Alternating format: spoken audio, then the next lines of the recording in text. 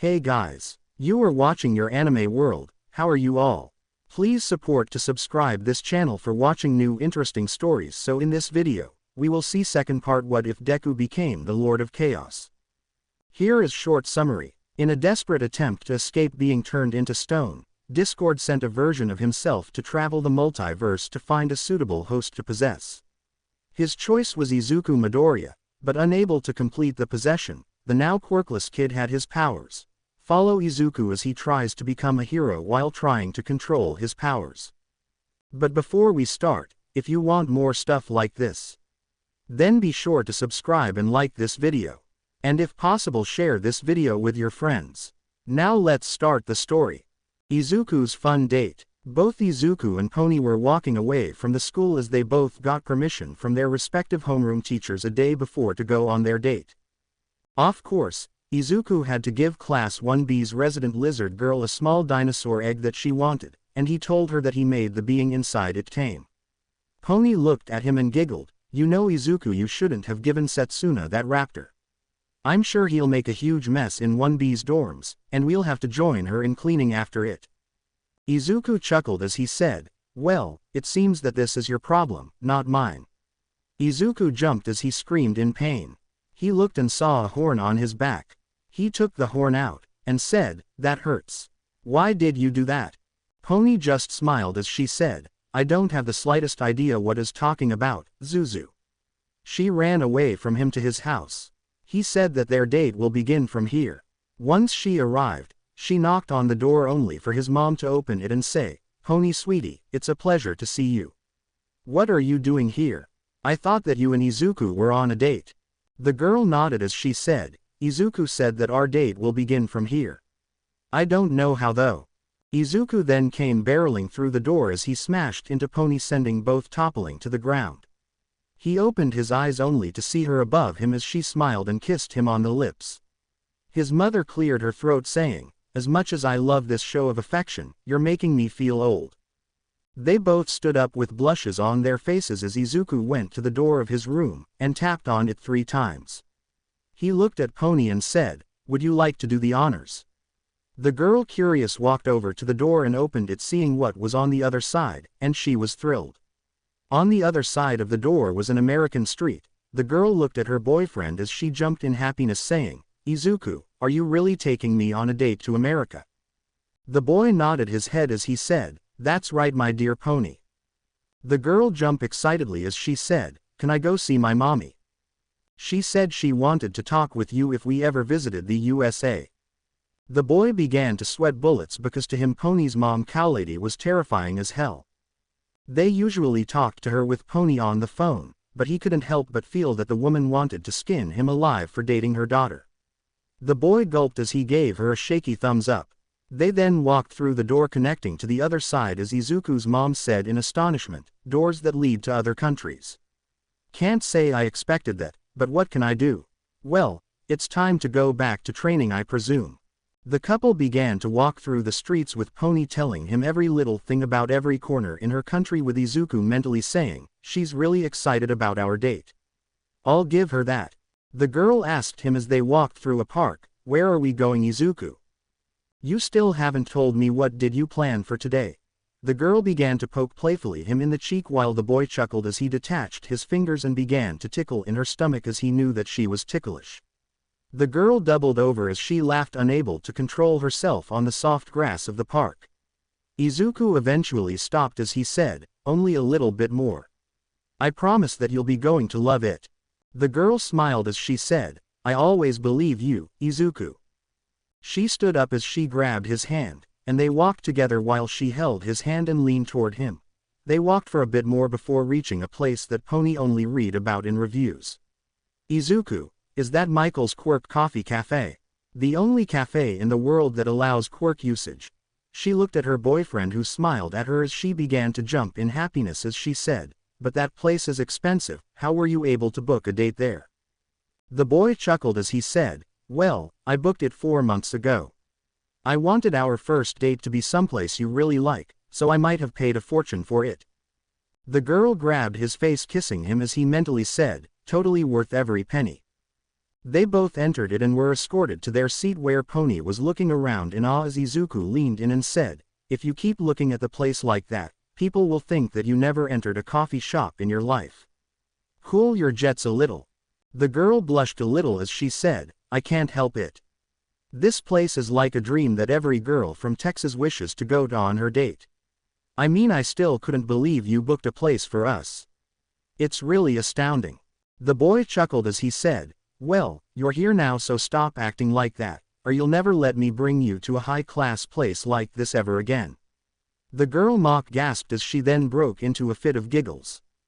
The boy then saw a waiter stand up to them and say, "Hello, my name is John. How can I be of service to you and the lovely lady tonight?"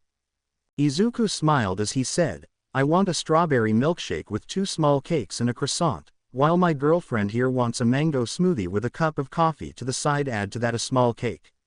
He was poked in the side. "I mean a big slice of cake with a strawberry and blueberry crepe on the side." The man bowed as he went to deliver the order as Izuku rubbed his assaulted spot. He looked at his girlfriend and said, "You know you didn't have to hit me so hard." He then let a tear roll down his cheek. The girl rolled her eyes at his antics and said, "Come on, Zuzu, you know that I wouldn't hurt you." She paused for a moment and then added, "Much." This shocked the boy, but he can only respond to her by laughing a little as he knew deep down that she doesn't mean it. At least, he hoped that she didn't mean it. Izuku looked to his side as Discord appeared on his shoulder. "Look at this place, it's even fancier than its website makes it appear."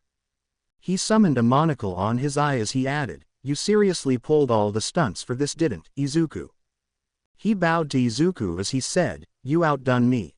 I have to admit that you went all out beyond my expectations, but you're still missing something." Discord smiled as Izuku rolled his eyes, knowing what the ex-Lord of Chaos wanted. He told him that he wanted him on the first date to make magic spells to turn the tea and coffee into singing versions of themselves. "No, I won't use my powers to turn tea, coffee, and sugar into singing versions of themselves."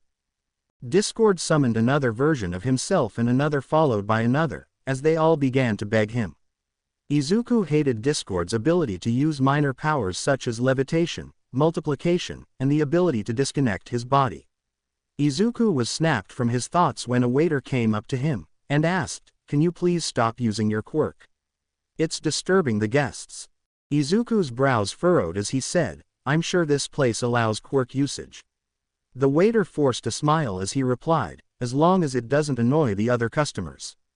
Izuku frowned as he added, "But I can't help it. This part of my quirk," he pointed to Discord, "is sentient, so I can't control it that much on what it does and doesn't."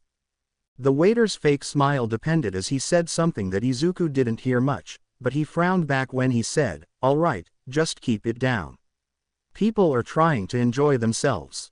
Izuku nodded his head as the waiter went away. Izuku said, "What an unpleasant person." Pony nudged him. "Come on, Zuzu, I'm sure he was just trying to do his job.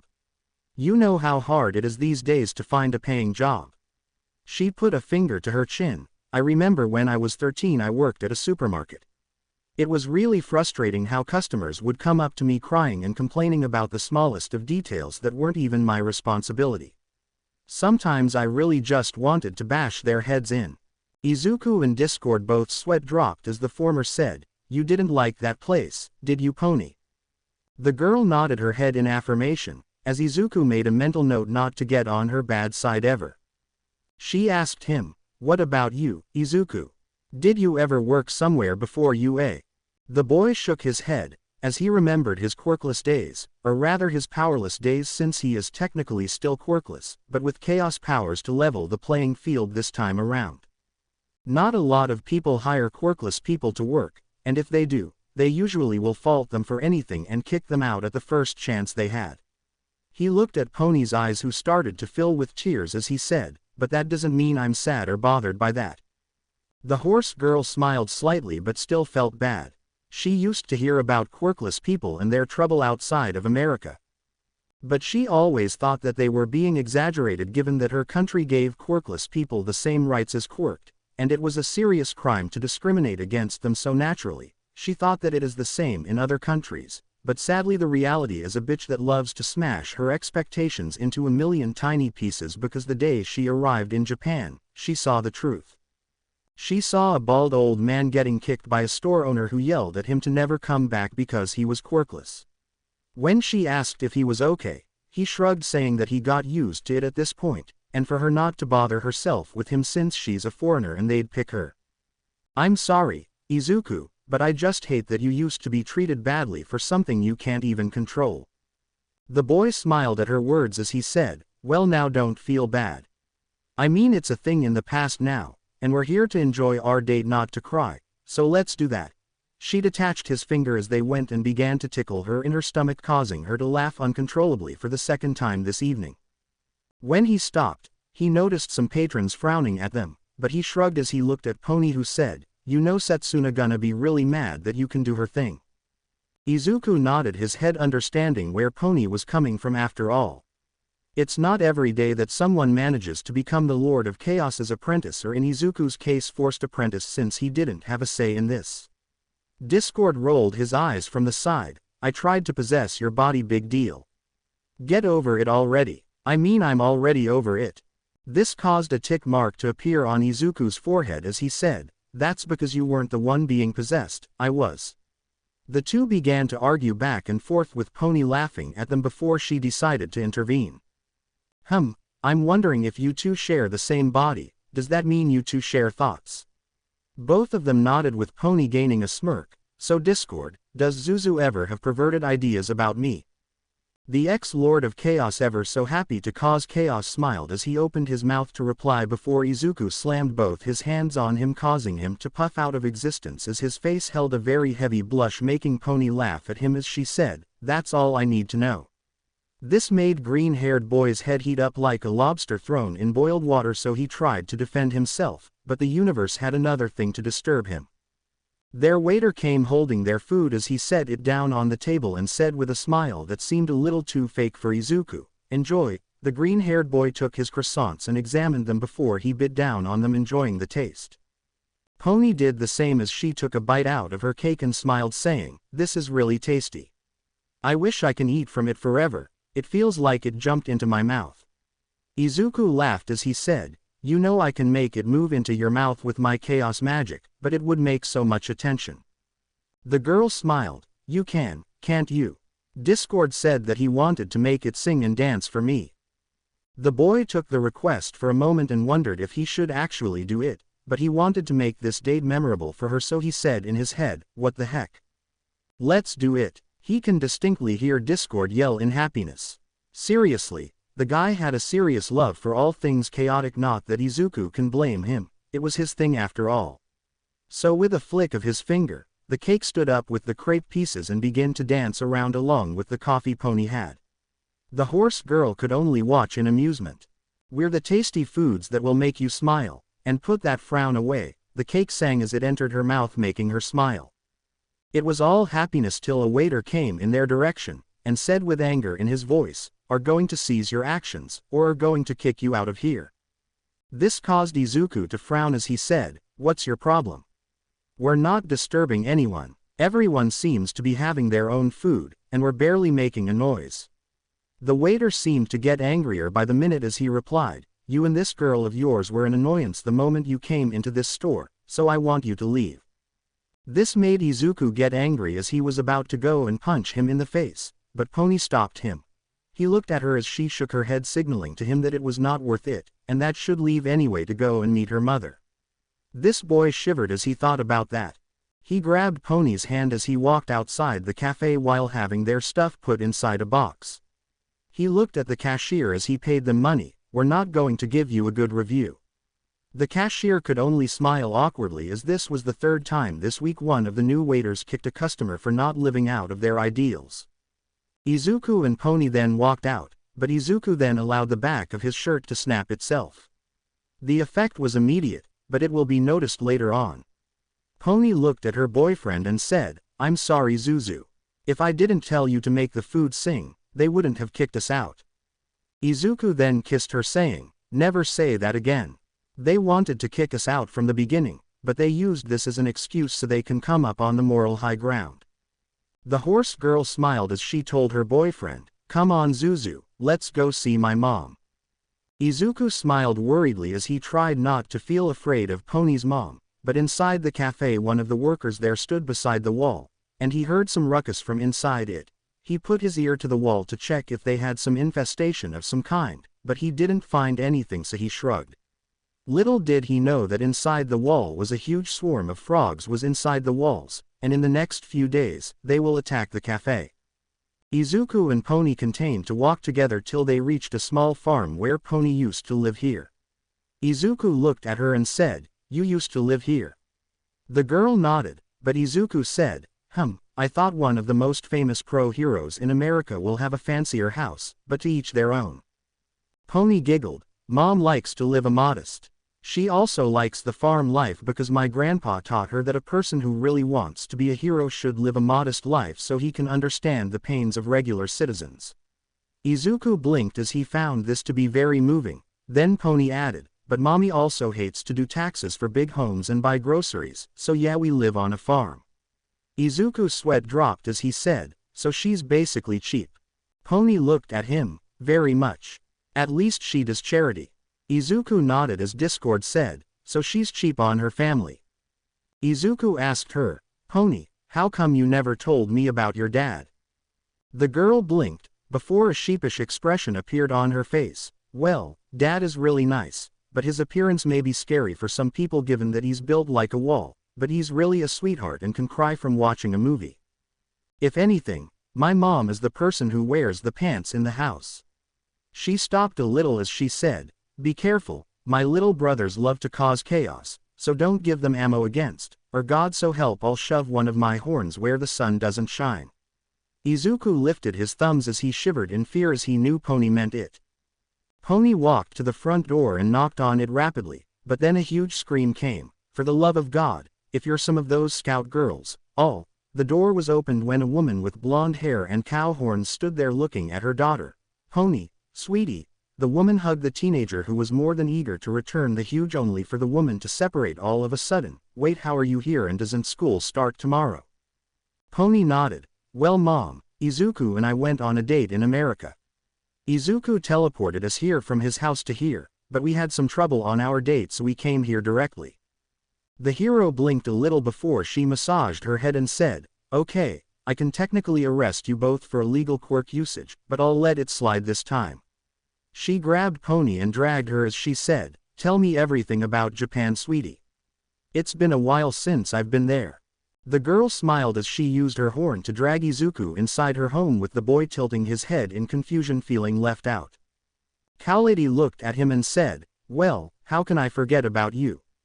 The little punk who stole my pony's heart." She looked at her daughter, "Go bring your paw. I want to have a word with Izuku." The girl at her boyfriend, who swallowed heavily, begging her not to leave as he was seriously afraid of her mother, and the vibes she was giving him was making him feel any better. The girl simply laughed at him as she went away to bring her father. Cowlady began to circle him, but Izuku felt like he was in the ocean with a shark waiting for the perfect moment to strike. She asked him, "So you're the big shot that took my girl's heart? I don't see anything impressive about you." She eyed him up and down shaking her head. "What does she see in you?" Discord popped on his shoulder with a small bowl of popcorn. "Well, it all goes back to the fact that he wasn't one of the people who tried to trick your daughter to go shady places with him. The shadiest place he took her to is the beach that they cleaned together." Izuku grabbed him and began to shake him as he asked, "Whose side are you on?" The heroine then slammed her foot into the ground as she shifted into her Minotaur mode and grabbed the boy who squeaked asking him, "What are your intentions with my daughter? And you better be honest with me, because if you thought Pony's horns are painful, wait till I use you for target practice with mine. I just want to make her happy. I don't want anything other than that." She eyed him for a moment as she asked, "Are you sure?" The boy nodded fearfully, but suddenly she let him down as she hugged him saying, "Welcome to the family, kid. And from now on I'm Ma."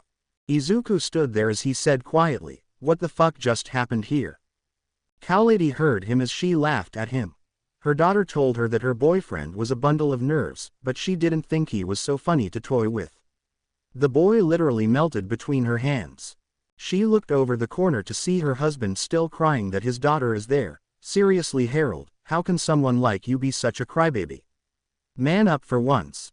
The man looked at her and said, I'm just happy that I saw my baby girl. Harold was a six-featuring man with an ox head and a serious expression etched into his face. He had huge horns on his head. His entire body was muscled from working on the farm, from planting to taking care of the animals, but his appearance was a contrast to his behavior. The man was soft-hearted, and he can cry from watching a sad commercial. Cowlady said, well, you have to meet your daughter's boyfriend. Suddenly a huge ruckus was heard from the second floor of their house as two boys came crumbling down. Pony has a boyfriend. Who in their right mind would want to date her? The girl frowned as her brothers snickered at her. Meanwhile, Izuku was standing on the side confused about what he should do.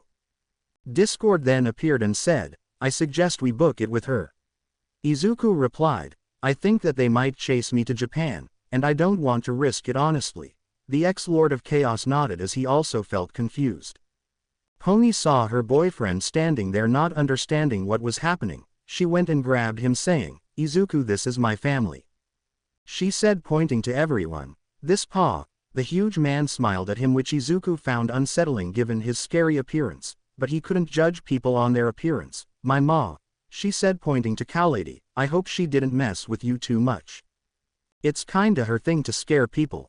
That's why we put a scarecrow that looks like her. This caused the woman to frown. Pony then took an unimpressed look as she pointed to the two boys to the side saying, and these dorks are my younger twin brothers John and Jack. The two frowned at the less than respectful introduction as they said, hey, at least we didn't spend most of our childhood watching manga hoping for it to become one day real. Pony then sent two of her horns to skewer her brothers who ran away. The rest of the time at her family's home was as eventful. He talked with her dad and found that the guy was originally Japanese, but he changed his name when came from Japan to merge better with the American society. Pony's mother tried to scare him some more, but Pony always stopped her. Her brothers begged him to give him some juice on their older sister, but remembering her threat, he wisely didn't say anything. In the end, Izuku used Pony's room to go back to his room in Japan. They walked to UA as they went to the dorms so they won't miss the curfew. Izuku looked at Pony, who was smiling happily as she leaned her head against his arm. He asked her, did you like our date? The girl looked at him smiling. Of course, it's the best thing ever. You also got to meet my family, and my parents think that you're so cool, so that's something. The boy chuckled, well, I can't say I didn't like them, but your mom is seriously scary. The girl laughed at him as she said, well, look at the bright side, she didn't chase outside the house like the last boy I brought over. Izuku laughed for a moment before his head registered her words, and felt a shiver of fear run down his spine. Izuku walked to her dorms. The moment they entered they saw Setsuna snuggling with a baby raptor that was wearing a diaper of all things. Kendo looked at Izuku and Pony. The girl quickly went to Izuku saying, why did you give her this? The boy chuckled as he said, she asked nicely. The orange-haired girl tried to grab him, but he disconnected his body causing Tokage to yell, hey, that's my thing. Kendo shook her head. No, Izuku, I want you to tell Setsuna to give you the baby raptor. This thing will cause a huge mess. She looked at the girl who was holding the baby dinosaur tightly like she was holding her own flesh and blood. The boy walked away as he said, sorry, but that sound like a you problem. He looked at Pony and kissed her on the cheek. Itsuka tried to lunge at him, but he jumped, see you tomorrow, my little pony. He ran away as Kendo followed him demanding he come back here and face her like a man. Tokage looked at her, and gave her the baby dinosaur saying, it's your time to watch over Rodney. The horse girl could only look at the baby dinosaur which cooed at her causing the girl's heart to flutter, maybe it won't be so bad. She looked only to see a pissed off Itsuka coming back from her failed attempt to catch Izuku. The second day came, and everyone was getting ready for their first class in UA. Izuku himself was extremely excited. He was bouncing from side to side causing small tremors of reality shift to occur. Discord appeared and whacked him on the head, enough. I think you almost changed the entire history of the Middle East and Russia during your excitement tremors. The boy nodded as he sheepishly focused to turn everything back to normal. Once it was done, he went to 1B dorms to take Pony to her first class for the day. When he knocked on the door, he was stunned when a missile of orange hair collided with him. He looked up to see Kendo with a smirk on her face as she held him with her giant hands. "You can't escape now, can you?" The boy simply phased through her hands, causing her smirk to fall as she said, "Damn it. This is seriously cheating." Then Izuku inflated his hands, causing a cloud of despair to appear on Kendo. "Now I'm never going to stand out." Izuku laughed. "It's nice to see you too, Kendo." The girl tried to smile, but couldn't as she said, "Please take that dinosaur back. Tokage is forcing us to take care of it and scoop away its poop." Izuku smiled as he said, "How about I make Tokage's room a habit for her pet?" The orange-haired girl smiled. "Great, do it now. Shouldn't we wait for Tokage to come out first?" Kendo shook her head as she said, "No, do it now. Because of her, I lost all of my coffee yesterday trying to take care of her mini monster. I want my vengeance." Izuku shrugged as he transformed the girl's room into a jungle. 3 minutes later, a scream was heard as Tokage came down looking like a mad woman. She looked at Kendo, who was laughing with Izuku standing beside her. She yelled, "That's not funny. I honestly thought that I was lost in the past if it wasn't for the instructions the nerd left me to find the door." Kendo bowed. "Consider this was vengeance for my coffee that disappeared yesterday due to your dino monster. Seriously, I had to go through an entire batch to keep up with it." Setsuna frowned. "He's a baby. He has a lot of energy. Well now, he's inside your room in his habit. Don't worry, only you and him live there. Isn't that right, Midoriya?" The boy nodded as he saw Pony. He grabbed her hand and quickly left 1B's dorms, leaving both girls to argue. He kissed Pony as he said, "Ready for the first day of UA?" "I know I am." The boy was bouncing with excitement. He looked at the huge building that is UA. He was excited as he walked the halls where people like All Might, Endeavor, Edgeshot, Best Jeanist, and many others walked before him. Pony nodded. "I'm so happy. I can't wait to see and experience all the training that Ma went through here before she went back to the USA with Pa." Izuku nodded, remembering that the real reason Pony's father left Japan was because of her father. He fell in love with her, and he decided to live with her in her country. Both of them walked in the hallways, as Izuku watched the classes. He then said, "Wow, this place is really big. I think I might get lost." Discord appeared saying, "Impossible, you have a GPS in your mind. Use it to navigate this maze." Izuku laughed at him. "It was just a metaphor. I know I can't get lost here. It would be embarrassing, to say the least. The guy trained with the Lord of Chaos, or ex-Lord in your case, and All Might, the greatest hero of all time, got lost inside his hero school." Pony nodded. "Agreed. It sounds kinda pathetic when you put it that way, but smile because I know today is going to be awesome."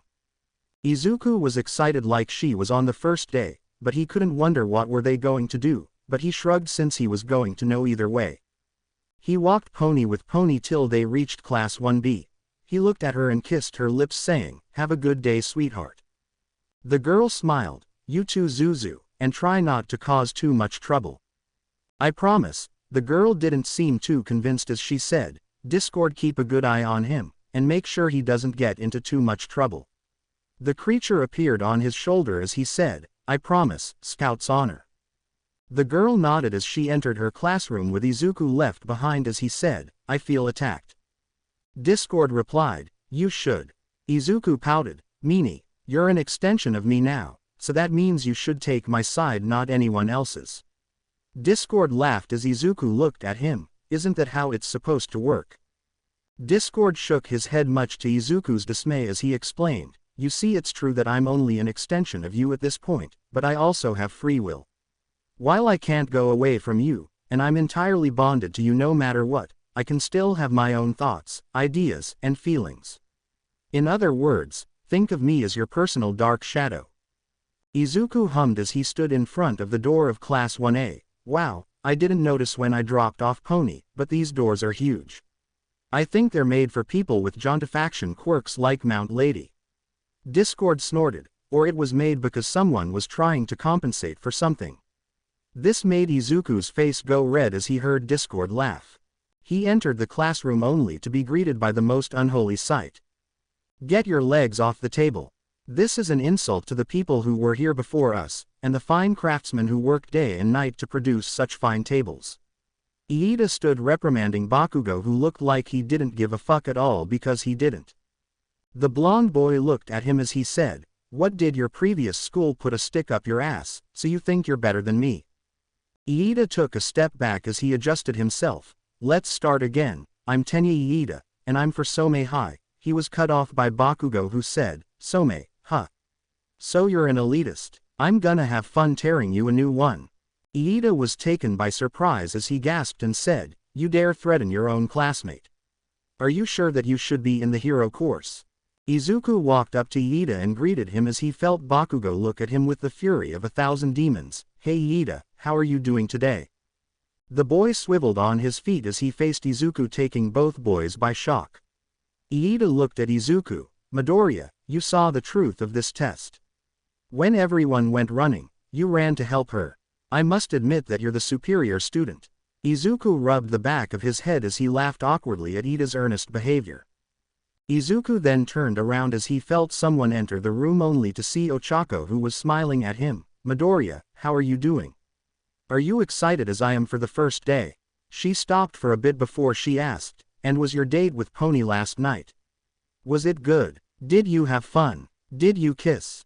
Izuku's sweat dropped as he said, "Well, it was fine all things considered." Discord appeared on his shoulder as he said, "He got kicked out of the cafe." He looked at his mentor as he said in annoyance, "They didn't need to learn that. Why did you tell them that?" Izuku grabbed them as he began to shake him rapidly, causing both of his friends to sweat drop at the comedic. Izuku was then slapped across the head. He looked only to see Dark Shadow, Tokiyami's quirk, above him as it said, "Hey, stop abusing him. We sentient quirks have feelings too." Izuku frowned as Discord said, "Your teacher's coming. Take your seats, you want to give him a good impression." And true to that, everyone was in their seat, as they all watched a caterpillar of sorts roll inside the room, making everyone ask themselves, is that his mode of transportation? Aizawa came out of his cocoon, and he entered his teacher mode, looking around as he nodded, "Good, you're all rational students." He then introduced himself. "For those who don't know, my name is Shota Aizawa and I'll be your homeroom teacher for the next 3 years. He scratched his head as he said, "Now, I know this might be shocking, but I'll give you all clothes and I want to all head to the training field." He picked a sports uniform and threw it to Izuku, who caught it before he left. Izuku blinked as he held the uniform. He looked at the others and said, "Well, let's go." With that, everyone exited the classroom, not knowing the ordeal that they were about to face. A chaotic day. Izuku was the first student to make it out to the field, given that can effectively slow time around him, or contort reality to his will. He was greeted by Aizawa sitting there watching the clouds and waiting patiently for his students. The boy grinned a lot as he made his footsteps soundless, and made his way toward him. Once he was beside him, he asked, "So you and Ms. Joke are really dating?" The man jumped around, throwing his scarf toward the boy, who made himself intangible. The hero looked at him, and used his quirk to scare the boy, who didn't flinch, only saying, "When you had looked death in the eye like I did, something like this seems trivial."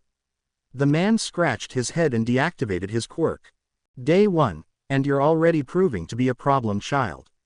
First demons in your room, second giving your classmate a baby dinosaur egg, and now talking about me and that she demon of a woman to be in a relationship. He pinched the bridge of his nose before saying, "You need to control yourself, problem child." Izuku shrugged. "In my defense, I have 10 years worth of fun with my quirk that Nezu promised me to do. He said it is best so I can help him rule the world after he passes away. Someone to carry his legacy." Aizawa's eyes widened as he readied himself to call Defcon 1 to the other teachers, so they knew that Nezu's world domination plan has kicked off, also said to make a sleepless hobo's life in UA harder than it already is. Aizawa's eyebrows twitched. "Do you have any idea who is that?" Aizawa felt his sanity fade. Of course, the rat wants to make his life hard. The man looked at him. "I don't have the slightest clue." "Good luck looking for him." The boy smirked, and regarding the Ms. Joke part, didn't you call the coconut that you emerged with from my room of horrors Emmy, which is Ms. Joke's maiden name? Again his eyebrows twitched, and he felt like he was being blackmailed by Nezu 2.0, the Chaos Edition. The man could have sworn he heard Nezu's laughter here in the field, but swallowed a huge lump in his throat and tried the best to ignore him. The boy was going to be a handful, but with a power like his, he was going to be a walking nightmare to villains. On the other hand, this boy will be the end of him. The man looked around him. Yeah, we're dating, but I only act like that we aren't dating so villains won't target her. Unlike me, she didn't manage to grab the anger of several underground warlords who want nothing but gut her alive and anyone she cares for. He stopped before adding, so do your best to stay quiet about this, or else, the man said, gripping his scarf tightly. The boy nodded his head quickly, as discord popped on his shoulder. Well, you can't kill him because if you do, you kill me too. I'm too young to die, never mind too handsome. The ex-lord then fell on the boy's shoulder as he covered his face with the back of his hand. Aizawa looked at him with an unimpressed look. Couldn't you have given your power to someone more rational? You instead gave them to a child who Nezu took him under his wing to unleash his legion of terror and demons on us. I'm sure I can hear the horns of destruction from here. The chaos being shrugged. I didn't have time. If I tried to be picky I wouldn't have made it at all. Plus admit you know you like him, and he's going to be your best student. He said as he jumped on Aizawa's shoulder, who quickly swatted him away with a doubtful look on his face before a smirk appeared on his face. Yeah, he'll become my favorite student given if he can survive today. The erasure user said as Izuku glared at Discord before grabbing him, and began to yank him back and forth in panic for setting his teacher on him while the chaos being defended, saying that the boy already did so by scaring him. Aizawa smiled in satisfaction, as the two began to strangle each other, leaving him alone for the time being. He waited for 5 more minutes before the students began to show up. Once everyone was there, he used his scarf to separate Izuku from his spiritual mentor. Aizawa was unsure what the ex-Lord of Chaos was at this point, but as long as he kept Problem Child on a leash, he didn't care too much about the specifics. It took you all 10 minutes to arrive here, you kids aren't rational. Next time, I want it to be half this time, got it? The students nodded their heads saying, yes, Aizawa-sensei. The nighttime hero nodded his head as he said, good, now we can move on with our program. Today, you'll all be doing a quirk apprehension test. He was cut off by Ochako, who said, Sensei, but we're going to miss orientation. The man looked at her and said, this is UA, and its teachers are given special privileges to run their class as they see fit. Plus, we don't have time for such needless things. You can all catch up about your fashion clothes when we're finished here. Also here in UA, we work in a free teaching system where the teachers are given the freedom to do whatever they want. If you want to hit the big leagues, you have to forget about such complimentary ideal stuff. He looked at the students. Any more questions that need to be asked? Good, he said, before carrying on. You see, the Ministry of Education has a flawed idea that people are equal, so they cut quirk usage in PE. This is an outdated method and an ineffective one. Here you'll be forced to give your all, so get ready, but before we start, how about a small demonstration? He looked at Izuku, throwing him a ball he was holding. Izuku frowned at Aizawa's words regarding being born equal. It felt like the man was satisfying all the torture he went through just for being born quirkless, unlike everyone else. He didn't hear Aizawa's orders the first time till Discord slammed him on the head saying, go to the circle and mope later on. The boy slowly made his way to the and stood in it as Aizawa said, Midoriya, you came the first in the entrance exam, right? The boy nodded his head. Good, I want you here to throw the ball with your all to gain the furthest distance you can muster. The boy nodded and began to wonder what should he use. Telekinesis, fire, teleport. There were so many options to choose from, and all would guarantee a good and remarkable score. He was cut from his musings as Aizawa said, come on, we don't have all of the day. Throw it already, or get ready to be expelled. The boy nodded his head, as he said, all right, I know what to do. He then turned his hand into a claw and grabbed the air itself as he ripped it apart, leaving a gaping hole that led to space, and the moon could be clearly seen from there. It was at this point that one of the students asked if that was the moon, to which Izuku replied, "Why yes. Yes, it is." The boy threw the ball through before closing the hole, waiting for the device with his teacher to register. The man waited for a couple of moments as the device began to malfunction before it showed the symbol of infinity. Aizawa scratched his head. "I guess I should have seen this one coming." He turned to the students and said, "The exams you're about to do today will show your limits." All of the students were shocked that he scored infinity. Bakugo was the one who was shocked the most. When the nerd saved him, he thought that it was only telekinesis, but turns out the nerd was holding out on him.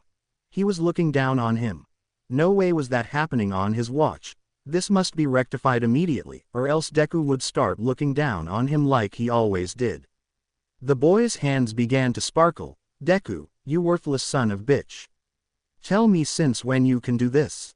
Under normal circumstances, Izuku would tremble in fear, but now he didn't. Was it that he was technically stronger than Bakugo, perhaps? Was it because Discord had long sessions with him telling him how the blonde is a sociopath with a complex the size of his own head? Maybe. Or was it because the boy didn't feel threatened anymore by the blonde since he can send him from where he came without breaking a sweat? Yeah, that's why. Izuku merely snapped his fingers, rewriting reality itself, making the blonde decide not to attack him, and to only brood on anger. Aizawa blinked in confusion as he tightened his hold on his capture scarf. He could have sworn he saw Bakugo try and attack Midoriya, but now he was standing there and perhaps boiling in anger. But why was he standing? He looked at his problem child and knew that the boy must have rewritten reality to make Bakugo only see it. The man promptly shrugged. "As long as it keeps his work easy, he doesn't care." The students overcame the shock of the infinity score as they all began cheering. "That's so cool. We get to use our quirks." Zero, the boy with the tape dispensers, said with a smile on his face, excited to test out his quirk. He was then followed by Mina, who was jumping up and down. "This is going to be so fun. I can't wait till my turn comes around." Her words didn't go unnoticed by the erasure hero, who frowned at the notion that this is fun. The hero looked at his students, giving them the scariest smile ever, and said in a low, eerie voice, "You think this is fun? You think that heroics is about fun? Well, how about we make this endeavor of ours a little bit more interesting and fun? From now on, the person who scores the least on the quirk test will be expelled." This caused murmurs of fear to resonate among the children, who seemed afraid at the prospect that they were going to be expelled on the first day without even getting to get the syllabus. Ochako was clearly displeased as she yelled, "Expelled on the first day? You can't do that, we only arrived here. That's totally not fair." Aizawa gave her a sharp look. "Fair? You think the world is fair? No, it isn't fair. Egotistical villains, natural disasters, floods, wars, diseases, discrimination, and many more aren't fair. That's why he said, pointing at Uraraka, "a hero must strive to combat them, and make the world a safe and fair place. For that, if you think that the next 3 years will be a walk in the park where you chat and go to eat at MC, you're in for a rude awakening. For that, I want you all to work your hardest through the next 3 years." His face went to normal. "I want you all to go beyond plus ultra." The students were stunned but nodded their heads as Aizawa said, "All right, we're losing daylight. Get your asses in gear, so we can move to the first test." As the students moved to the first test, Ochako looked at Izuku and said, "Man, this is really nerve-wracking. I mean, a test with the threat of expulsion is not what I expected on the first day." Izuku nodded his head, though he silently gulped, since he heard a particularly nasty rumor about his homeroom teacher that said he expels anyone with what he calls no potential.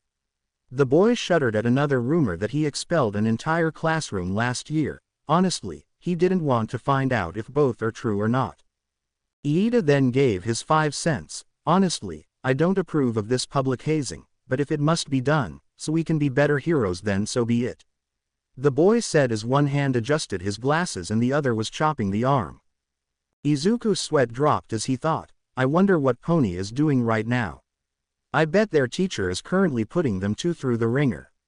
I only hope she survives today." Back in the cafeteria, Nezu was still giving his speech. Pony due to how long it took put her head on Abara's shoulder and fell asleep with the religious girl herself falling asleep on her too.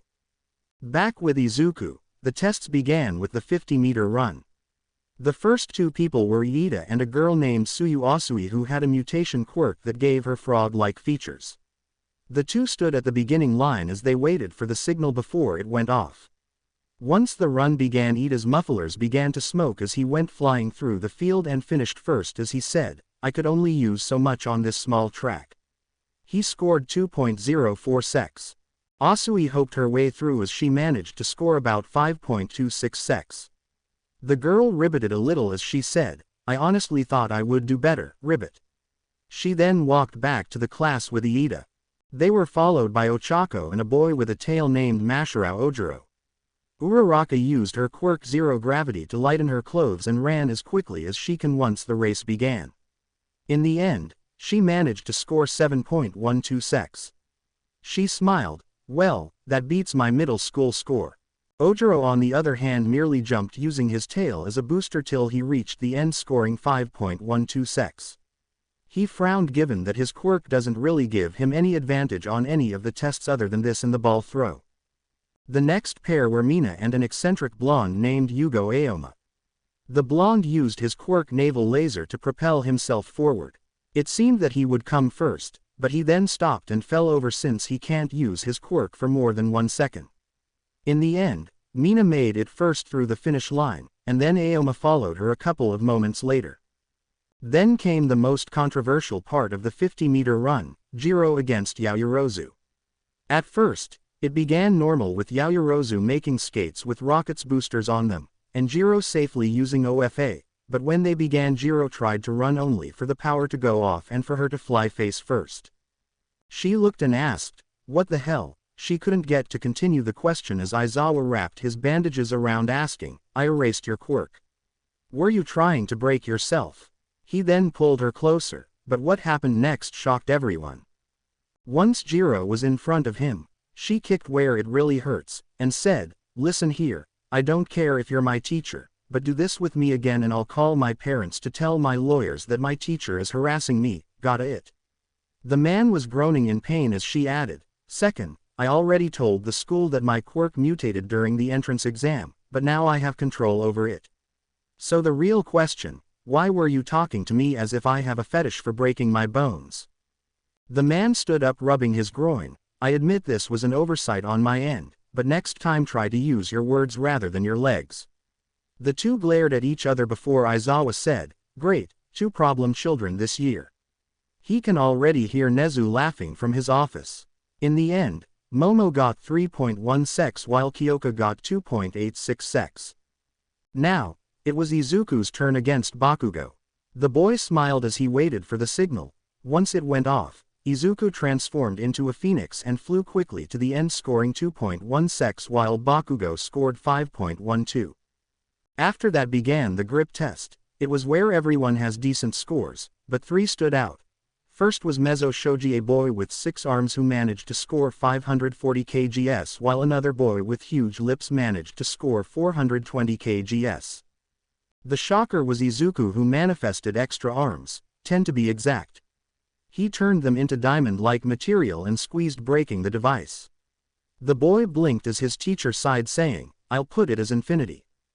Mezzo came up to him, "Your quirk must be handy given you can alter reality itself." The boy chuckled a little trying to forget the hell he had to go through to train his powers. After that, it was the jumping high test where Izuku used his flame powers to bypass it by flying over the pit of sand to the other end. He didn't know why, but for the briefest of moments, he saw Todoroki glaring at him like he killed his mom or something. After that, it was some usual tests such as push-ups and sit-ups where he used his power to give extra juice to keep him going for the longest time possible.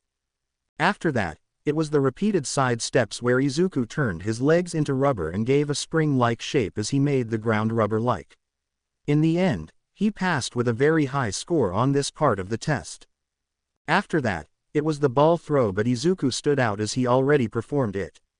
He looked around looking for Discord only to see him talking to Dark Shadow much to Tokiyami's displeasure. Izuku frowned too as he tried to summon him, but the being merely flipped him off. He sighed as he saw Bakugo stomp to the circle. He quickly walked to Kyoka and said, "Cover your ears." The girl, although weirded out, nodded. Bakugo then tried to unleash the greatest explosion he can to score an infinity like Izuku, but only ended up with 1 kilometer. The boy screamed in anger, "Listen here, Deku, this doesn't mean you're better than me, got it?" The boy saluted him, "Of course, Captain Porcupine." The blonde-haired felt his eye twitch but went back to his place wondering when the nerd grew a spine. He was supposed to be a pebble, but now he felt like a fucking mountain. He was followed by Ochako, who merely touched the ball before sending it flying away into the cloud, never to be seen again. Aizawa sighed, "Problem children, that's another infinity." The girl blushed heavily as she walked back to her place, trying to avoid questions from her classmates. After that, it was the final test, the endurance run, where Izuku was creative as he was opening portal after portal and covered the distance much easier than others. Finally, the scores were finished and Izuku was first, Momo was second, Shoto was third, and so on till the last, where Minoru was last, so the boy was crying that he was about to be expelled. Izuku wanted to sympathize with him. He really did, but the boy spent most of his time harassing the girls, which made Izuku angry. He had a girlfriend, so he knew it wasn't exactly cool. He can also tell from the girls' expressions that they're also kinda happy the boy was going home. Aizawa then looked at everyone, and by the way, no one is getting expelled. Everyone froze as he carried on. It was a logical ruse to make sure that all of you gave it your all. The man said as he smiled creepily, and Izuku can tell from the expression of the girls that they were disappointed. Even Momo, when she said that it was obvious, was disappointed that the pervert wasn't gone. Aizawa carried on, "But that be said, I expelled an entire classroom last year, so Mineta, be careful. You might have passed, but believe you barely made the cut, so I would watch my back if I were you." The man stalked off as he told everyone to go get their syllabus.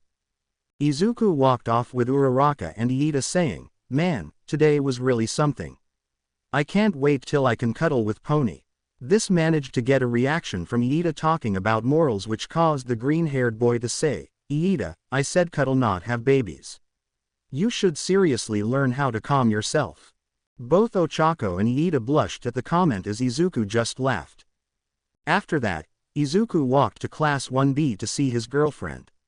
He waited for a bit beside the doors till they finally opened as their homeroom teacher left. He looked inside and saw that Pony was chatting with Itsuka and Abara. Gaining a devious smirk, the boy melted into the floor as he slowly crept into Pony's shadow. Discord appeared beside the door frame, saying, "This is a bad idea." Once he was in position, he popped from it, and yelled, "Got you." The two girls with Pony shrieked in fear, while the girl herself, having experienced this more than once, replied by throwing her hoofed feet backward, causing a huge crunching noise to appear, and every male in the vicinity of the sound to cry out in agony. Izuku slumped to the ground. "That's really uncool, Pony. You almost ended me. That really hurts, you know. Never hit the guy where it hurts. It's a golden rule." The boy stood up weakly as he rubbed his groin, mentally saying, "Now, I know how Mr. Aizawa felt when Jiro kicked him." Pony looked at him with little remorse. "I told you to never scare me again, but you would never listen. Consider this as your punishment." The boy frowned as he saw Itsuka laughing in the background at what she considered payback for the dino thing, while Abara smiled at him. The boy then said, "Okay, aside from you trying to get my soul to leave my body," Kendo clutched her stomach as she laughed out loud, "how was your day?" "Mine was interesting." The girl put her hand on her chin. "Well, it really wasn't all that. It was mostly doing orientation among other stuff. I had a good nap while the principal was speaking. Abara's hair makes for a really soft pillow, kinda like yours." Both mentioned teens blinked before running their hands through their hair and saying that they don't find it that soft. The boy shook his head as he said, "Well, I'm here now, and you can sleep on my hair as much as you want." The girl giggled as she ran her hand through his messy curls, while Setsuna said, "Let me have some of this action." The lizard girl began to run her hand through the curls as the boy went red. Her hand was slapped away by Pony, who said, "Zuzu is my boyfriend, go find your own." The lizard girl pouted as she walked away before blowing a kiss at Izuku, much to Pony's ire. The boy saw the angry look and quickly did something to calm her down. The boy then used his powers to summon a bouquet consisting of roses, lilies, and many more.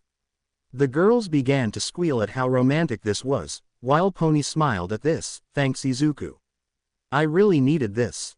The boy gave the girl the flowers and she gave them a huge sniff. She then plucked the rose, and smelt it as the girls cooed.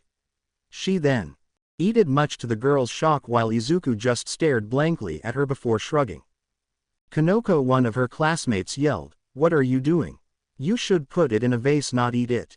She was beyond shocked at how Pony was calmly eating the rose. This was a sweet romantic gesture, only to be thrown away in such a way. It felt wrong. The horse girl looked at her. Did you forget that I'm half horse? I eat these for lunch, literally. Look in my lunch bag. The girls curiously opened the girl's lunch bag only to see a bunch of green grass, hay, and a lot of flowers. The girl's sweat dropped at the contents. She's taking this half-horse thing seriously.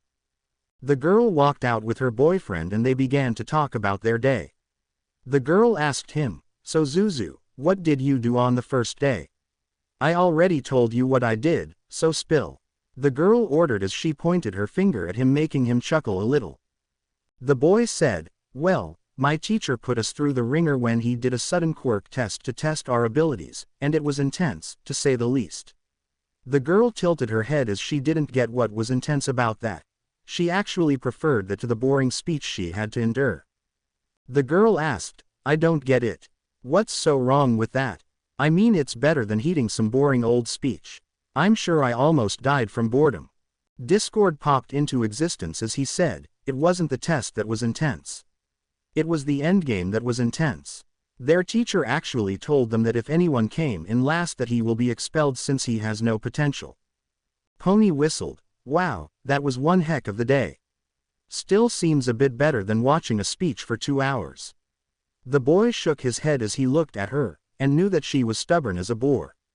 Though, our homeroom teacher did say that we're going to do the same thing tomorrow morning. Really? Did he also threaten you with expulsion? The boy wondered out loud as the girl shook her head, causing the boy to deflate, making the girl giggle. No. Our homeroom teacher said that it's just a test to see how creative we are with our quirks. It seems really fun. Good thing I ended with him, not yours. The girl chirped happily. Yeah, you have a nice guy, and I had ended up with a quirkist bastard who wants to make everywhere revolve about quirks. The boy looked away. Seems a fair trade. The girl tilted her head. Quirkist. Yeah, turns out our teacher believes that our society revolves around quirks. He said, and I quote him, "The Ministry of Education is irrational for not allowing quirks to be used during PE in a false notion to give people that they are born equal." The boy looked away, remembering all his other teachers. He reminded me of all my other lousy teachers. He sounded like some lame Destro supporter who was thrown into our time. The girl rubbed his shoulder as she understood that even though Izuku wasn't technically quirkless now, it was still a sore subject to him. The girl hugged him as she asked, "Do you think that people are equal, quirked or not?" "I do. Being quirkless or not, we all have the same right and have the same chances in life, so don't care what this jerk says, Zuzu." She grabbed his hand and dragged him, saying, "Let's go to my dorms so we can hang out." The boy was pulled along with the enthusiastic horse girl. When they were gone, somebody stood out of the shadows with a somewhat somber look on his face. It was Aizawa. The hero was somewhat disappointed with himself. When said that the Ministry of Education is giving a false sense, he hadn't taken into consideration what Izuku might think. He was already told by All Might as well as the other teachers where the boy's powers actually came from. Like others, he was disturbed regarding the villain thing but calmed down once he was told that the villain was now nothing but a nuisance/mentor to the boy. When he talked about the ministry, he didn't mean that quirkless people were less than those with quirks, but he meant that the ministry is holding people back, not allowing them to show creativity with their gifts. Maybe he should have said something other than, "People aren't equal." Now, he had to deal with a student of his who at most doesn't respect him, and at worst he doesn't trust him, which will be a huge hinder in cases of life and death situations. He shook his head as he said, "I really messed up this time." Back with Izuku, the boy was dragged to 1B dorms with Pony. Once he entered it, he saw the boys playing video games. Kendo was talking with Tetsu. Shiozaki was reading the Bible. And Setsuna was hugging her dino baby while feeding it milk. Should he tell her that dinosaurs don't drink milk? He shook his head, wanting to see the end of this show when it backfires in her face. Hey! He heard a loud shout. He looked at the source only for it to be the boy from yesterday, Monoma, if he remembered correctly. The boy walked to him and said, "What is a member of the inferior class 1A doing here? Are you here too?" He was knocked out by Kendo performing a neck chop as she apologized. The boy's sweat dropped at this as the boy was led away from them. Pony then began to hop. "So what do you want to do? How about we watch a movie with each other? Or we can read a book. Or we can." The held her as he said, "Take deep breaths, Pony." The girl began to take a deep breath as the boy let her go and asked, "Are you calm now?" The girl nodded her head as her boyfriend said, "Let's go and watch a movie." He then gained an idea. "How about instead of watching it, we go inside the movie?" The girl was intrigued by the idea as she nodded her head. Before she can speak, one of her classmates, Reiko Yanagi, popped out of nowhere asking him, "Can you spawn me inside a horror movie? I really want to be a part of one." The boy blinked as he thought about it. He shook his head as he didn't want someone dying from a movie. The boy shook his head as he said, "Sorry, but I can't. There's no guarantee that you might survive, and I don't want to be responsible for your death." The girl frowned but nodded her head in an understanding manner. "How about you join us instead?" The girl thought about it for a moment before smiling and agreeing. The boy looked at Pony. "So what do you want to watch?" The horse girl tapped her chin before answering, "I want to go inside the Avengers movie."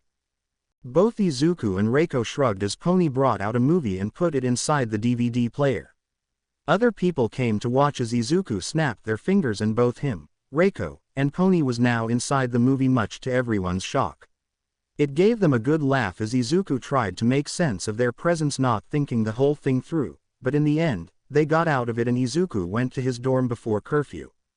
The next day, the Chaos user was sitting in class as he tried to keep up with Present Mix, who was giving them a lecture about English grammar. It was boring, to say the least, but he was listening intently to him. He didn't want to get on his teacher's bad side at the end of the day. Today was boring, to say the least. One would think that being in the hero course might mean doing awesome stuff, but at the end of the day, they were still high school students as they had to take regular courses. The boy looked at the board where the voice hero was explaining before the bell went on, signaling the end of the period, much to the boy's relief. The boy was jolted out of his thoughts when Uraraka asked him, "So who do you think is going to be our teacher, Deku?" The boy blinked at the nickname. "Where did you hear that?" The girl blushed as she said, "Well, I heard that blonde guy says that to you after we finished the quirk test yesterday, and I thought it was cute. It has a, you can do it, vibe, if you know what I mean." The boy smiled as he said, "Well, it actually means useless." This made the girl gasp, "But you can call me that since it sounds nice coming from you." The girl blushed as Izuku teased her, "Don't tell me that you're having a crush on me now. Pony might be jealous if she hears about this." The girl began to wave her hands as a huge blush emerged on her face as she tried to defend herself from the accusations. Izuku could only laugh at her as he said, "Calm down. I'm just messing with you." The girl pouted as she began to punch him playfully on his arm, saying that he was mean. She stopped as she asked, "Who do you think is going to be our heroic teacher?" The boy already knew, but he decided to play dumb at the request of All Might. He simply shrugged, meaning that he didn't have the slightest clue or idea of his identity. The girl began to tap her chin as she said, "I think that he has to be a high-ranking hero, but someone who might actually come here, so that throws Endeavor out of the equation." The boy nodded as the flame hero wasn't a people person, maybe Ryaku the dragon hero. The girl asked. Suddenly, a loud noise came from outside the door, as it slid open when a huge man came in yelling, "I am here." A battle of chaos. Silence rang in the class as everyone looked with awe at the hulking figure that just entered the room. It was none other than All Might himself. All the students were now giddy that they were going to be taught by the #1 hero himself. It wasn't very common to see nowadays, so forget about being taught by him. The students began to cheer quickly as they looked at him while the hero was smiling at the fact that the students were happy to see him. Hiroshima stood up quickly exclaiming, "All Might's going to teach us this year. That's so manly." Asui followed him adding, "Look, I think he's wearing his Sliver Age suit. Neat, Ribbit." All the students then began to give hums of approval and appreciation toward the hero who beamed in happiness, ha ha ha ha. "Yes, students, it is I All Might, and from now on I'm going to be your heroics teacher. And you're in luck since you're the first class that I'll ever teach in my life." The blonde hero smiled as he saw the students cheer him on.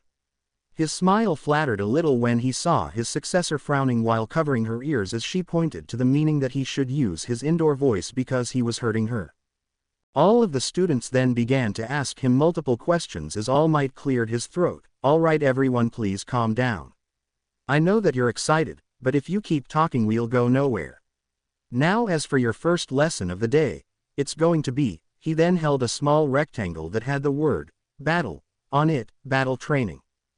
Bakugo smirked. "Battle." Izuku carried on his thought as he smiled himself while Discord appeared on his shoulder worried that his successor might overdo it today. "Training." The entire classroom buzzed into life once more as All Might again cleared his throat to have everyone's attention. All the students then looked at the blonde hero who said, "All right, I hope this little habit of seemingly turning the room into a music party isn't going to be permanent, but yes, today you all going to use your quirks to fight each. But you forget the most important part about being a hero is the costume. No hero worth his salt is good without a good look. So now," he pressed a button on his phone and the ground beside each student opened up revealing a case. "Take your costumes, and go to the changing rooms so we can begin with the activities in ground beta." The students quickly took their hero costumes running for the changing rooms as fast as humanly possible with side smiles on their faces so wide, All Might smiled himself. Once everyone was out, the hero deflated for a bit saying, "The youth of these youngsters sure gives the power to carry on with my duties of being the symbol of peace, but alas it soon may come to an end." In the boys' changing rooms, the boys were all changing their clothes quickly, so they can begin their lesson already. Hiroshima looked at Izuku, and said, "Wow, Midoriya. Your costume sure isn't all that flashy compared to your quirk.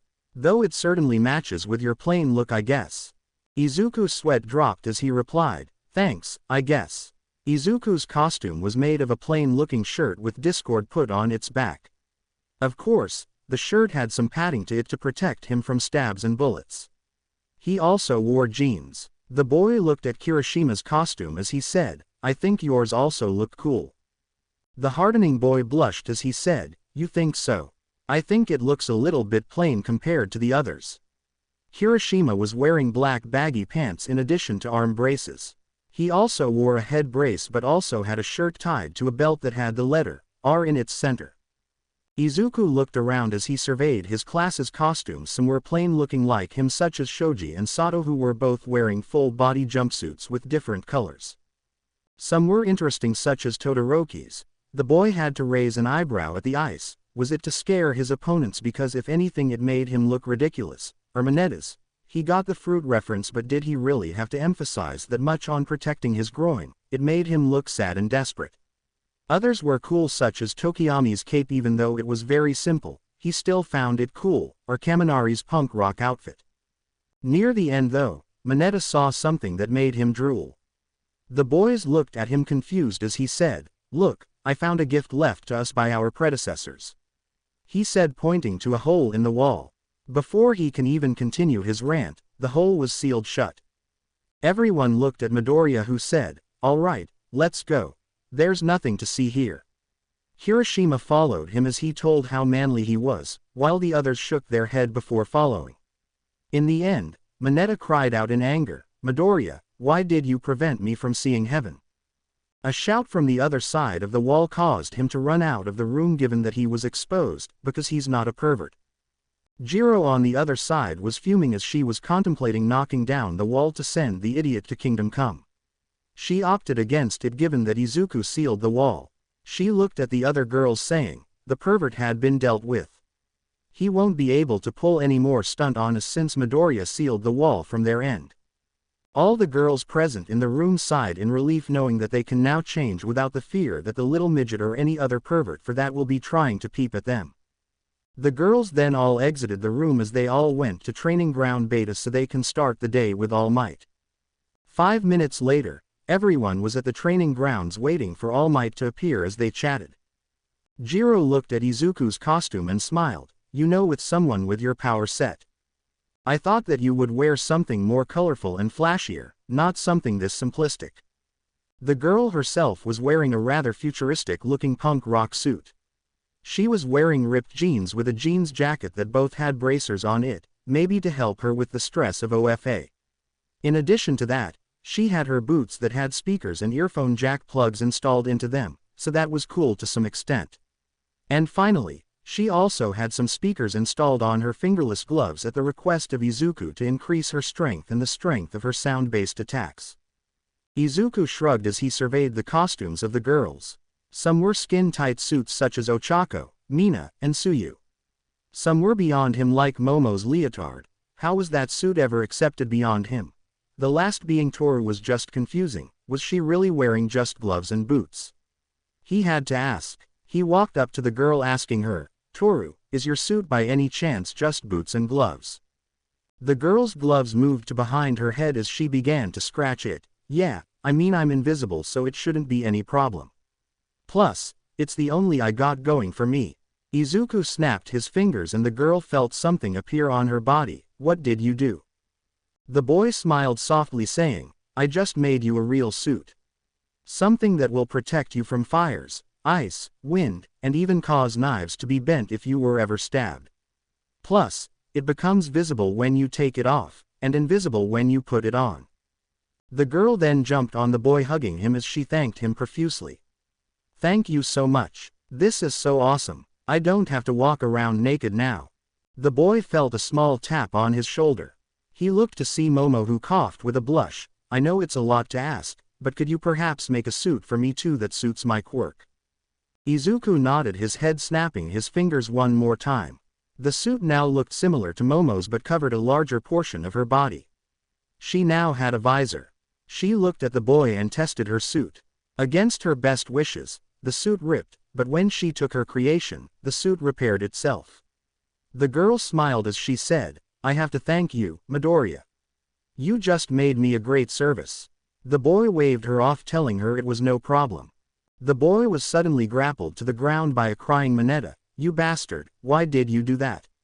With that suit, we saw her beautiful body, but now AGHHHHHHHHHHHH." The boy was silenced as an earphone jack was shoved into his ear, sending vibrations to his entire body. As Jiro said, "I'd put a sock in my mouth if I were you." The entire class sweat dropped at the whole interaction as they returned to their weight a moment later. Seconds later, All Might came around with a huge smile. My, what wonderful costumes do you have. I have to say that you all look heroic in them. Now, without any further introductions, let go and have some action." Everyone followed All Might, who led them to where they had the entrance exam. Iida raised his hand. "Sensei, are we going to fight robots again?" The blonde hero shook his head as he said, "No, young Iida, today you'll all be participating in an indoor fighting simulation." Murmurs began to raise among the students, wondering what he was talking about, till Tsuyu raised her arm. All Might told her, "Yes, young Asui." Tsuyu asked, "Sensei, isn't this, I don't know, a little bit extreme and advanced? I mean, shouldn't at least have some experience beforehand?" Everyone nodded with the girl at her reasoning, seeing that she was right, but the blonde hero smiled at the girl. The hero then replied, "While what you are saying is true, however, the experience that you're talking about will be gained through a first-hand application. You will all fight to learn how things are done, given that most hero battles are fought indoors rather than outdoors." All the students nodded as Asui apologized for the interruption, and All Might went back to explain today's lesson. "You see, today you'll all work in the bomb stimulation. There is a nuclear bomb inside the building that you, the heroes, are supposed to find while fighting the villains. You must do it on time, or else the timer inside the weapon will blow up, killing everyone and everything." The students nodded as they began to ask All Might questions, from how much is the time allowed to win the fight, to whether or not they were going to be expelled. The hero then whistled as he said, "Calm down everyone, I don't have super hearing, only super strength. Alright, you all have 15 minutes to find the bomb. There will be 2 teams each, 1 villain team, and 1 hero team. Each team will consist of 2 members. The teams will be picked through lots. And finally," he looked at Bakugo, "under no circumstances are you allowed to maim or hurt your classmates, got it?" The blonde teen growls but nods his head nonetheless. The hero then picks up a box as Iida asks him, "All Might sir, is this a safe way of doing things? I mean, there is sure a better to pick teams other than drawing random lots." Izuku, who was beside Iida, shook his head. "Actually, it's the best way to do it correctly. In real-life situations, you don't have control over who you end up with. It could be someone you worked with, someone you don't know, or someone you absolutely loathe, but at the end of the day, you have to work with them. This is the closest case for a real-life stimulation we can afford to get our hands on it." Discord then popped up saying, "Plus, it makes the chaos of 2 heroes who don't know who to work together with much stronger." The chaos being was then swatted away by a huge fly swatter courtesy of Izuku, who looked unamused at being interrupted by the chaos creature. Iida nodded his head, as he made a note to anger Izuku, or else he might use sticky glue to combat his speed. He sweat dropped at the idea, but with his friend's quirk being chaos, he couldn't disregard it as a possibility that his friend made something special for him. All Might coughed, as enlightening as that was, "I think it's time for you to pick up your teams." He then pointed to the box saying, "In this box, there are 2 balls each that have a letter on them. The people who have the same letter will be at the same time. Now please, every student comes up and takes a ball to determine which team are you on."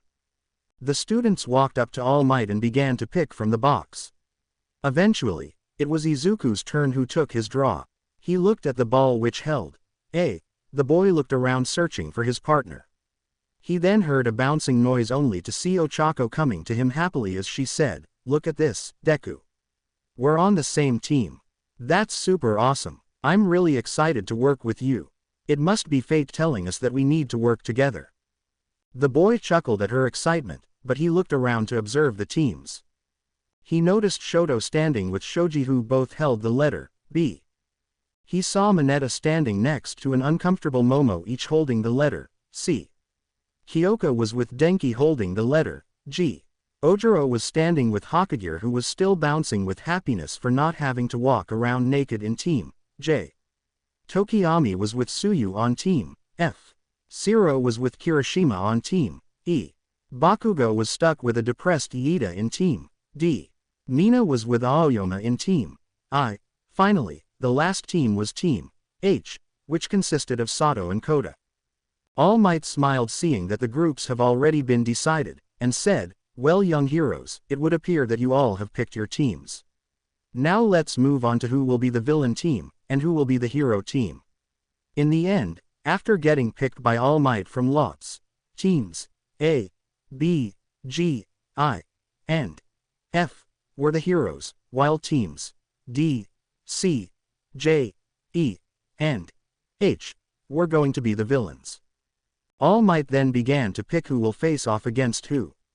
In the first draw, it was team J against team B, the second draw pinned team C against team G, the third draw forced team F to fight team E, the fourth draw made each of teams H and I opponents. And finally, the last draw pinned team A versus team D. Bakugo looked at Izuku, grinning like a blood-angry savage. The green-haired boy merely stared back, annoying the ashen blonde teen who was about to attack him, but he took a deep breath and only gritted his teeth. All Might then used a randomizer to see which teams go first, and it was A vs D. All Might walked up to both Iida and Bakugo saying, "Heroes, today you must think like a villain to help the purpose of the exercise. You both have 5 minutes to formulate a plan to counter the heroes' plans. Use that time wisely." He then handed them a small map. This small map is the structural design of the building that you're going to work in. The bomb is on the first level. Feel free to move it. Good luck. The hero moved away as Iida said, "As disappointing as it is that I'm the villain, I must work to the fullest to protect the Iida family name. He looked at Bakugo. Bakugo, we must work together to find a way to defeat Midoriya and Uraraka. The explosive teen ignored him as he walked toward the building, causing Iida to sigh, saying, "This will be harder than I expected." On the hero's team, Izuku stood with Uraraka. After All Might briefed them on what to do. The girl asked him, "Deku, it seems that Bakugo is out to get you. Do you know why?" She then tilted her head, making her look cute a little. Somewhere Pony felt the need to punt her boyfriend. The hero wannabe looked at her. "It's just, I don't know. I think it's because for most of my life I was quirkless, and now that I have a quirk he thinks that I didn't tell him or something because I look down on him. He thinks that if I breathe the same area as he does that I'm somehow standing in his way of becoming the #1 hero. In short, he's an egotistical prick." He saw the girl barely able to contain his laughter as she said, "It was so serious and sad. And then suddenly you said that he's just a prick and the situation lost all of its seriousness." She wiped out a tear from her eye as she added, "So today is a fated battle between men." Izuku waved his hand, telling that it was more or less so. Discord had already told him that he'd have to face Bakugo sooner or later, and from the looks of it, it seems that it is sooner than expected. The boy then began to discuss a plan with Uraraka, though the girl refused that he sent Bakugo into the void of nothingness when they see him. Something about him getting hurt. In the end, both agreed on something and began to wait for their time to begin. Moments later, the horn ran, signaling them to act, to which Izuku was the first as he carried Ochako on his back as he sprouted wings from his shoulder blades and flew toward a window on the second floor. Back with Iida and Bakugo. "So what's the plan, Bakugo?" The boy looked at him with no interest as he asked, "Do you think that Deku is somehow strong with that broken quirk of his?" The Armored 10 didn't know where he was going with this, but if that meant that they can finish the exercise, he said, "I believe that Midoriya is quite strong given that his quirk can bend the laws of nature to its will, but nothing can't be beaten." Bakugo scoffed, "You don't know nothing, Four Eyes. By the time I'm done with him, he'll be nothing but a smoking piece of crap." Inside the building, both Izuku and Ochako were navigating through the maze that is the testing area. Izuku looked at Ochako as he said, "So we know that they have the bomb somewhere on the 4th floor thanks to my floating eye." He recalled an eye he summoned to his palm, much to the girl's disgust. "We also know that Bakugo is coming straight for me, so I think that the best solution is for you to head to Iida while I deal with Bakugo." The girl nodded her head, and Izuku suddenly popped an energy shield. Bakugo jumped from the corner yelling, "Deku, you cheating fuck. Tell me, how did you get a quirk this strong?" The boy across him shrugged. "God thought it would be cool to reward me for handling all of your shit for years, I think." If anything, the reply made Bakugo angrier. The blonde teen snarled as he said under his breath, "Oh Deku, you did it now. I'm going to make a scarf out of your guts." The boy then lunged toward Izuku as he readied a right hook, but the green-haired boy ducked under it as he grabbed the arm, and tossed Bakugo over his shoulder, saying, "I've literally been studying you for years. You didn't think that I'm going to miss that you use your right arm in a big opening." The blonde teen laid there on the ground growling like a wounded animal. Bakugo then stood up and blasted himself toward Izuku, who teleported to the side, avoiding Bakugo and his follow-up blast. The boy then sent a concentrated blast of flames at him, causing the blonde to roll away from the attack.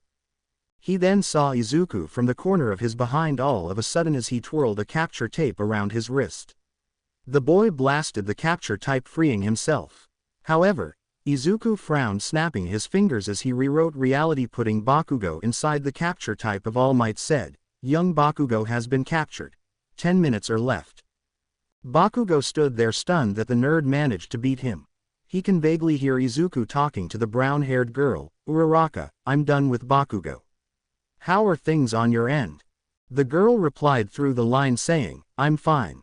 I found the room of the bomb, but I didn't enter it yet. Do you want me to wait for you?"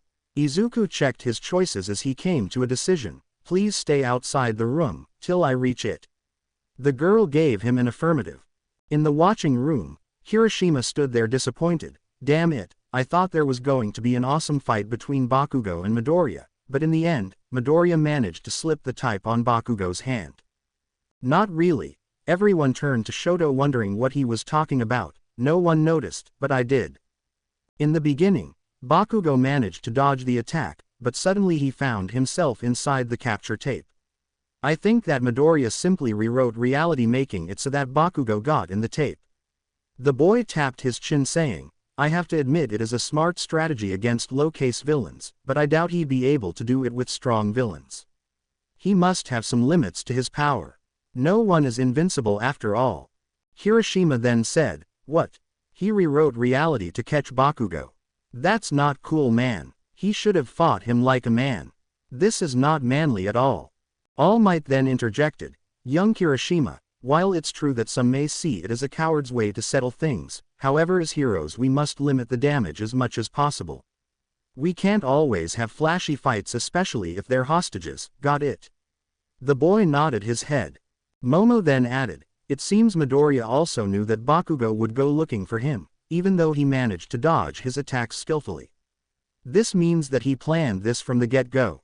I must admit that he really saved time by not engaging Bakugo in combat, and just captured him immediately. Back in the building, Izuku was slithering on the walls like a python snake. He appeared beyond Uraraka as he hissed, Uraraka, I'm here.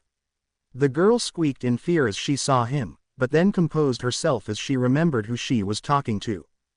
The girl pouted as she said, Deku-kun, you almost gave me a heart attack. Next time, come as a cute little cat, dog, or something, not a freaking python.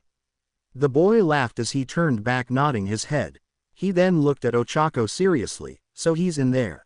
The girl nodded her head, as Izuku told her to be quiet. He then turned intangible as well as invisible, poking his head inside the room where he saw Iida doing something so ridiculous that he almost laughed, blowing away his cover. The speed teen was standing there monologuing to himself, I'm the villain of this exercise. I feel so bad, but I can't fail because I'm an Iida, and we rise to the occasion, so I won't shame my family's name, so today to become a hero, I will embrace villainy. He then let out a dramatic laugh as he said, look at me, I'm incarnate of evil itself. Izuku pulled his head back quickly as he controlled his laughing, making Ochako look at him with confusion, but he put his hand on her forehead and shared his memory with her. The girl had to put her hand on her mouth to not give out their location. The boy then straightened himself as he said, as entertaining as that was, I have a plan that just might work to our advantage. He then summoned something from midair and handed it to Uraraka. You will use your quirk to make you float while I distract Iida by talking to him, while you pour this on the ground. Once he's stuck we'll go bagging and tagging him, and then we'll catch the weapon. Ochako looked at the item, and saw it was glue. Are you sure, Deku-kun? I mean, won't we be caught in it too? The boy shook his head, pointing to the label of the glue, and when Ochako saw it, she almost laughed at how funny the idea was. Deku, you sure are a riot. Izuku entered the room as he looked at Iida. Iida, give up. The room is surrounded, and heroes are on their way.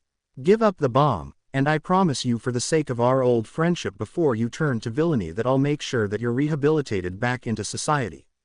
He discreetly heard Discord say in his mind, you're taking this way too seriously. Iida looked at him, and turned using the most ridiculous villainous voice, Midoriya, my dear old friend, have you come to see the destruction of the world? While you might honor our old friendship, I don't, since I'm a villain, so I'll make sure to destroy you piece by piece. The armored teen didn't notice the glue that was pooling beside him courtesy of a floating Ochako. Izuku then said, let's fight then. Iida then began to move, but suddenly felt stuck to the ground. He looked at Izuku demanding an answer. What did you do, hero? What kind of trick is this? Izuku shrugged as he said, nothing much really. It's only glue to keep you from going anywhere. He then walked to him and said, now hold still while Uraraka and I put our capture tape on you. The villain action was now shocked that he was caught off guard like this, but smiled saying, you want to come here? Fools, you'll be stuck just like I am, and then the bomb we go off killing everyone and everything that you love and care about. The words fell from his mouth as he saw Izuku stand in front him on the glue, and move beside, tying his hands before looking at Ochako and saying, let's get the bomb, shall we? Ochako nodded as they both walked to the bomb, touching it before their victory was declared. Iida sighed in defeat as he asked, can you get me out of here? Izuku only snapped his fingers, and the boy was free. He then asked, "What kind of glue did you use?" Ochako managed to hold back her laughter as she threw him something. He looked at it and his eyes widened. The bottle literally said, "Iida glue made for catching all Iida family members from all generations." He looked at Izuku and deadpanned, "You made a glue just to catch me?" The boy nodded, as Iida said, "I don't if I have to feel insulted or flattered, to be honest." Izuku shrugged his shoulders. They began to walk, but the sound of the door opening caught their attention. They then saw Bakugo, who looked in a daze. Iida walked up to him and said, "Bakugo, good thing you're here. We can now all leave together given that the match is over." Bakugo responded by shoving him aside. He looked at Izuku and lifted the gauntlet on his weapon as he pulled the pin, saying, "Die." A huge explosion then erupted, making its way toward Izuku, who managed to open a portal to the outside, avoiding the blast. He then turned his arms into crab hands, and grabbed Bakugo as he yelled at him, "Are you insane? You could have killed me." The boy yelled back angrily, "That's because you're always standing in my way, Deku." Izuku sighed, shaking his head as he then smashed Bakugo's head against the walls to avoid any other mishaps. The three then walked outside the building as Bakugo was on a stretcher that came to take him after he was knocked out. Once the three reached the observation room, the others stared at them in silence, but All Might decided to keep the show moving. The hero coughed, "All right, that was an eventful match. Now, we all saw both sides work to their fullest to entertain victory, but in the end, one person can be the MVP of this exercise, so who will it be?" The hero finished with his trademark smile as he looked at his pupils, who began to discuss the position of the MVP among themselves. Finally, Momo spoke, "I agree. I speak for all of us when I say that Midoriya is the MVP of the match." Bakugo was too focused on settling some kind of grudge fight with Midoriya, so he didn't notice Midoriya capturing him. Iida was too focused on staying in character when confronting Midoriya, let his guard down, and finally Uraraka, while doing everything correctly, was only following orders, not giving her own ideas. Midoriya pulled off plans, and fought off the villain, capturing them and securing the weapon at the end. Everyone looked at her, shocked at her explanation, as the blonde hero mentally said, "No wonder she's a recommendation student." He then coughed into his fist, "That true, young Yaoyorozu. I wouldn't have said any better myself. Now let's move on to the next match between teams J and B." He pointed his finger at the villains team, saying, "Villains team, to your position." Both Ojiro and Toru walked to the building, excited to begin their match. In the building, Toru stripped from her gloves and shoes as she said, "Okay, I'm going now. Wish best." Outside the building, the hero team stood as Shoji formed ears on his arms to pinpoint the location of the villain team. Once he was done, he told his partner, "They're on the 5th floor of the building." He then asked Shoto, "So how are you planning to do this?" Shoto looked at him before saying, "Step outside the building, or you'll get hurt." The huge teen moved outside the building as the smaller one put his hands on the wall, and with that, the entire building was covered with ice. Back with the villains team, they were both stuck to the ground with ice around their legs, and they couldn't move. They then heard footsteps as Shoto entered the room. He looked at them and said, "Don't feel bad about it, but it's just that we both play on different levels." The tailed boy tried to move from the ice, but Shoto added, "I don't think that this small match is worth ripping your feet for." The teen kept moving forward as he put his hand on the bomb, signaling the end of the fight. He then heated the building, melting the ice and freeing the two students. In the end, it was decided that Shoto was the MVP for finishing the fight quickly with the least amount of injuries, and at no time at all, though Izuku disagreed, saying that Shoto's method in real-life situations will cause hindrance to his teammates if they were sensitive for cold weather.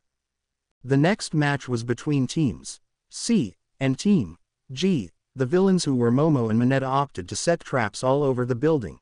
To be more accurate, Momo set the traps while the small grape-haired teen decided to keep leering at her at every inch of the fight. The building after 5 minutes was full traps on both the 3rd and 4th floors, while Momo decided to act smart and hide the weapon on the rooftop after wielding the door shut. Their plan fell quickly, however, when Kyoka and Denki came. The electric blonde used the metal of some of the traps to cause a small amount of electricity to surge through the others, causing the traps to fail. The two then walked up to the 5th floor where the pair was hiding, and the earphone jack girl punched through Momo's set-up barriers. She quickly took out Mineta, while she struggled with Momo, but an earphone jack to the ear managed to catch the rich girl off guard enough for the girl to capture her. Eventually, they managed to find the bomb and win the exercise. In the end, Kyoka was declared as MVP of this match. The next fight was between teams H and I. The teams quickly went to their locations, but the fight ended before it even started. The heroes' team forfeited when Mina accidentally slipped acid on Aoyama's cape, which caused him to refuse to work with her. In the end, there was no MVP since there was no match to speak of. The next fight was between teams F and E. Shiro and Kirishima worked together perfectly as villains, whereas Kirishima acted like a wrecking ball. Shiro was the operator. The tape teen hanged the weapon off the floor, but in the end the combined efforts of Tokiyami and Asui, the heroes, won. In the end, Asui was declared MVP. All Might now stood in front of the class of the young heroes as he said, "Today, young heroes, you learned how to fight like true heroes, and got a taste of how the real world of heroics work. But now you will have the most important lesson of all." Everyone looked at him with interest or awe, how to make a heroic exit. The hero then disappeared into the distance as he ran away with Izuku and Kirishima cheering him on, while Kyoka just sighed at her mentor's silly antics, but even she found him to be a bit amusing at times. After that, the students went back to the changing rooms to get out of their hero costumes. Later that day, the students were lounging in the dorms' common room, when the door of their building was opened to reveal a tired pony. She walked up to her boyfriend, who was on the couch, before flopping onto him. The boy chuckled as he asked her, "First heroic lesson?" The girl nodded as she hugged him, saying, "I got stuck with Captain Blade Arm. He didn't let me do anything except tell me to sit tight and watch the bomb." The boy scratched his head as he tried to remember someone that fit the description. He then asked, "Do you mean Kamakiri?" The girl nodded, and the boy patted her back, saying, "Don't worry, Pony, I'm sure you're showing off your skills later on. You're strong and you know it." The girl nuzzled her face into his chest as she hugged him happily, while several people around him blushed at the display of affection.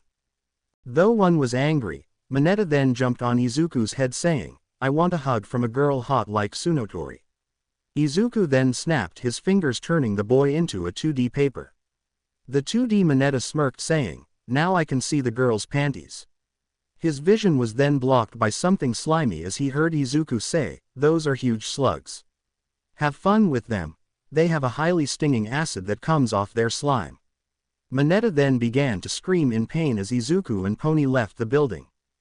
As they were walking, Pony asked Izuku something. "Izuku, you said your powers can help you do anything, right?" The boy nodded, not knowing what this was about, but he was taken aback by the girl's next phrase, "Can you turn me into a real pony like the ones from Discord's home world?" Both mentor and mentee looked at her shocked as they said a single, "Huh." The girl explained, "You know, I'm half horse half human, but I always wanted to see how it feels to be a real pony." The boy was about to refuse, but smirked as he said, "As you wish, my princess." The boy snapped his fingers as Pony transformed into a real pony. The horse in front of him had blonde hair all over her body, the same Russian blue eyes, and the same ivory horns on her head. The boy then said, "Let's go to your dorms." The girl nodded as she said, "I can't wait for everyone to see me." The two walked till they finally reached the 1B dorm. The boy opened the door and entered with Pony following him. Setsuna was the first to greet them, but she froze when she saw the horse and was able to connect the dots as she fell over laughing. Everyone came to see what happened as they saw Midoriya with the pony walking beside him. Tilabara asked, "Midoriya, who is that?" She pointed to Pony. "You already know her," he replied. Everyone stood silent for a moment as they allowed his words to sink in. Suddenly a couple of students bursted into laughter while Yui went and began patting her. Izuku felt a malicious aura around him. He looked around to see an unamused Kendo looking at him with a strained smile. How long will she stay like this? The boy lifted 6 fingers, making her slump as she said in a depressed voice, "Come on, Midoriya. I already have 19 babies and one overgrown one to look after. Why do you have to make my job harder?" The boy laughed as he patted her back. Everyone then asked Pony questions to which she happily answered, and in 6 hours she was back to normal much to her annoyance. A new day for chaos. Izuku woke up for another day of fun with his classmates, but couldn't help but shudder at a very weird dream he had. He'll just have to ask Discord about it when he has free time. He exited his room, walked to the kitchen to grab a cup of water to drink, and was met by Momo. "Good morning, Yaoyorozu. I hope you had a good night's sleep yesterday." The girl in question smiled. "I had a very good night, thanks for your concern. I hope you too had a good night's sleep." The boy nodded his head before grabbing a cup and filling it with water. He looked at the girl. "What do you think Sensei will put us through today?" The girl chuckled at the choice of wording. "I believe that he will most likely review the trail battles from yesterday, and give us some feedback on how to increase the efficiency of our performance." The boy nodded his head as Momo asked, "Now I have to ask you something. Why do you have so much fun picking on poor Itsuka? She called me yesterday complaining about you making Pony into a horse, and bringing her over to the dorms." The boy gasped indignantly. "I don't pick on her. I just like to have fun with her, plus her reactions are really funny." He then noticed her eyes sparkling. "Why are your eyes sparkling?" The girl showed a picture of Pony as a horse, saying, "Cute." The boy's sweat dropped at how his classmates' behavior changed at a drop of a hat. He then walked to his room to get ready for another day, but the dream he had was still weighing on his mind. So he snapped his fingers, making Discord appear. The being was still in his bed, so Izuku summoned an alarm and activated it. This caused Discord and Tokiyami to be awakened. Discord looked at his hand clock and said, "It's way too early. I want to sleep some more." Izuku smacked him. "I need to ask you some questions that have been bothering me." The chaos being sighed and waved his hand. "I had a very weird dream yesterday, but I can't seem to put my finger on it." Discord raised an eyebrow as he scratched his head. He finally spoke. "Well, for the record, this was precognition, though since you're still a beginner to some extent, so most of them will be fuzzy and unclear." This caused Izuku to blink as Discord looked at him. "What, I didn't tell you about precognition? My bad." Izuku shook his head. "No, I'm shocked about precognition, but I thought said that I was a good chaos user." He was flicked in the forehead. "Calm down, little one." Discord said, "But you didn't honestly think that you were master level now, did you? When I said we can move to a new form of training, it was because I deemed you good enough." Izuku nodded his head as he went into his room to change his clothes into his uniform. After breakfast, Izuku went to their homeroom to begin the day. He picked Pony on his way, and he was shocked to see a flock of reporters blocking the entrance of the school. He looked to his side and saw that his girlfriend was beginning to get a bit unnerved, so he growled like a beast, causing all of the reporters to back off, as he and other students entered the school. The boy then made his way to his class and entered it. All of the students were chatting casually as Izuku said, "Aizawa-sensei is coming. Get ready." The nighttime hero rolled into the room in his sleeping bag as he eyed his students. "I have to say that you're very rational students. Every time I come here, you're quiet and silent." The student's sweat dropped, wondering if he knew that Aizawa knew that Izuku was warning. "Sure, Midoriya is the reason, but that's good enough for me." The hero unzipped from his sleeping bag as he walked onto the teacher's desk. The hero looked at some papers he had. "Today, I'll be giving a review on today's battle trail." He looked at Bakugo. "Bakugo, you have talent, so stop acting like a baby throwing a tantrum." The boy growled but nodded his head. The hero turned to Midoriya. "Midoriya, you have a lot of power through your fingertips. You could have ended the fight with Bakugo earlier, but you decided to toy with him. Next time, don't. In real-life situations, people die while you're having your fun." The boy had the decency to blush. Aizawa continued his briefing till he finally landed on Todoroki. "Todoroki, next time, try to work with your teammate. A hero can't do it alone, even I need to work with people sometimes.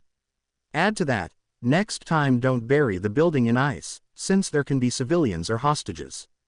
The boy nodded even though his exterior made him look like he didn't care too much. The class continued as usual till the end when Aizawa stood up and said, "Now, we'll do something that will affect your lives till the end." Everyone paled, wondering what their teacher was cooking up till the nighttime hero said, "You're all going to elect class representatives. The room quickly erupted into chaos as everyone was demanding to become one, but Iida then jumped and yelled, "Silence!" This grabbed everyone's attention as the boy carried on. "Now that I have your attention, I have a proposition that will satisfy everyone. I say that we vote for the person that we think can carry the position." Suyu raised her hand asking, "How do you know that we won't vote for ourselves? Plus, we just met each other, so how do we know who is up for it?" Iida nodded his head, "You just vote for the person that you see most fit." He then looked at Aizawa asking, "Is that a valid method, sensei?" The hero groaned, "I don't care. Just be over with it." Before my nap was over, Momo made a box, papers, and some pens, distributing them to everyone. 5 minutes later, the vote was over as Momo counted the votes. It was a landslide for Izuku, who won 11 votes while Momo won 2 votes. The others were either 1 or 0 votes. Izuku looked at the result as he blinked. "Oh wow, I have to say that I didn't expect this." Momo stood beside him saying, "I don't think that you should be this shocked given that most people see you as the strongest in the class. It's only natural that they vote for you." The boy leaned over to her, "Really? That seems a little bit shallow." The girl completed his sentence, "Yes, I believe so, but you were still chosen." The girl then went to give a speech thanking those who voted for her, and Izuku could tell it was both Jiro and Todoroki for some reason. The boy then began to scan his classmates' thoughts to see why who voted for him actually voted, and to say that he was disappointed would be an understatement. Most of those who voted for him were for shallow reasons, like Momo said, and the only one who believed in his ability was Ochako and Iida, which was flattering, but he did find out something interesting and decided to deal with the issue at the right moment. He then looked at Tenya, who he heard say in his mind in real life, "I have only 1 vote. That's better than I expected." At that moment, Izuku decided that he will find a way to make the boy the new class representative of Class 1A.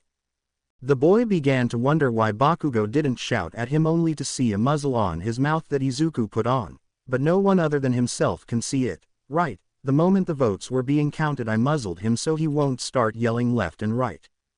The boy removed the muzzle as Bakugo looked at him with a murderous glare, to which Izuku looked at him with Medusa's eyes, causing him to become a statue and make the class laugh as the bell rang. Everyone filtered out as Bakugo was still in stone, but he was then freed as he yelled, "Deku, you bitch." The hero students made their way to the cafeteria. Izuku sat at his regular table with Ochako, Iida, Momo, and Jiro as he waited for Pony to come. The boy looked at Ochako and said, "Thank you for believing in me, Uraraka. It means a lot to me that you didn't vote for me just because of my powers or because you think that I quote, hot, end quote." He looked at Iida and thanked him as well. Uraraka blushed as she said, "It was no problem. You seemed most fit to take the position.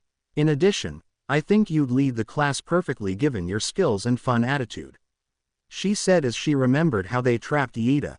She chuckled. Iida glue. "I can't help but laugh every time I remember it." Iida interjected, "Oh yes, I believe that Midoriya would be a perfect fit for the role of the class representative, that's why I voted for him." The boy looked at Ochako, who beamed at Iida. "Really, I thought you'd want to be the class representative, Iida.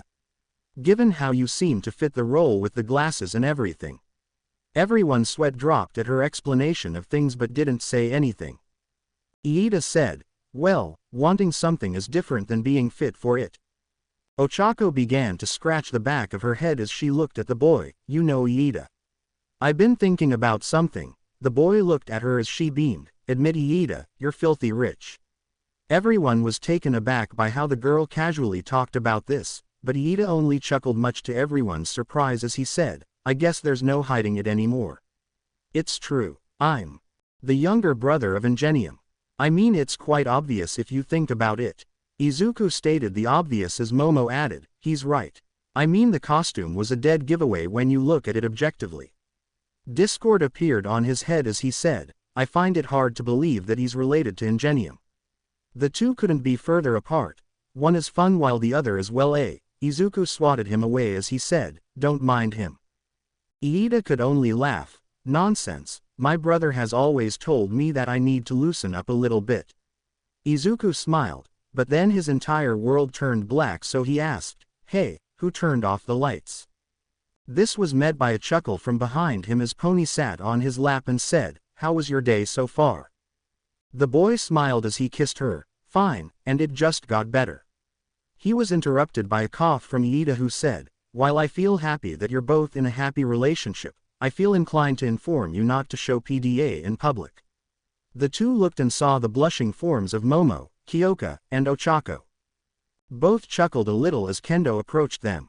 The girl greeted everyone till she reached Izuku, when she said, "Hello, baby number 20 that I have to be wary of." The boy laughed. "Hey, Kendo. Are you still mad about the shaving cream that I left in your coffee this morning, or waking up in the morning only to find yourself in the middle of the ocean?" The girl flinched as she remembered fighting off a shark as she said, "No, don't have the slightest clue of what you're talking about." She shook her head, amused at her relationship with the boy. "They seemed like an older brother who liked to tease his younger sister, so I was voted class representative." "Who's yours?" Everyone went quiet as Izuku said in a very amused voice, "This is going to be a beautiful partnership." At that moment, Itsuka slumped, feeling her soul leave her body as she said, "Why God, why?" The boy talked with her telepathically, "Calm down, will you? I going to quit anyway. I don't want the position. I'm thinking of giving it to Iida." The girl breathed a sigh of relief as Izuku added, "But I can stay if you want me to." The girl shouted in her head, which Izuku understood loud and clear as a definite no. They continued talking, but Pony then noticed Izuku zone off for a bit. "Zuzu, is there something on your mind?" Pony asked as she nudged her boyfriend a little, which startled him back into reality. The boy chuckled a little as he said, "Not really, but I had this weird dream yesterday, and I just can't put my finger on it. Discord told me that it is mostly precognition, which means some future events, but I can't just seem to decipher them." Momo's eyes sparkled as she made a pen and a notebook, with Kendo sweat dropping as she threw away Monoma. "Let's talk about them. Maybe we can both reach a logical conclusion." Discord appeared. "Are you sure that logic is the word you're looking for? Because when chaos is involved, logic becomes a relic of the past." The being then went and began to chat with Dark Shadow, but Izuku brought him back using a fishing hook he made out of thin air. Momo couldn't help but find herself agreeing with Discord, given that Midoriya's quirk is directly related to chaos, but at the same time she thought, "I won't lose anything if I tried." She stopped for a moment before adding, "Midoriya is also stealing my thing." The girl shook those thoughts away as she asked the boy, "What happened in your dream, Midoriya?" The boy rubbed his neck as he began to explain, "Well, it began a normal dream with me and Pony having a date on the beach, but suddenly everything began to crumble and twitch, kinda like static with TV. Suddenly multiple disasters were happening, from earthquakes to rainfall to fire to floods. I think you get the point till now. All of a sudden everything is covered by a black mist with a yellow glow in the center. Everything then shifts and I see Aizawa-sensei fighting a bird." Kendo chuckles. "I think you might have absorbed too much chaos, so that's why you had this dream." Izuku carries on. "The bird is the size of All Might, and it was talking to a red pound, but after that, I woke up." Momo blinks as she tries to make sense of this dream that her classmate had, but suddenly the alarms went off. #alarm level 3. Please, everyone, evacuate in orderly fashion. Murmurs and shouts began to fill the cafeteria as Momo asked an upperclassman what the alarm meant, and he panicked, saying, "That means someone managed to break inside the school." This caused the entire place to fall into chaos as everyone was trying to flee for their own lives. Izuku was pushed away from his friends as he yelled, "Have some dignity, will you?" He was slammed into the window as he looked outside and saw the press being escorted by President Mike. He was about to yell and tell everyone to quit being huge babies, but Iida beat him to the punch as he was slammed into the exit sign, and informed the people of what he found. This made Izuku smile as he said, "That solved half of my problems. Now to the other half." Out by the front of the gate, Nezu, Powerloader, Aizawa, and Present Mike stood there looking over the remains of a wall that was crumbling to dust, causing the initial media break into the school. Aizawa looked at them and asked Powerloader, "What do you think? Explosion or what?" The helmet-wearing hero replied, "No, this isn't something I've seen. It was like the wall was evaporated from existence." This made Aizawa lift an eyebrow. Mike then asked, So what is this, some type of publicity stunt? Nezu shook his head. No, this is a war declaration against us in UA. After that, Izuku stepped down from the position of the class representative and gave it to Iida, though he did hear Momo complain that she had 2 votes. He chuckled, thinking that he maybe should have talked this over with the girl, but decided against it since what was done was already done. The rest of the day was pretty normal as Izuku did homework. He trained his powers a bit before hanging with his friends and then hanging in 1B with Pony, with the bonus of making Kendo's hair in flames before the girl replied with a prank of her own, dumping him in an ice-cold bath. His day was normal, but he still couldn't remove that sense of foreboding that he had. The next day, everyone was chatting as normal and they all went quiet as Aizawa entered the room, and said, "Today, we in Class 1B have a special type of training with 2 secret teachers." The man then lifted a ball that said, "Rescue Training." The entire class erupted into cheers, but Aizawa silenced them using his quirk. He then carried on, "In addition to that, you can wear your hero costume or gym uniform. I don't care what you choose."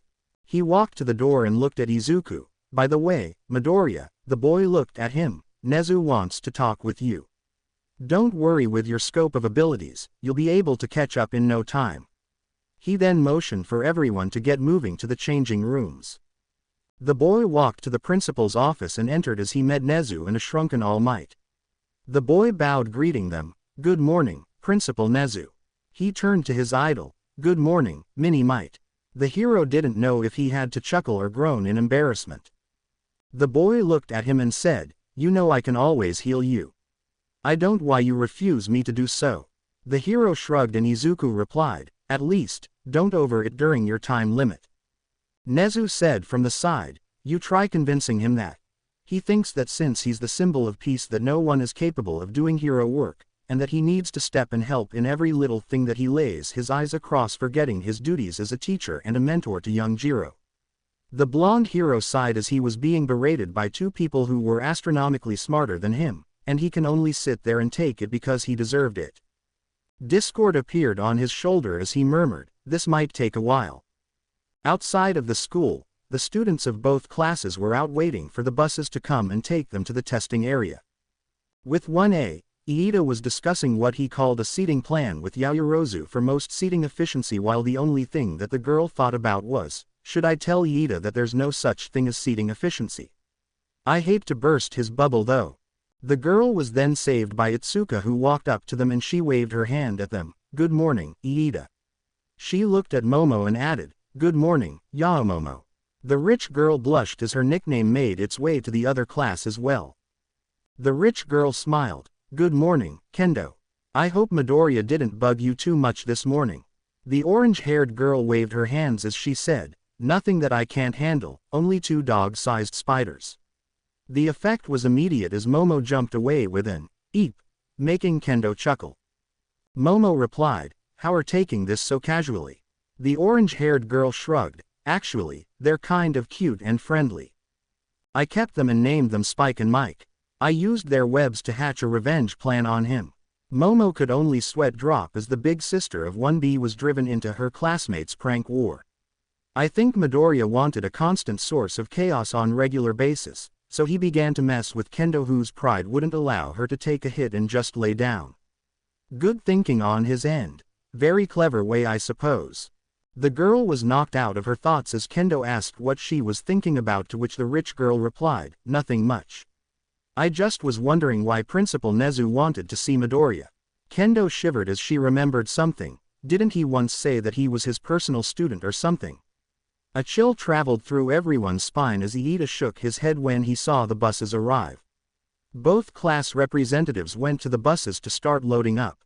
The boy grabbed a whistle and began to blow in it, ordering the students to enter the buses in an orderly fashion.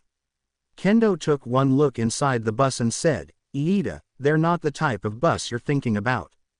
The boy looked inside as he clenched his fist and said, "I made a mistake."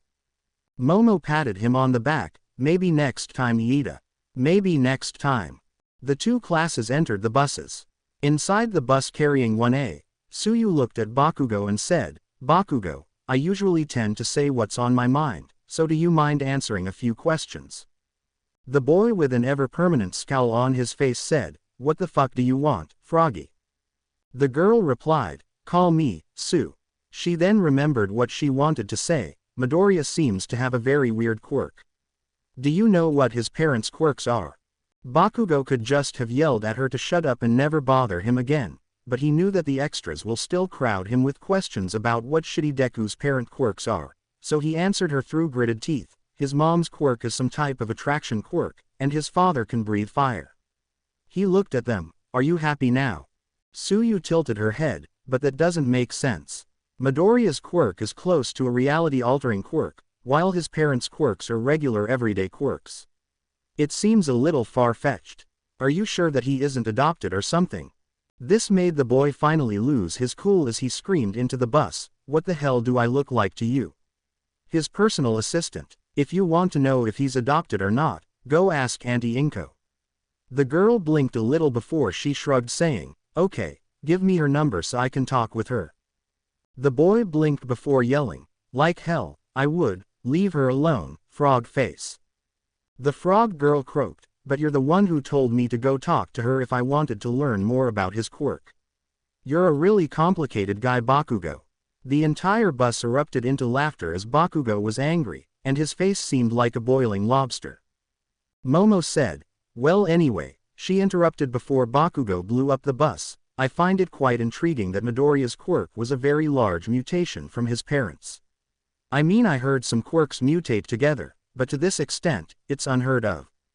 Hiroshima popped from behind saying, "Well, I think his quirk is really manly, and the way he uses it is really awesome, and he'll be able to make it big given it really flashy just Bakugo and Todoroki, unlike my plain hardening." Momo smiled as she said to Kirishima, "Don't sell yourself short, Kirishima. A quirk doesn't make the hero.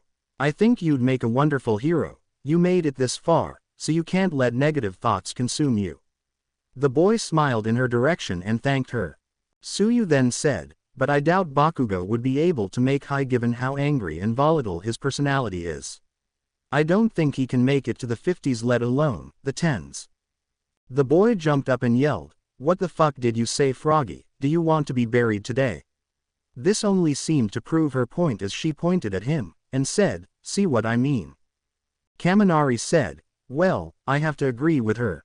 I mean, we've only met you for a few days, and you've already proven that your personality is a mixture of sewage turd mixed with garbage being burned for 3 days without stop." This made everyone laugh. Bakugo looked at him as a murderous aura engulfed him as he said, "Hey, Sparky, do you want to die today? And what's the new vocabulary?" Before anything can happen, Aizawa spoke, "Be quiet. We'll arrive there in 3 minutes, so prepare yourself." Meanwhile, in the bus carrying 1B, Pony sat wondering what Nezu might want from her boyfriend, and she had a bad feeling ever since Vlad King told them that they have hero training today. It was like her animal instinct telling her that something bad was about to go down. Pony was brought out of her head as Abara asked her, "Is there something on your mind, Pony?" The vined girl looked at her friend with worry in her eyes as the horse girl chuckled a little, saying, "No, nothing serious, but I have a bad feeling about today. Maybe I didn't get enough sleep." Itsuka said from the side, "Are you still thinking about what Midoriya said yesterday? I honestly think he's overselling it. It was just a bad dream." The horse girl laughed, "I think I may have thought about it, but he seemed so serious, and I have never seen him like that before." Everyone hummed. Awase then said, "Can we talk about how awesome the dude is? His pranks on Kendo are epic. I mean, waking up in the ocean. Giant spiders. That's really cool." He was whacked by an unimpressed Kendo who said, "How about I tell him to prank you instead?" The boy chuckled, "No thanks, I already have Kaibara pranking me. I don't need another one who can simply make sink into the toilet with a flick of his fingers."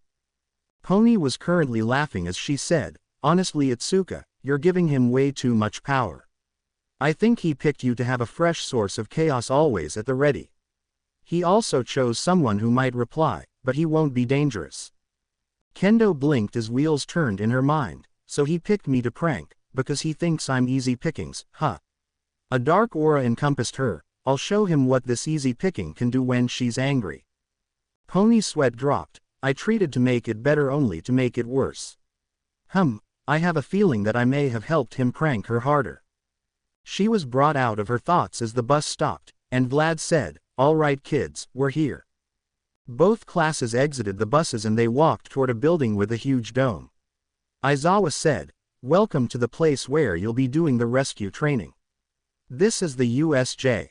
This caused Ashido, Kaminari, Mineta, Saburaba, Awase, and Manga to yell at the same time, as the Universal Studio Japan.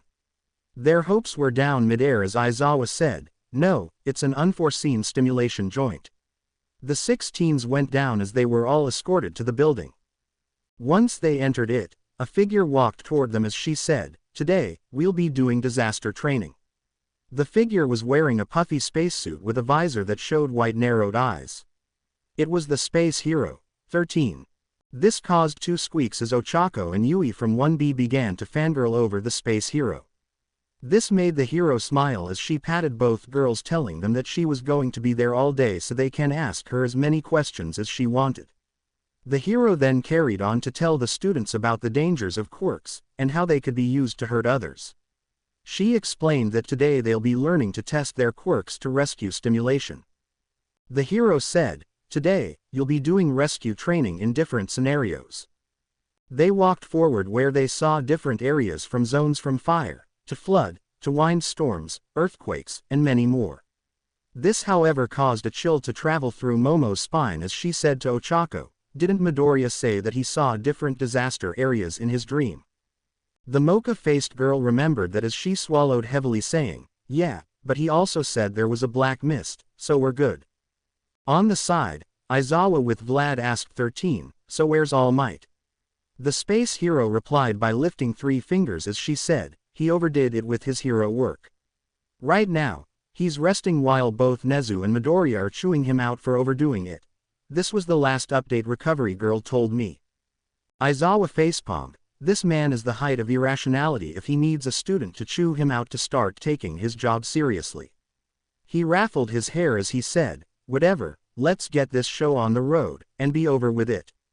The hero walked forward as he heard one of his students whisper, "Is that a black mist down there?" The hero swirled around and looked at the center of the plaza as he saw a black mist swirling at the center as a hand made its way through.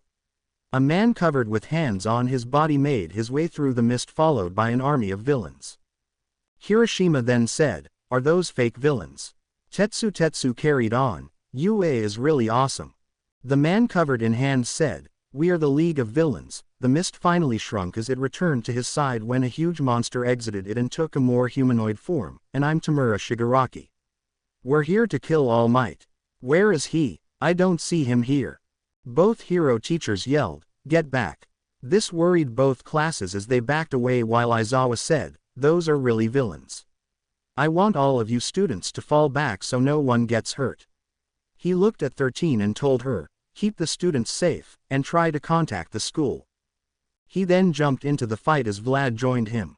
Some of the villains tried to shoot him with their quirks, but it yielded no result. Aizawa used his scarf to grab some of the villains and smash them into each other. One of the villains, which had 4 arms, charged at him, tried to erase my mutant quirk. The man didn't make it too far as Vlad King smashed his face with a hammer made out of blood. The hero charged at the rest as he began smashing left and right. A villain tried to jump on him, but he was grabbed by the throat and thrown to the side like a ragdoll. Suddenly Aizawa blinked, which caused the mist villain to escape, causing Aizawa to click his tongue as he continued to fight the horde of villains with Vlad.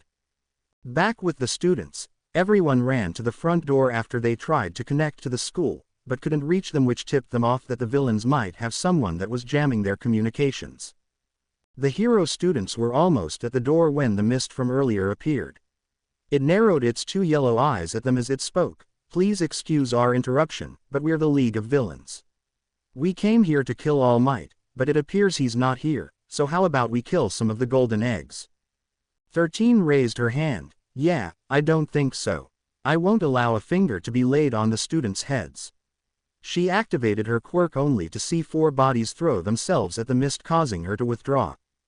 Bakugo, Hiroshima, Kamakiri, and Tetsu all attacked the mist villain, interrupting the hero's attack. Bakugo stood up saying, "Didn't see that, did you?" The boy had a huge smirk on his face which fell almost instantly as the mist villain reformed. The villain said, "That was a close one, but now it's time for you all to scatter and die." He then engulfed everyone in a huge dome of mist and began teleporting students to different zones, but some managed to stay at the plaza. They were Ochako, Mina, Toru, Sato, and Shoji from 1A, Setsuna, Koji Bondo, Hiru Rin, Kanoko Komori, and Shihei Kuwaro from 1B along with 13. The mist villain looked at them, and said, "It would appear that I have to kill you myself."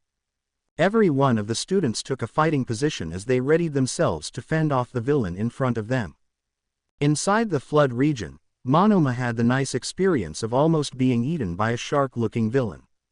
He noticed something moving quickly in the water, kicking the villain in the head before grabbing him and throwing him onto the boat, where he saw Reiko Yanagi, Yui Kodai, and Manga Fukudashi from his class. Denki Kaminari and Tsuyu Asui from Class 1A climbed into the boat. The girl then said, "I don't think I need to point out the obvious, but we need to come up with a plan to escape from the villains." Monoma scoffed but earned a slap from Reiko, who said, "Indeed, we must find a way to escape." In the fire region, Nuringenki Shota was not having the life of his time with his classmates Abara Shoazaki and Jirota Shishida, who was currently moping the floor with the villains with Ojiro and Hantasiro from Class 1A. The teen joined the fray as he tried to protect the girl beside him since she was greatly weakened by the fire. He looked around only to see a member of 1A hiding under some rocks as he begged and cried that he doesn't die. The boy rolled his eyes as he continued fighting. In the earthquake zone, the entire place was a frozen mess as everyone present there was watching Shoto wreak havoc against the villains. In that region, Juzo Honanuki, Itsuka Kendo, and Tsubaraba were frozen still as much as Tokiyami and Koda. In the landslide zone, Bakugo along with Tetsu, Hiroshima, and Kamakiri were making nightmares come true for villains as they plowed through them. And finally, in the mountain zone, Momo, Jiro, and Iida along with Pony, Awase, and Kaibara were surrounded by villains as they prepared themselves to fight. Back at the school, Izuku felt a sudden increase in chaos as he looked out the window, which made Nezu ask him, "Is there something wrong, young Midoriya?" The boy looked at him and pointed in a certain direction. "I felt a sudden surge in chaos from that direction." The principal smiled. "That's where the USJ is. Your classmates must have started training. That's why you felt this shift. Now, I have some questions I want to talk to you and your mentor about." Izuku snapped his fingers as he summoned a mini Discord.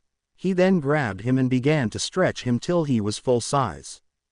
The quirked animal smiled, but Izuku couldn't help but feel worried, so he sent his shadow to the USJ to tell him what was happening. A party at the USJ. The situation at the USJ was a complete disaster. 13 looked around and frowned. "What did you do to the students, vile villain?" The space-themed hero readied himself in case the mist villain decided to do anything to the rest of the students beside him. The mist villain replied calmly, "Relax, 13. Your students are still here in the USJ, but I scattered them around a little bit. Whether they live or die is up to my allies who are currently hunting them down." He then let out a small chuckle, nerving the rest of the students. "As for the rest of you, your fate is at my hands." The mist man began to approach them, as 13 said, lifting his hands, "I don't think so, villain." The hero activated his quirk as the lid on her fingers allowed the mist to be sucked in. The villain groaned as he was being destroyed, but suddenly a portal opened behind the hero as she was slowly eaten by her quirk. This led the students to panic and rush to their fallen teacher. Ochako lifted her as her eyes teared up and she says, 13, are you all right? Your quirk was used against you. The girl knew how destructive 13's quirk can be if used improperly. It was one of the many reasons why the heroine chose to be a rescue hero and not a limelight hero, given that this way, it would be less dangerous for everyone involved, including the villains. The heroine didn't want to kill anyone after all. 13 replied through her coughs of pain, I'm fine, but it really hurts. She looked at the mist villain, who seems to be currently engaging Shoji with the six-armed boy, throwing rocks at him, trying to him as he dodges his portals. You all need to find a way out of here. One of you needs to go and warn the administration. Shihei raised his hand, I'll do it. My quirk is best suited for the situation. I can use the shadows to travel quickly to the school. Everyone nodded as they saw Shoji get flung back as Kurogiri approached them. He said, talking about your plan in front of the enemy. How naive can you be? The student stood in front of him defiantly as Shihai had an idea. The boy ran toward him, and jumped inside of him. The mist man suddenly felt his own body tug against him. It felt like his body was being stretched. The boy popped out of his body and said, look at you, so helpless now. He then re-entered it. The mist man frowned, then concentrated hard enough and yelled, get out of my body. Shihai was then launched out in the direction of the door where he hid inside another shadow. The boy then yelled, open the doors quickly so I can escape to the outside. Toru ran forward and said to the villain, hi Misty, take a look at this. The girl's body then emitted a huge flash of light, causing Kurogiri to back away from the students. In her mind, Toru was mentally patting herself on her back, this is so awesome. I have to thank Midori once we go back to school for teaching me this awesome move. Setsuna disconnected her hands as she grabbed Shoji. Listen, big guy, I'm taking you to the door to pry it open. You're technically our only hope to open it. The girl then noticed a swirling mass of mist coming their way, but suddenly it flinched, giving the girl time to get out of the way and take Shoji to the door. The six-armed team looked at the girl and said, you can count on me. The boy then summoned different arms and grabbed the door as he began to slowly rip it open, or at least cause a crack huge enough for the black user to escape from the USJ. Back with the others, Rin smiled as he said, so you do have a body under all that mist. The boy noticed something glinting in the mist, so he aimed at it, and he hit him directly, causing him to shriek in pain, and allowing the safe passage of Tokage and Shoji. Kurogiri frowned. You may have found my weak point. The fight is still far from over, so I suggest that you all give up. The mist man was about to attack when he heard the sound of metal being ripped apart. He looked behind him and saw Shoji standing beside a huge hole in the door. The boy yelled while one of his hands was through the hole, Kuwaro, use the shadow of my hand to escape. The black user then jumped from the shadow in the ground to the hand's shadow and exited the USJ. The boy said, don't worry, my friends, help will be swiftly on the way. He then ran outside the USJ. Shoji turned around to see a clearly annoyed Kurogiri, who said, you all have been nothing but a nuisance. I will send you all to he. The mist man then felt his body begin to float as he sensed that he lost his footing. Ochako said, looks what Rin said is true. Goodbye now. She threw the mist villain away from the other students toward the ground. She looked at Bondo. Bondo, you have to do it now if we want to contain him. The glue hero in training nodded his head as he walked quickly and used his quirk to glue Kurogiri to the ground. The mist villain tried to escape, but the glue quickly hardened, restraining him. Kurogiri growled, damn it. Sato came over and downed a sack of sugar into his mouth. The boy's muscles then bulged as he yelled, and away you go. The boy dug his hands into the ground, removing a huge chunk that contained Kurogiri, and threw the mist man away from the others. Ochako and Tokage returned to 13, who was left with Kanoko. The hero now seemed to be much calmer as she said, thank you, Komori. That mushroom really helped dull my pain a little bit. The mushroom girl smiled with a small blush, no problem, 13. In the flood region, Monoma sat with his legs crossed as he tried to come up with a plan to use to help him and the others escape. He needed everyone's aid to ensure this endeavor, even 1A's help. Yes, he didn't like him, but even he knew when to act professional or not. This was one of those times to act professional, or else it's an early grave for all of them. The boy looked at everyone and said, all right, as you can see we are all in quite an unexpected situation.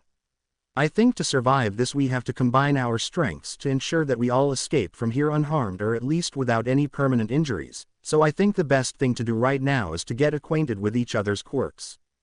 Everyone looked at him shocked for a moment before Yui picked up a toothpick and enlarged it. The boy was confused, but then the spear-like weapon was near his throat as the girl asked seriously, who are you and what did you do to Monoma? I know for a fact that he would have never accepted the help of anyone from 1A. The boy chuckled as he was afraid for his life. Kodai, it's really me.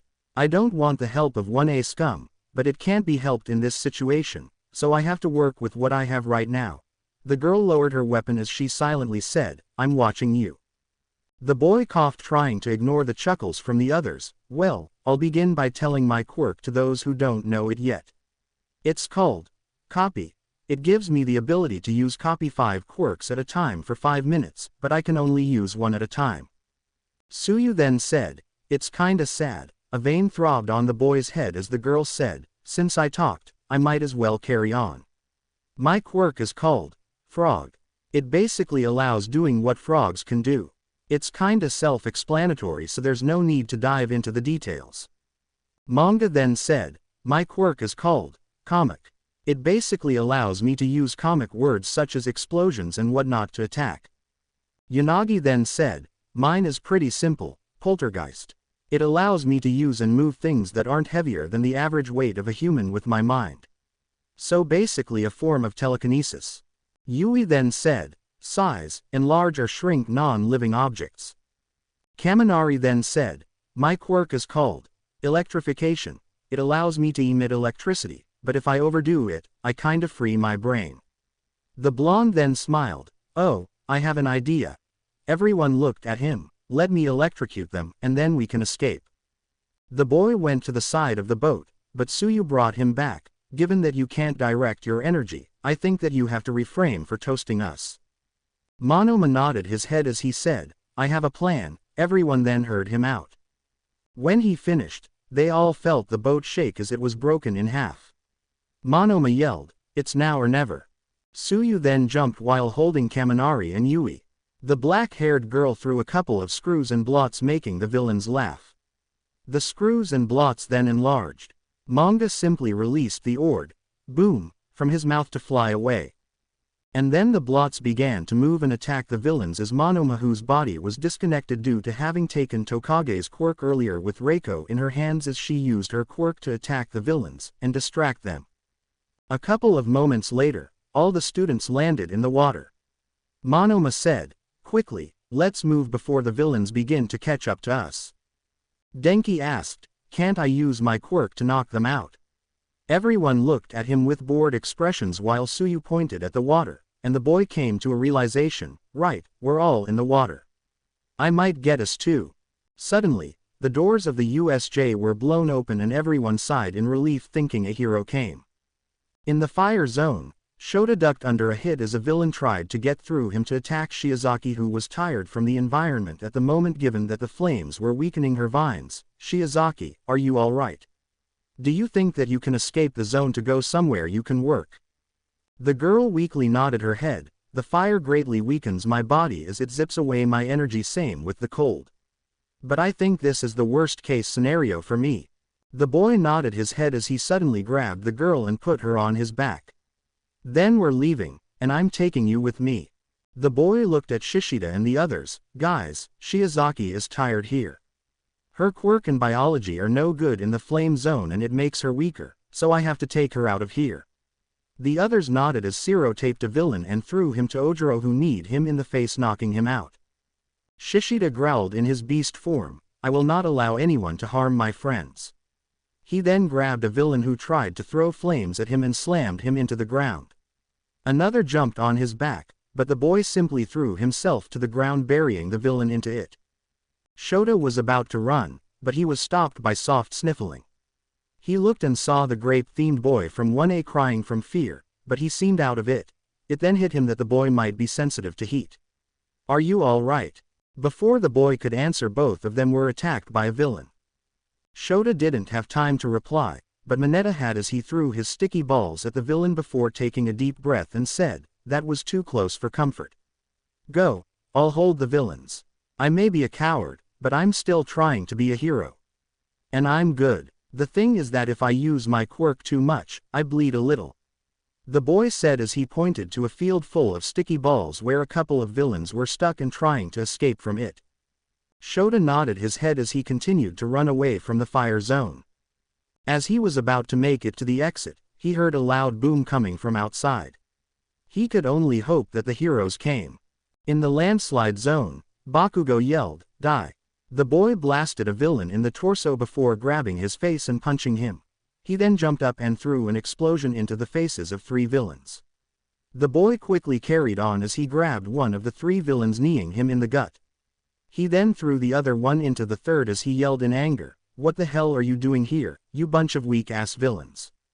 Tetsu was with Kirishima as they both punched villains left and right as the steel user said, "Wow, he's sure enjoying himself. He's also a great fighter. I have to give him that." Kirishima chuckled, "I know, right? He's the manliest guy ever. It's really cool." The boy now had stars in his eyes as he looked at Bakugo. A shout from their said brought both their attentions. They looked at Kamakiri, who said, "Fanboy, ogle him later.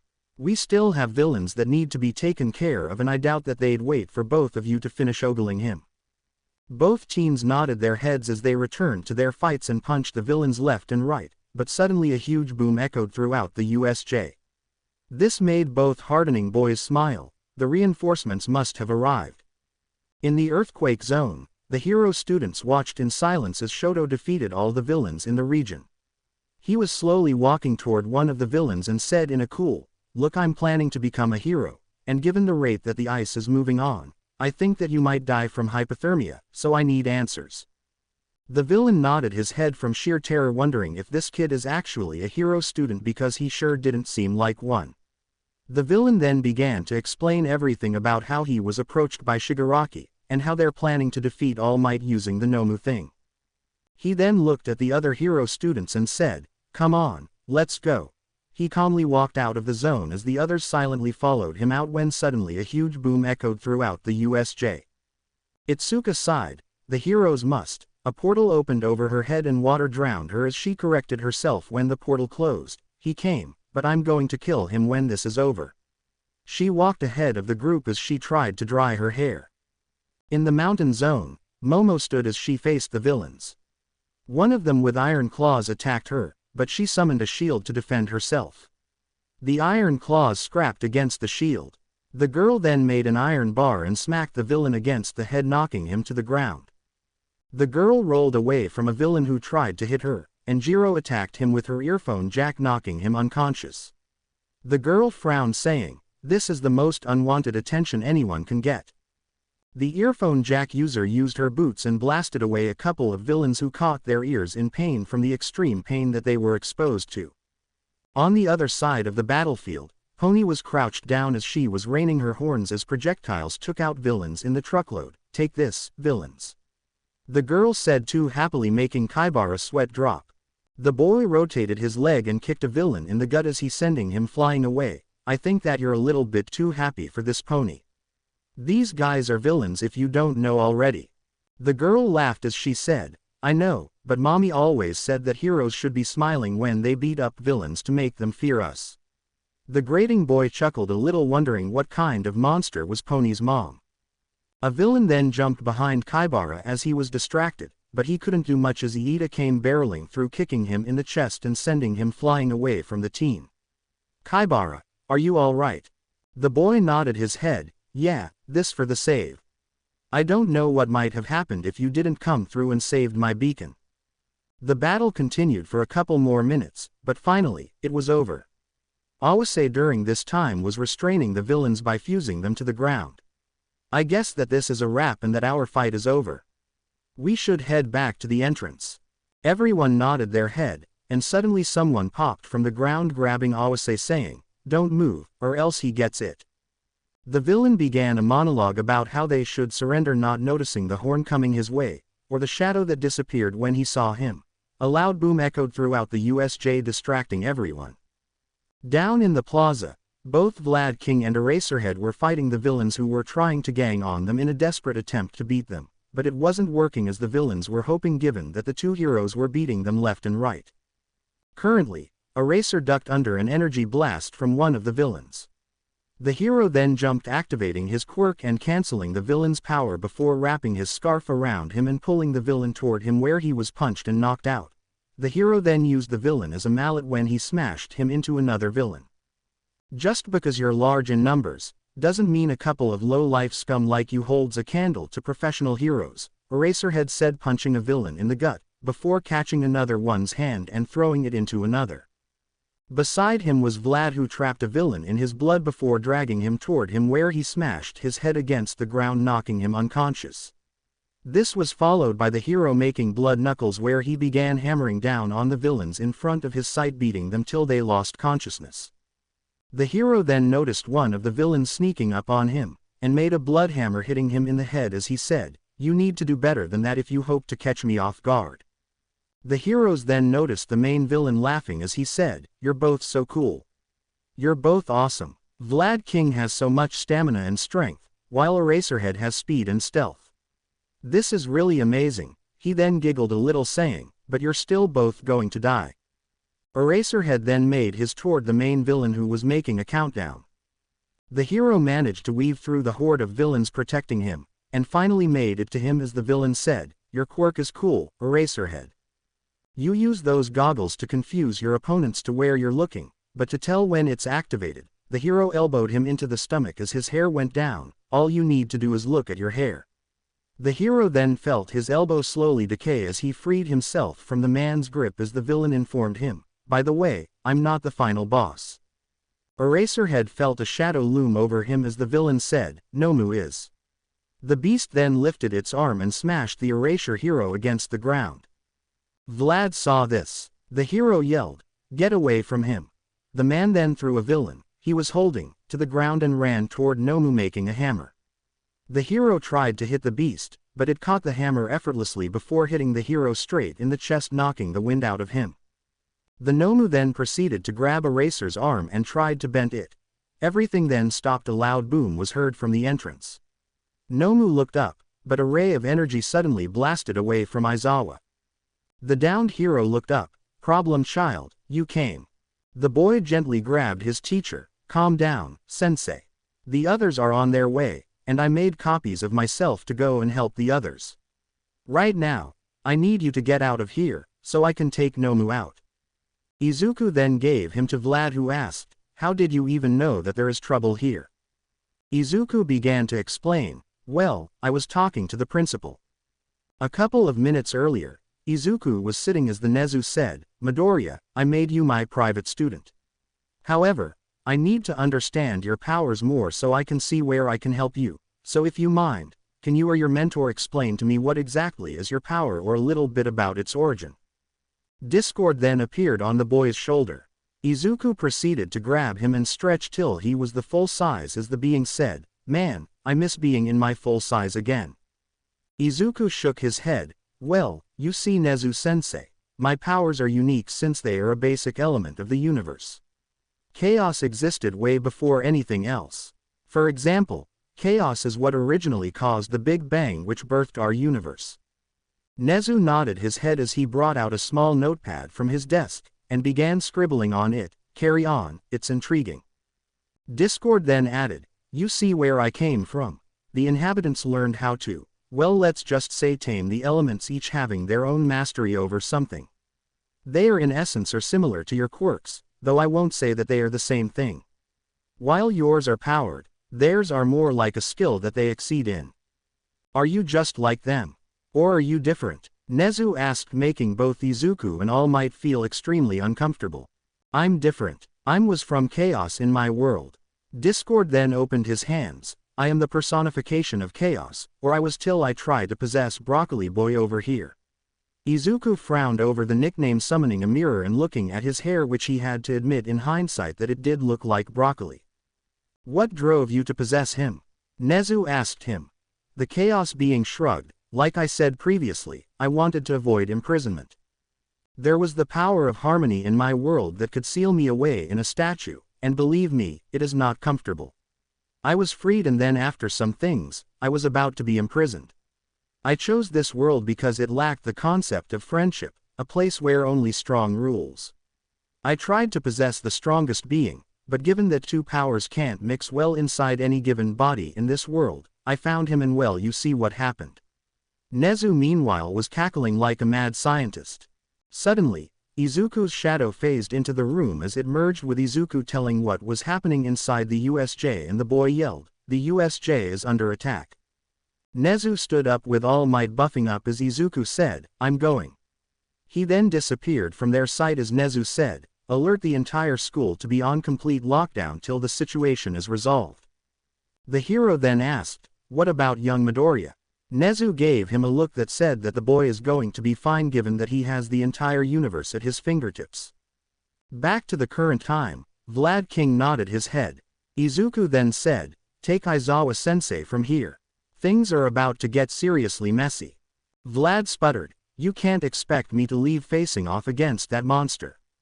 Izuku looked at him as he said, I can literally summon a thermonuclear bomb here. I think you should be afraid for the monster, not me. Vlad then looked and saw Nomu pushed to the ground a giant version of Izuku's arm. The boy himself had his entire arm through a portal. The hero nodded and then went off. The boy cracked his neck as he said, let's dance, beastie. In the flood region, all of the present saw something crash into the water beside them. They looked and saw Izuku there with a smile on his face. The boy then said, quickly, I need to all get out of here so I can deal with the villains. Monoma then said, of course, 1A students will try to steal our hard-earned effort of facing the villains. Hell, he's even trying to take the effort of his own friends. Everyone gave Monoma a dry look as Izuku simply shook his head before he snapped his fingers, lifting everyone into the air. The boy's hand began to emit electricity as Kaminari said, hey, that's my. Izuku then yelled, 10 billion volt attack. Kaminari's mouth dropped open, thing. Izuku then lowered them into the water as he pointed to the downed villains. The bad guys are currently down, and I need you all to go to the entrance. Whatever you see, you are not to interfere because I'm currently facing something that requires me to set loose. Everyone looked at him confused, I'm just a clone. Get with the program, people.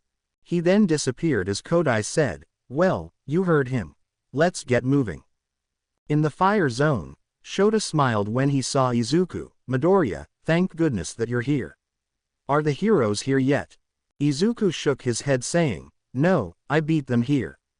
Don't worry. He looked at Abara who was sweating heavily, bad place to her, adding to that a fever that she must have developed some time ago. He then touched her forehead making her sleep and cured her.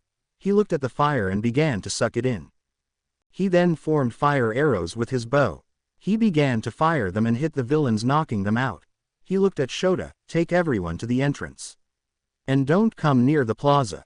I'm just the clone and the original is battling a very strong monster. When Izuku's clone reached the landslide zone, everyone was packing up and was about to finish the villains. He then quickly took the rest of the villains out. Sorry for taking your fun, guys. But I need you all to go to the entrance and don't come near the plaza. There's an all-might monster there, and I don't need distractions where I'm fighting it. He saw Bakugo was about to complain, so he pinched him on his shoulder, knocking him out. He looked at the others and asked with a sweetly innocent smile saying, do I have any more complaints? Everyone shook their heads as Izuku disappeared with Kirishima carrying Bakugo to the entrance. In the earthquake zone, Izuku appeared and whistled, wow, I have to give for you, Todoroki, you cleared the area entirely. The dual-haired boy looked at him and nodded, Midoriya, I see that you're here. Did the heroes come with you too? Izuku shook his head, I came here before them. Izuku was then tackled to the ground by Kendo. The boy chuckled, Kendo, you're like my sister, but people will get the wrong idea. He then became intangible, freeing himself from her grasp. When he formed, he said, look, I know you're angry, so how about you cool down? A portal opened and the girl was now dumped in snow. Izuku shook his head as the girl was too easy as she said, I will get my revenge for this. Mark my words, Midoriya. The boy chuckled as he tried Kendo back to normal, much to the girl's relief. The boy said, I need everyone to go to the entrance, and do not go to the plaza. Under any costs. I'm fighting some monster right now, and I need full concentration. He then disappeared as Shoto sighed, well, you heard him. Let's move to the entrance. Even though the boy wanted to see this all-might killer, he knew that going there and putting his classmates' life at risk was a stupid idea. In the mountain zone, the villain holding Awase yelled, what the heck was that sound? His arm was suddenly yanked back by something black.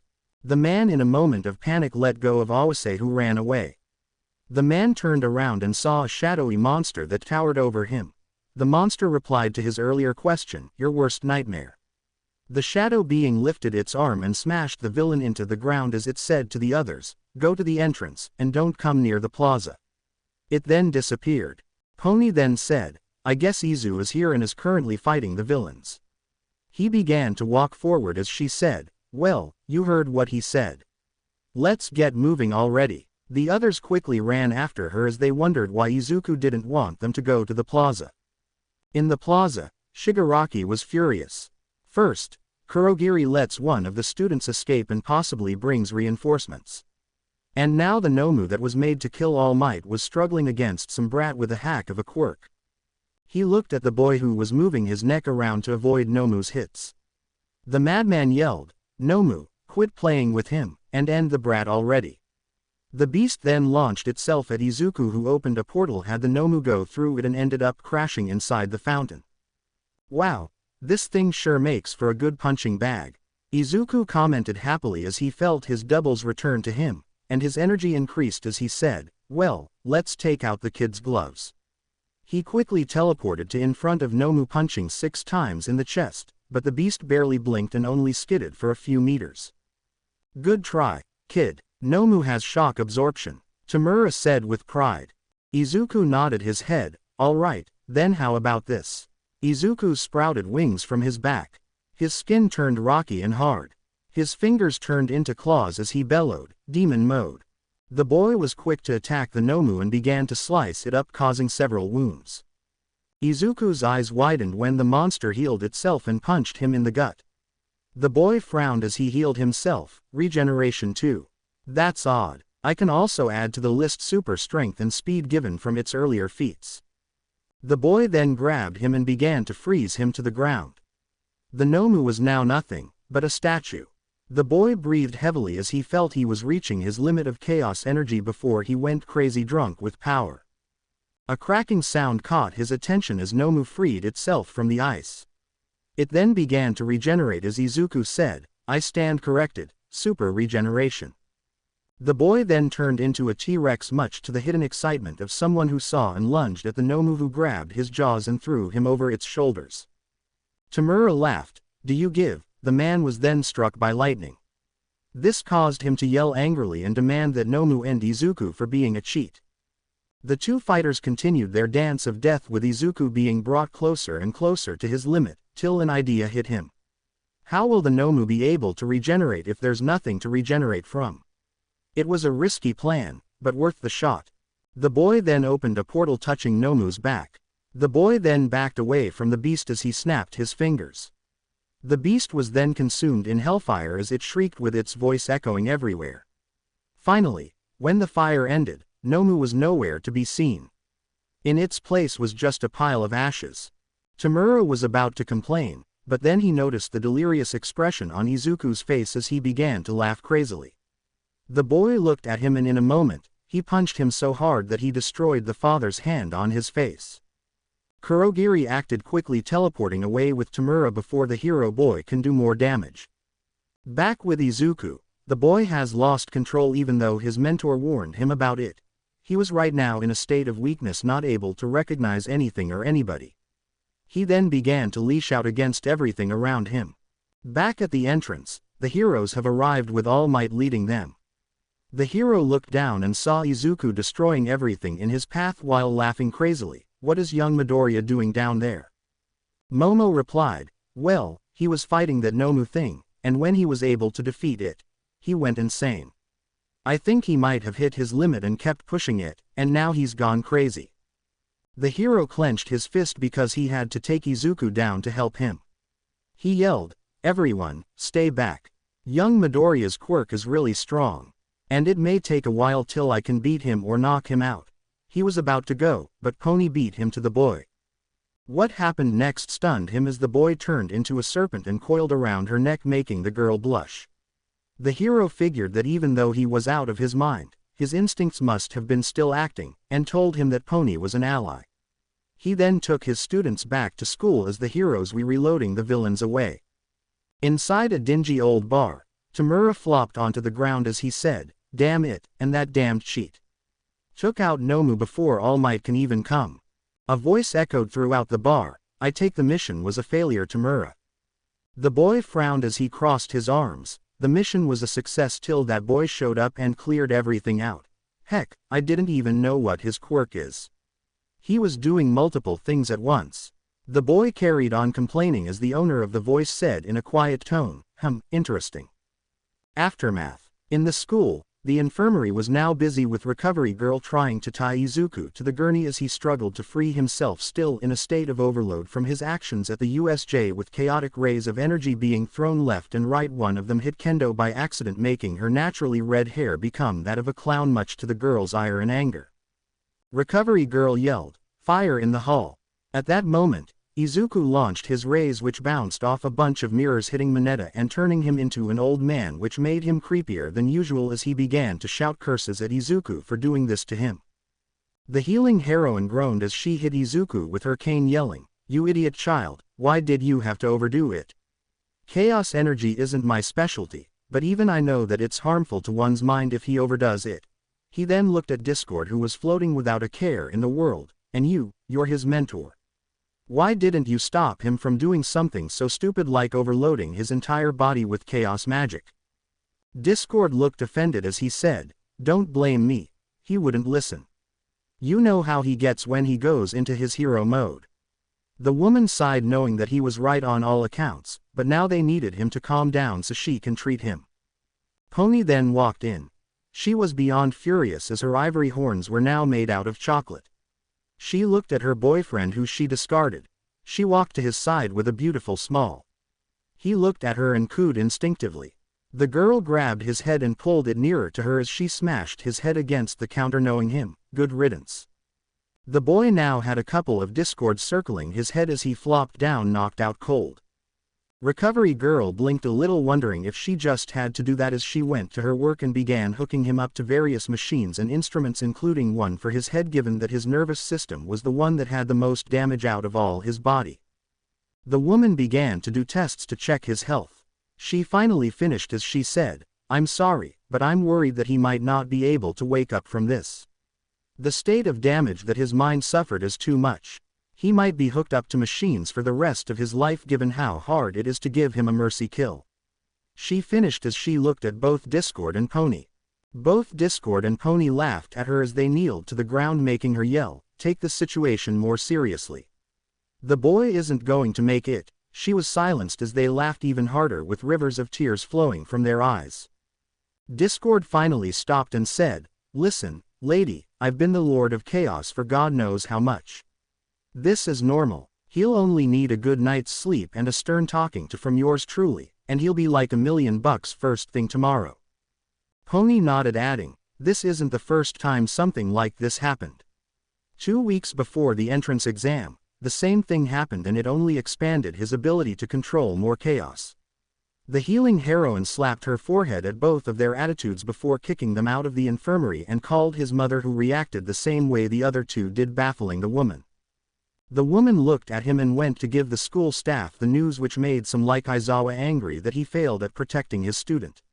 All Might pretended to be worried, having seen a breakdown like this before, and how Izuku jumped back up the next day as if nothing happened. Back in Izuku's mind, he opened his eyes to see that he is in a fancy-looking room as he sighed, "Oh dear, I must have overdone it this time too."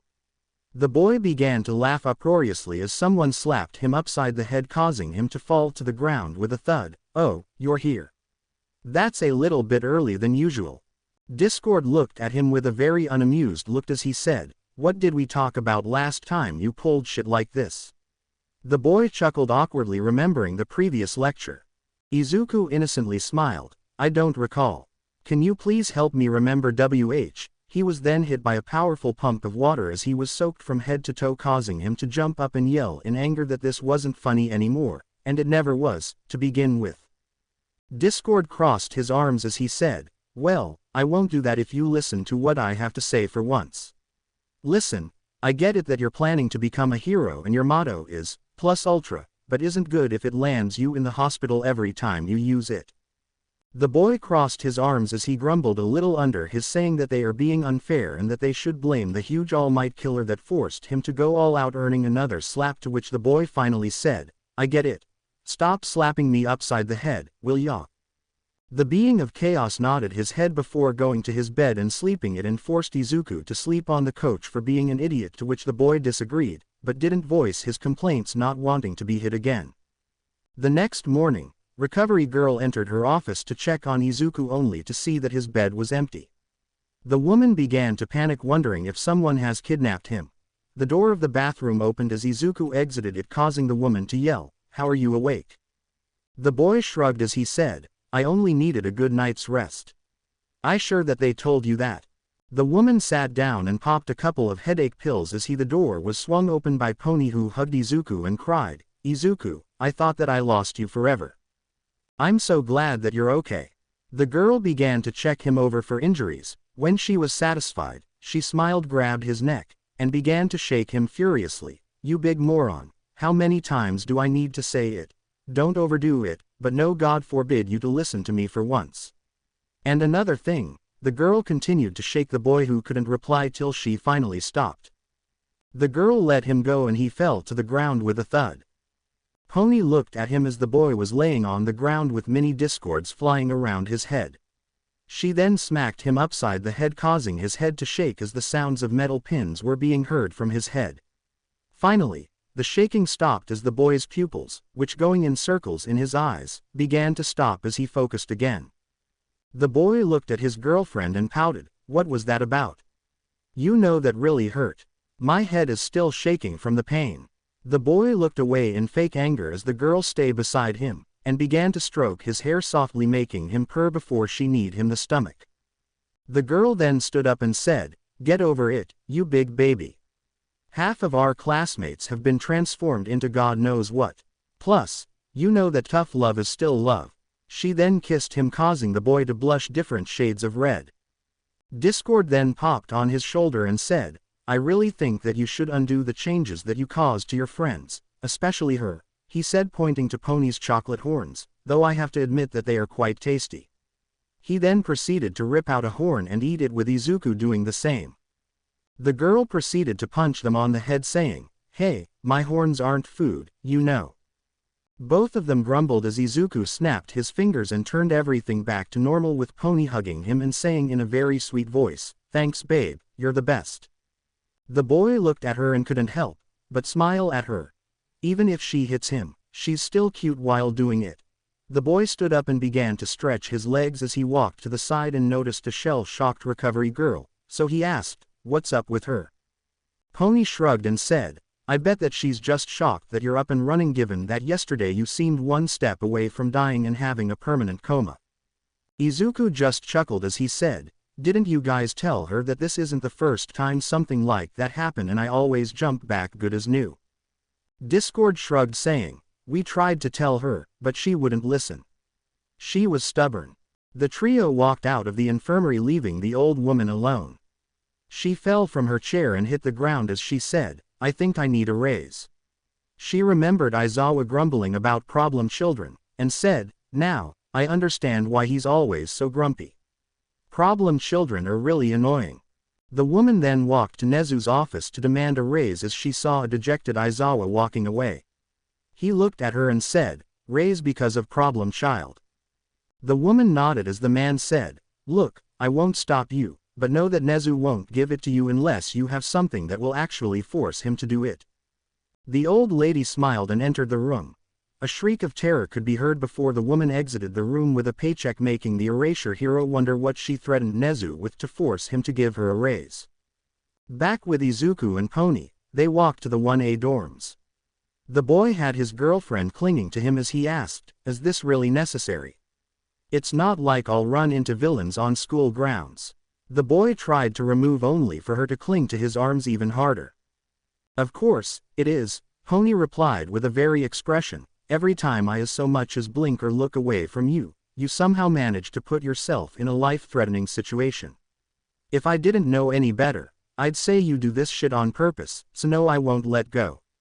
She then smiled brightly, "And also this could be considered as a type of bonding, so be happy, you big log."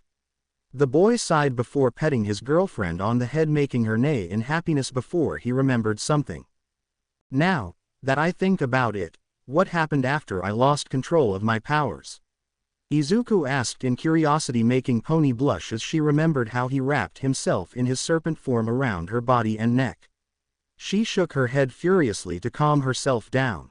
The girl quickly replied, "Nothing that you need to worry about." The boy was weirded out by this as he asked, "Are you s?" "Yes, I am." The girl cut him off, making him feel worried. Discord then appeared out of nowhere and said, "I think you should listen to her. Nothing worth mentioning happened."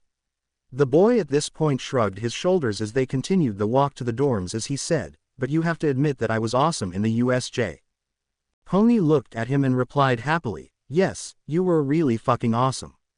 You managed to beat the villains down before they even knew it, and you duplicated yourself into multiple versions. That was extra cool. I hope that I can manage to stand out just like you someday." The boy stopped a little and his girlfriend turned and looked at him. "Pony, you don't need to stand out. You're already awesome as you are." The girl smiled a little as she said, "That was really nice, Izu." Cheesy, but was nice. Discord on the other hand was crying rivers from his eyes as he said, "That was the sappiest piece of crap that I ever saw in my entire existence, and yet for some reason, I can't help myself from crying." Pony replied, "That's because Izuku is chopping onions over your head." The ex-Lord of Chaos looked up and saw a bunch of onions being cut and the smell making his eyes watery, and at this moment, he couldn't feel prouder that the mentee has finally outplayed the mentor. Pony began to chuckle with Izuku as the girl said, "We should hurry to our classmates, or else we'll worry them. They've been waiting for all day long and we're worried sick that you might die." The boy began to pick up the pace as Pony said, "But be warned, Itsuka might be still angry that you gave her a clown makeover, so just in case go and hide somewhere when you see her." The boy faked his hurt saying, "But it couldn't be helped, I was technically unaware of what I was doing, she can't blame me." Pony gave him a very unimpressed look, "Do you even believe what you're saying?" The boy went to reply, "But couldn't, you're right. Aware or not, messing with her is fun, plus she's an awesome fuel for chaos. The woman can't take a hit and keep laying down. She always comes back and wants revenge for the prank I pulled on her." The boy laughed loudly. The girl only sighed as she shook her head with amusement, "I thought so." 5 minutes later, they were both at the door of 1A dorm. The boy looked at the girl and nodded. The girl knocked on the door. They waited for a moment before a depressed Ochako opened the door and said, "Hi, Pony." "How can?" The moment she saw Izuku, she pounced on him with a happy expression. The girl bawled her eyes out, "Deku, thank God. You're all right. I really thought that we lost you for a moment back there." Everyone heard the commotion and came to the dorm's door wondering what was happening. Momo was the first as she yelled, "Uraraka, what's with the screaming?" When the girl saw Midoriya, she also began to cry as she too hugged the boy, making him and his girlfriend on the side fume with anger as she mentally said, "Happy thoughts. Happy thoughts. Fucking happy thoughts." The girl finally reached her limit as she pushed them both away, saying, "I think we should allow him to enter the dorms to relax a bit." Momo nodded her head as she grabbed both Izuku's and Pony's hands, dragging them inside, saying, "Guys, Midoriya's back and he's okay." The common room was then flooded by students who were worried sick for their friends or who were there out of respect, such as Todoroki. Iida was the first one to talk to him. "Midoriya, my good friend. Nothing can express how much I am relieved to see you in such a good condition." The boy hugged him and patted his back awkwardly since he wasn't one for physical affection. Izuku smiled and chuckled, "Well, I can tell you that this wasn't my first time, and hopefully it would be the last time that something like this happens ever again." Izuku replied with a huge smile on his face as he wondered in his mind how many times will this happen again. He shrugged as he thought that only time and experience will tell. Discord then began to boo him in his head, reminding him that there shouldn't be a next time, but he was mostly ignored by the boy. Suyu came along and slapped him with her tongue. "That's for making us feel worried." The boy rubbed his cheek, wondering why girls had some kind of fetish when it came to hitting him. She then hugged him, saying, "This was a thank you for saving us all." She walked for a bit before slapping him again and adding, "And that's for turning into a frog when you were inside your chaos-induced state." The boy blushed as he said, "Sorry that you had to wait for the morning to be turned back." Everyone in the room suddenly blushed, remembering how Suyu was turned back into herself.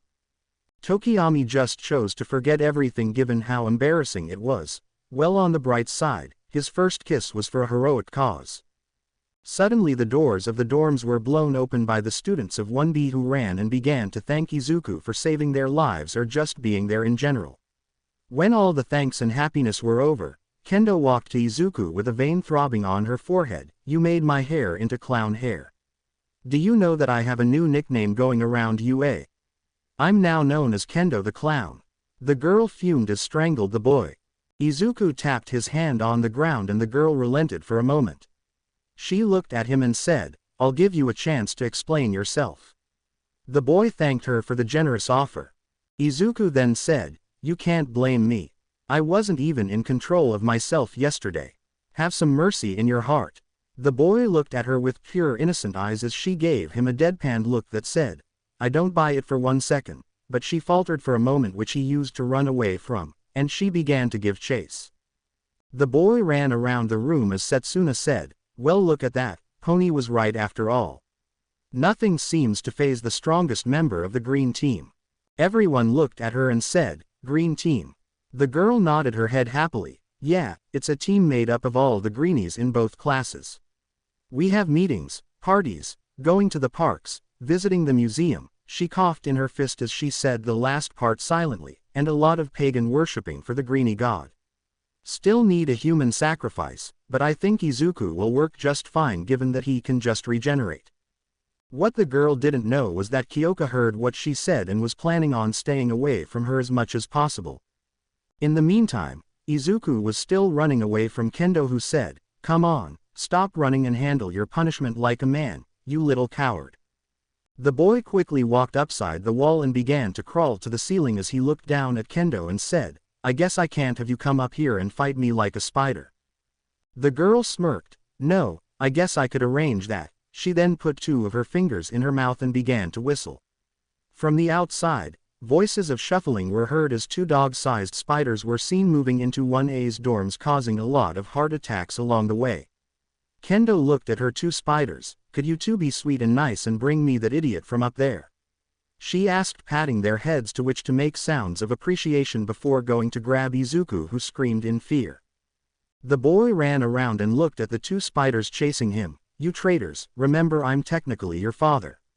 I brought to this world and I can much as well take you from it." Kendo gasped, "I will not allow you to harm my babies in any form or shape, got it?" Izuku finally tripped, causing one of the huge spiders to catch him and drag him down to Kendo, to which he said, "Peace." And he extended his hand. The girl looked at him skeptically as she said, "Fine." She grabbed his hand and began to shake it till she felt it going loose. She looked and saw Izuku running with the hand having a fuse at the hand as it reached its hand, causing her to say, "That son of." An explosion occurred and everyone looked at Kendo, who was now sporting clown makeup on her face with a red clown nose and finally clown rainbow hair. The girl looked at everyone, who was struggling not to laugh so they won't be on the receiving end of her wrath. The girl took out a mirror and saw her face, which caused a couple of veins to pop on her forehead, and yell at her pet spiders, "Mike, Spike, sick him." The 2 spiders ran after him around the dorms in a comedic chase before Pony, having enough of this chase, tripped him. The boy yelled betrayal as the 2 spiders dragged toward Kendo, who gave him a harsh beat down, to which he only laughed as he made her punches feel like a punch of feathers. By the end of it, Kendo let Izuku go with a firm warning that if he retried any more shit with her, there will be harsh consequences, which the bot disregarded, saying that she will not do anything to him since she's a big sister and big sisters are supposed to protect and adore their brothers. The girl grumbled and said that she will give him a timeout. They both then sat down and everyone looked at them as Kamakiri said, "Is your comedy program over, or do we have to wait some more?" He crossed his arms as he added, "Not that I mind. This shit going on between you 2 is comedy gold." He began to laugh and suddenly felt a very threatening aura. He looked and saw Kendo smiling sweetly, but the smile was pure evil. Monoma, trying to defuse the situation before their class representative blew up a fuse, said, "How about we play a game or something? Show these class 1A goons who is the boss." Everyone nodded as Kendo calmed down and asked, "So what do you guys want to play?" "I'm down for anything. I'm a master at all types of games. Tetsu then whispered, she's really a very sore loser who destroys the game once she begins to lose. The girl gasped and said that those were false accusations as Setsuna pulled a video of her destroying the chess board last week with Shishida after he almost defeated her, making her blush. Izuku snapped his fingers as he made a board appear from nowhere and said, how about we play Dungeons and Dragons? Everyone agreed, but Kendo began to inspect the board closely. She then looked up and gave a thumbs up as she said, it's all clear. It's clean. There's nothing to be worried about here. Everyone sighed in relief as they all began to lay the game, but as time went on, the game began to get boring given that this wasn't interesting at all and they weren't used to playing a board game. Kamakiri finally stood up and yelled, this shit is boring. Isn't there anything of a higher stake? At that, he felt a chill go down his spine as he looked at Izuku with discord wrapped around his neck, both chuckling. The Chaos Boy then said, higher stakes you say? I suppose I can arrange that. The mantis-looking boy began to sweat as he said, no, it's cool man. I don't need higher stakes. The boy was hoping to avoid being turned into a rat like last night when he was struck by a stray chaos beam. Izuku smiled, don't worry. It's going to be fun for everyone. I'll just raise the stakes of the game a little bit. Everyone began to shift nervously till Kendo stood up and walked to the door and tried to open it. When the door didn't budge, the girl frowned and looked at the boy. Come on, baby number 21. The girl said in a calm voice, I said I wasn't interested in anything you have to offer us. The boy snapped his fingers as Kendo sighed and opened the door only to be met by a brick wall. She looked at Izuku, who grabbed Pony and summoned an umbrella. The boy raised his foot and brought it down on the ground. Suddenly, the ground was gone as everyone was falling inside a dark abyss with Kamakiri yelling, I regret my life choices, and fuck you Midoriya. Everyone else was just sighing as they fell into the unknown. Izuku meanwhile was floating gently using the umbrella as Pony was hanging on him as he fed her grapes from his hair. The girl looked at him, already used to his antics, and said, that's a long way down there. She can still hear her classmates' screams of horror even when they began to become fainter. The boy shrugged as he said, I suppose so. He rubbed his head against Pony, who blushed. Pony looked at him and asked, do you know that Itsuka will really make you pay for this? The boy shrugged as he saw the price he had to pay for this was worth it. Moments later, everyone from both classes wakes up as they survey their surroundings. A harsh punch could be heard with a whine of pain. Everyone looked to see an orc-like creature punching a mantis-looking warrior. They all knew who the mantis was. It was Kamakiri. Reiko then said in a surprisingly hollow voice, stop hurting our friend please. The orc looked familiar to her, but she couldn't just point where she saw it.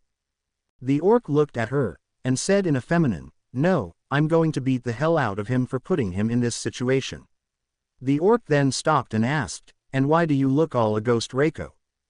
The ghost girl was shocked, but asked, Itsuka, is that you? The girl nodded her head, but Reiko then said, best that you don't use a mirror because you're going to flip your lead. Kendo wondered why, looked into the water of the river beside them and saw that now she had two tusks going out of her mouth. Her entire body was muscular and she looked like an orc. She felt mad but then noticed everyone had weird features. Iida was a knight, Ochako was a magician of some sort, Todoroki was a prince, Momo was a princess, Shishida was a werewolf, Reiko was a ghost, and Setsuna was a cavewoman. She looked and saw up in the sky Izuku sitting on a cloud watching them all as she asked, what are doing, Midoriya? Put us back. The boy waved his hand and says, hello there, adventurers. Everyone looked at him as Abara as an angel said, Midoriya, can you please turn us back? She then grabbed her soft wings and put her face into them. Seeing how soft they were, she said, I guess I can stay an angel for a little bit longer. She then fell asleep. Izuku coughed as he said, as I was saying, I tonight have summoned you all to go on a quest of utmost importance. It is to save the fair Princess Pony from the clutches of the evil Dragon King. Everyone sighed as he added, but fear not, I will accompany as commentary. He then clapped his hands and said, now, the faster you act the sooner you get out. Everyone sighed, but there was some compensation as they enjoyed the treat of seeing both Monoma and Mineta as trolls. They would always get hurt the most. It took 10 years to finally complete the quest, which was 10 hours in human time. Everyone was of course pissed off, but Izuku was just laughing as they chased him around the dorms.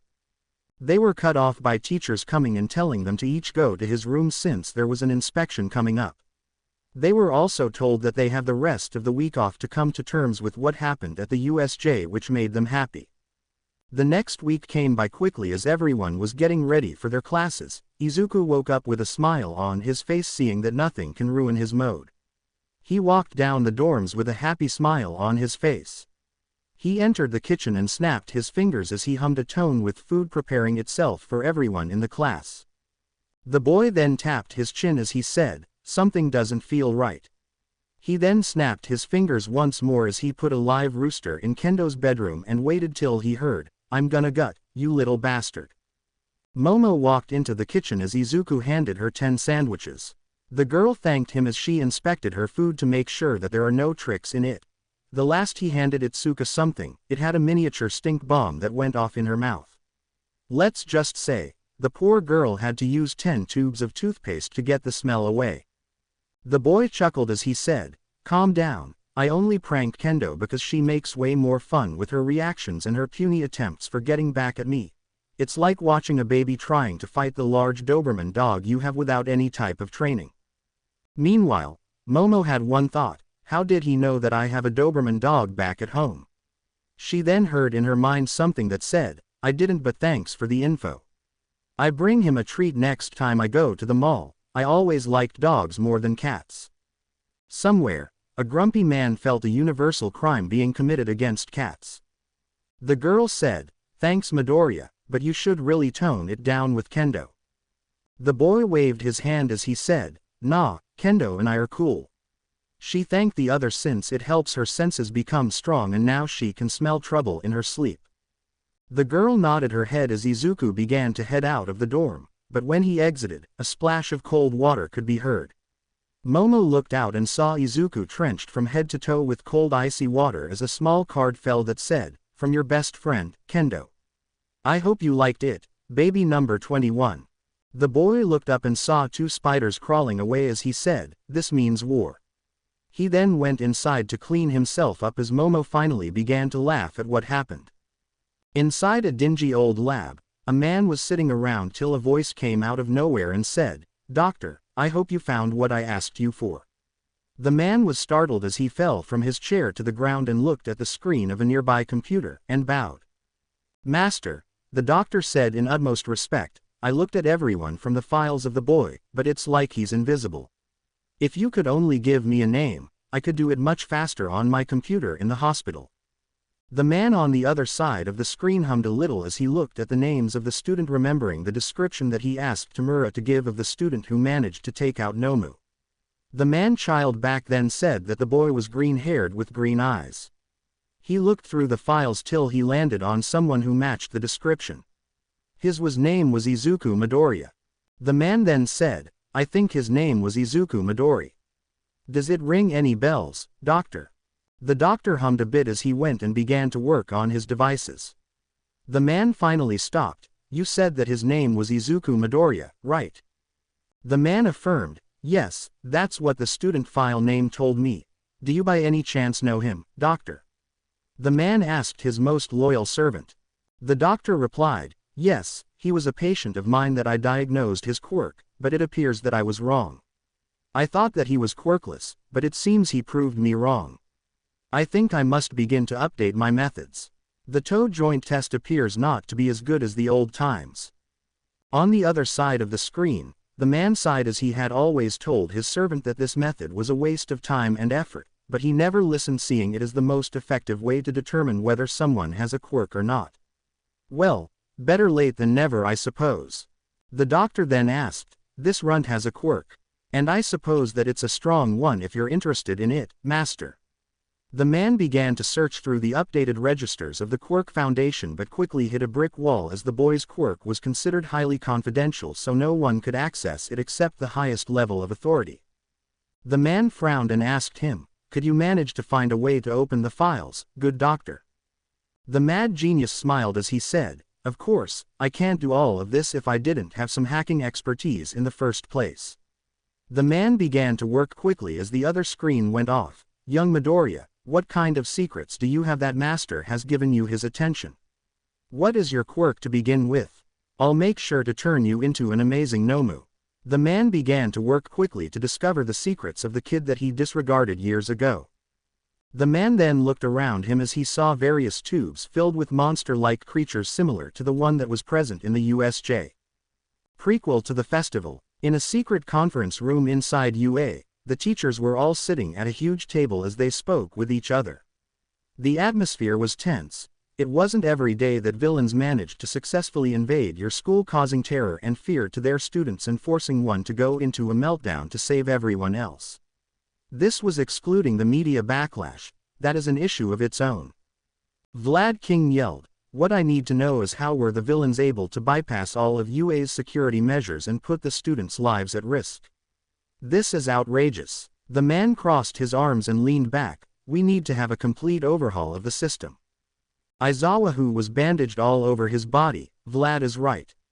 Something like this should have never happened to begin with." He then looked at All Might and activated his quirk, making him even more intimidating given his current condition. "And you, where were you? Because I'm sure as hell that you were supposed to be with us from the beginning."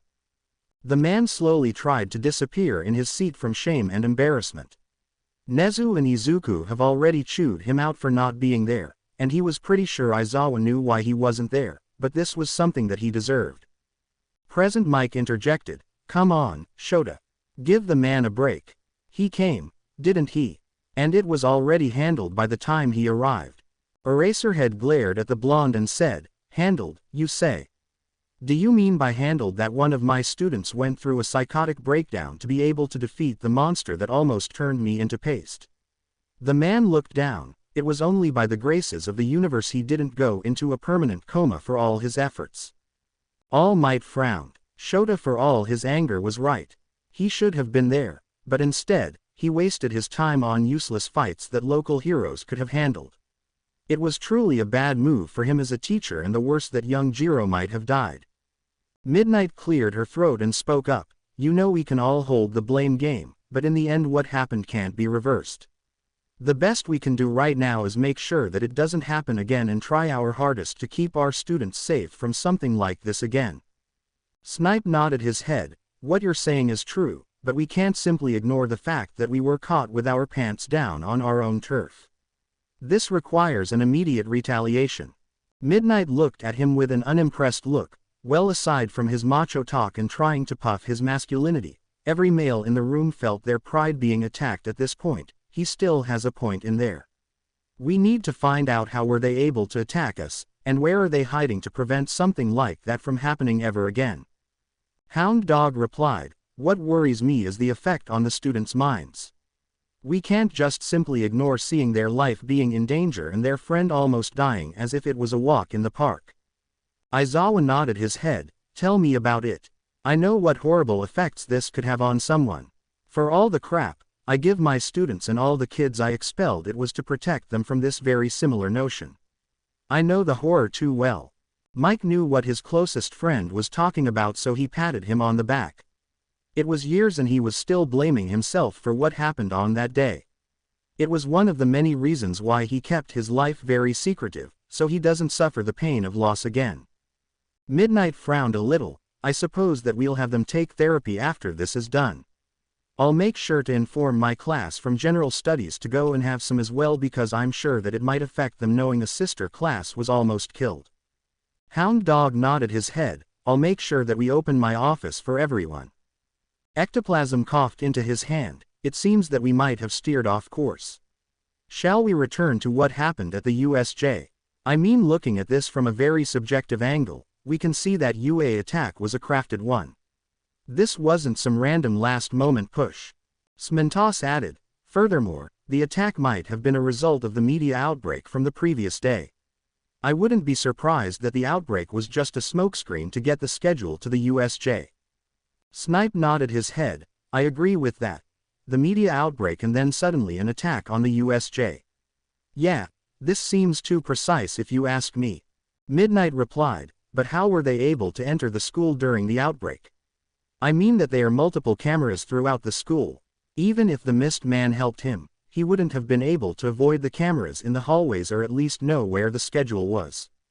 Nezu spoke up for the first time. For now, all of that is unknown, though I have a theory for that, but I need to keep it for myself just to make sure it isn't wrong.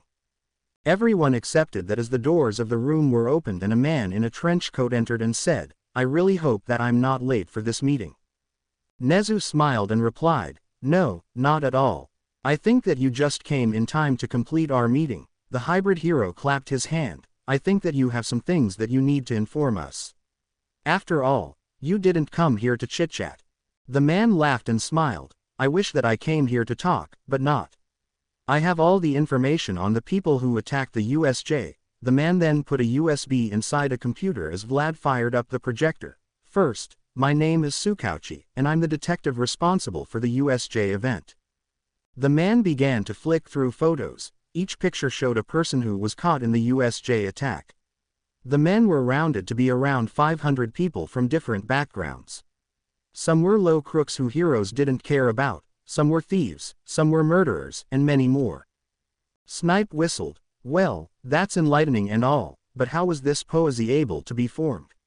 I highly doubt that they came together through free will." Sukauchi replied, "True, those people were gathered from different parts of the country and gathered being promised that they will be the foot soldiers to a new society where they won't be disenfranchised." The man finished the picture show. In other words, they were rounded by someone else. He then showed a picture taken of both Shigaraki and Kurogiri. "This young man here," he said pointing at Tamura, "is the person who managed to convince them to join. He promised them that once All Might and his students were killed, they'd be able to create a new world where they would rule."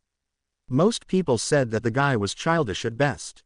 Vlad narrowed his eyes. "Now that you mentioned it, how was he able to recruit them? I saw him myself." The guy began to roll over once he was in a tough position and used video game lingo as if this was a game. Were those idiots really taken by his words? The man nodded his head. They said that it seemed really good and that they couldn't refuse him at the time. It was really looking good for them attacking a bunch of students who didn't know better, and they expected the students to die. Midnight added, "What else do we know about him from our sources?" The man frowned a little. "That's the problem. We know next to nothing about him. I wasn't able to find anything about him. I'm pretty sure that even his name was fake, but from what I collected from the students, his quirk is something that requires 5-finger touch which caused decay once it touched the target." The room was silenced as they took a moment to digest this.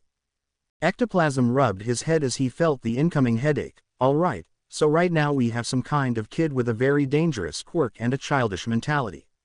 He then clasped his hands together leaning toward the table. "This seems like a very dangerous combination. We must summon all our resources to go and take him off the streets. If he was able to recruit these people, we don't want him to recruit anyone stronger." Others nodded their head as Smentos asked, "Okay, the crazy kid aside, what about the Mist Man? Did you find anything about him or was he also a ghost with a fake name?" The detective shook his head sadly. "I really hope we did, but we tried our best. The man wasn't found in any network from civilian, to national, to international. Even on the villain list of our country and other countries, there was no trace of him. His name must also be fake." Nezu sighed. "So now we have a man that easily bypassed our security measures." He looked at Powerloader. "We need to work on putting new anti-wrapping measures to make sure that no one like him makes it past our walls." The helmeted man nodded his head. "All right, I'll work on it immediately once the meeting is over." Nezu looked at the others. "As for the rest of you, I want you to make a full sweep of the school to make sure that there are no openings for intruders to use." The others nodded their heads as they looked back at Sukauchi, who looked back at the projector. The man began to talk once again. "Now, we can move to the final subject of this meeting of ours." He put a picture of a horrendous-looking creature. It was the picture of the very same monster that attacked their students at the USJ. This was the secret weapon that they planned to defeat All Might, but as you can see it was obliterated before even it can be used. Everyone looked at it shocked as Midnight asked, "Is that thing even human anymore?" I honestly think that it had been given a huge amount of steroids to become this size. Tsukauchi replied, well, you don't have to worry about it anymore given that one of your students reduced it to ashes. He then played a video recovered from the USJ and showed Izuku's fight with the Nomu minute by minute till Izuku finally caused it to combust, reducing it to nothing but ashes. The heat that the boy used made the ground around the Nomu to be turned into lava. It was basically a slaughter once he used that move, but then again this thing wasn't something anything less than lethal force can be used against. Ectoplasm asked, what do you mean in both regards? What kind of insane heat did he use and what kind of monster was that to use this type of lethal force? The detective nodded his head. First off, the heat the boy used was around 2000 degrees Celsius. It was higher than the heat that blue flame users usually give off. Second, the monster is no man. That thing was just a mindless killing machine. In other words, if the boy didn't kill it, it was going to kill him.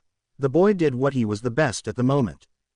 The man said, but we managed to take some samples from his ashes and handed them to the lab and the results we received were a little bit disturbing. He then added something, but first let me show you something before I show you the results. The man showed them a picture of a petty criminal. It was one that suddenly disappeared months ago and wasn't found anywhere. Most heroes didn't care much given that he doesn't do anything than the occasional pickpocketing or shoplifting. Tsukauchi explained, this man you saw here is, he pointed to the picture of the Nomu, is the same person or used to be the same person because whatever happened to him destroyed his body and killed him. Let's just say, he was remade on the cellular. Snipe choked on his spit. Okay, how in the world did this guy become this thing? It seems impossible unless there's some kind of Dr. Frankenstein wannabe running around performing all kinds of experiments. All Might replied, but to do something so horrible is beyond believable. The detective added, but that's not all. During our tests, we found DNA of other people mashed into it. What was found, well, let's just say it was disturbing. He then showed slideshows of different people and added, people, meet the humans who made this creature or at least the sources of the multiple quirks of this thing. Aizawa nodded his head, I can attest to that. That monster handled Midoriya and regenerated all the damage the boy did to it. It also showed super speed and strength that was similar to All Might. I wasn't sure if I was going to make it. All Might shivered as one person came to mind, but he made sure to kill him. He saw his body. He then felt Nezu patting his back and shaking his head telling him to be quiet. The detective began to explain, through very thorough examinations, we were able to determine that this monster held different quirks of people who went missing months ago. We tried to search for them, but nothing came up. This monster had multiple quirks, that was can be sure of. Smentos rubbed his chin, seems kinda fishy. Reminds of the old tales of the underground boogeyman, but that was a fairy tale. The man didn't notice All Might shivering or Nezu poking him to keep himself calm. The detective then sighed saying, as much as I find it hard to believe, it is true. The man's DNA was all kinds of messed up, and from what I understand from the student's testimony, the thing was mindless. It appears that the procedure where he became this thing, it lost its mind becoming a puppet. Powerloader then said, then what are we waiting for? Let's get moving. If they made one, they'll make another one. We need to start moving and take whoever created this thing and put him in jail. I'm not sure that I want to see another thing like that.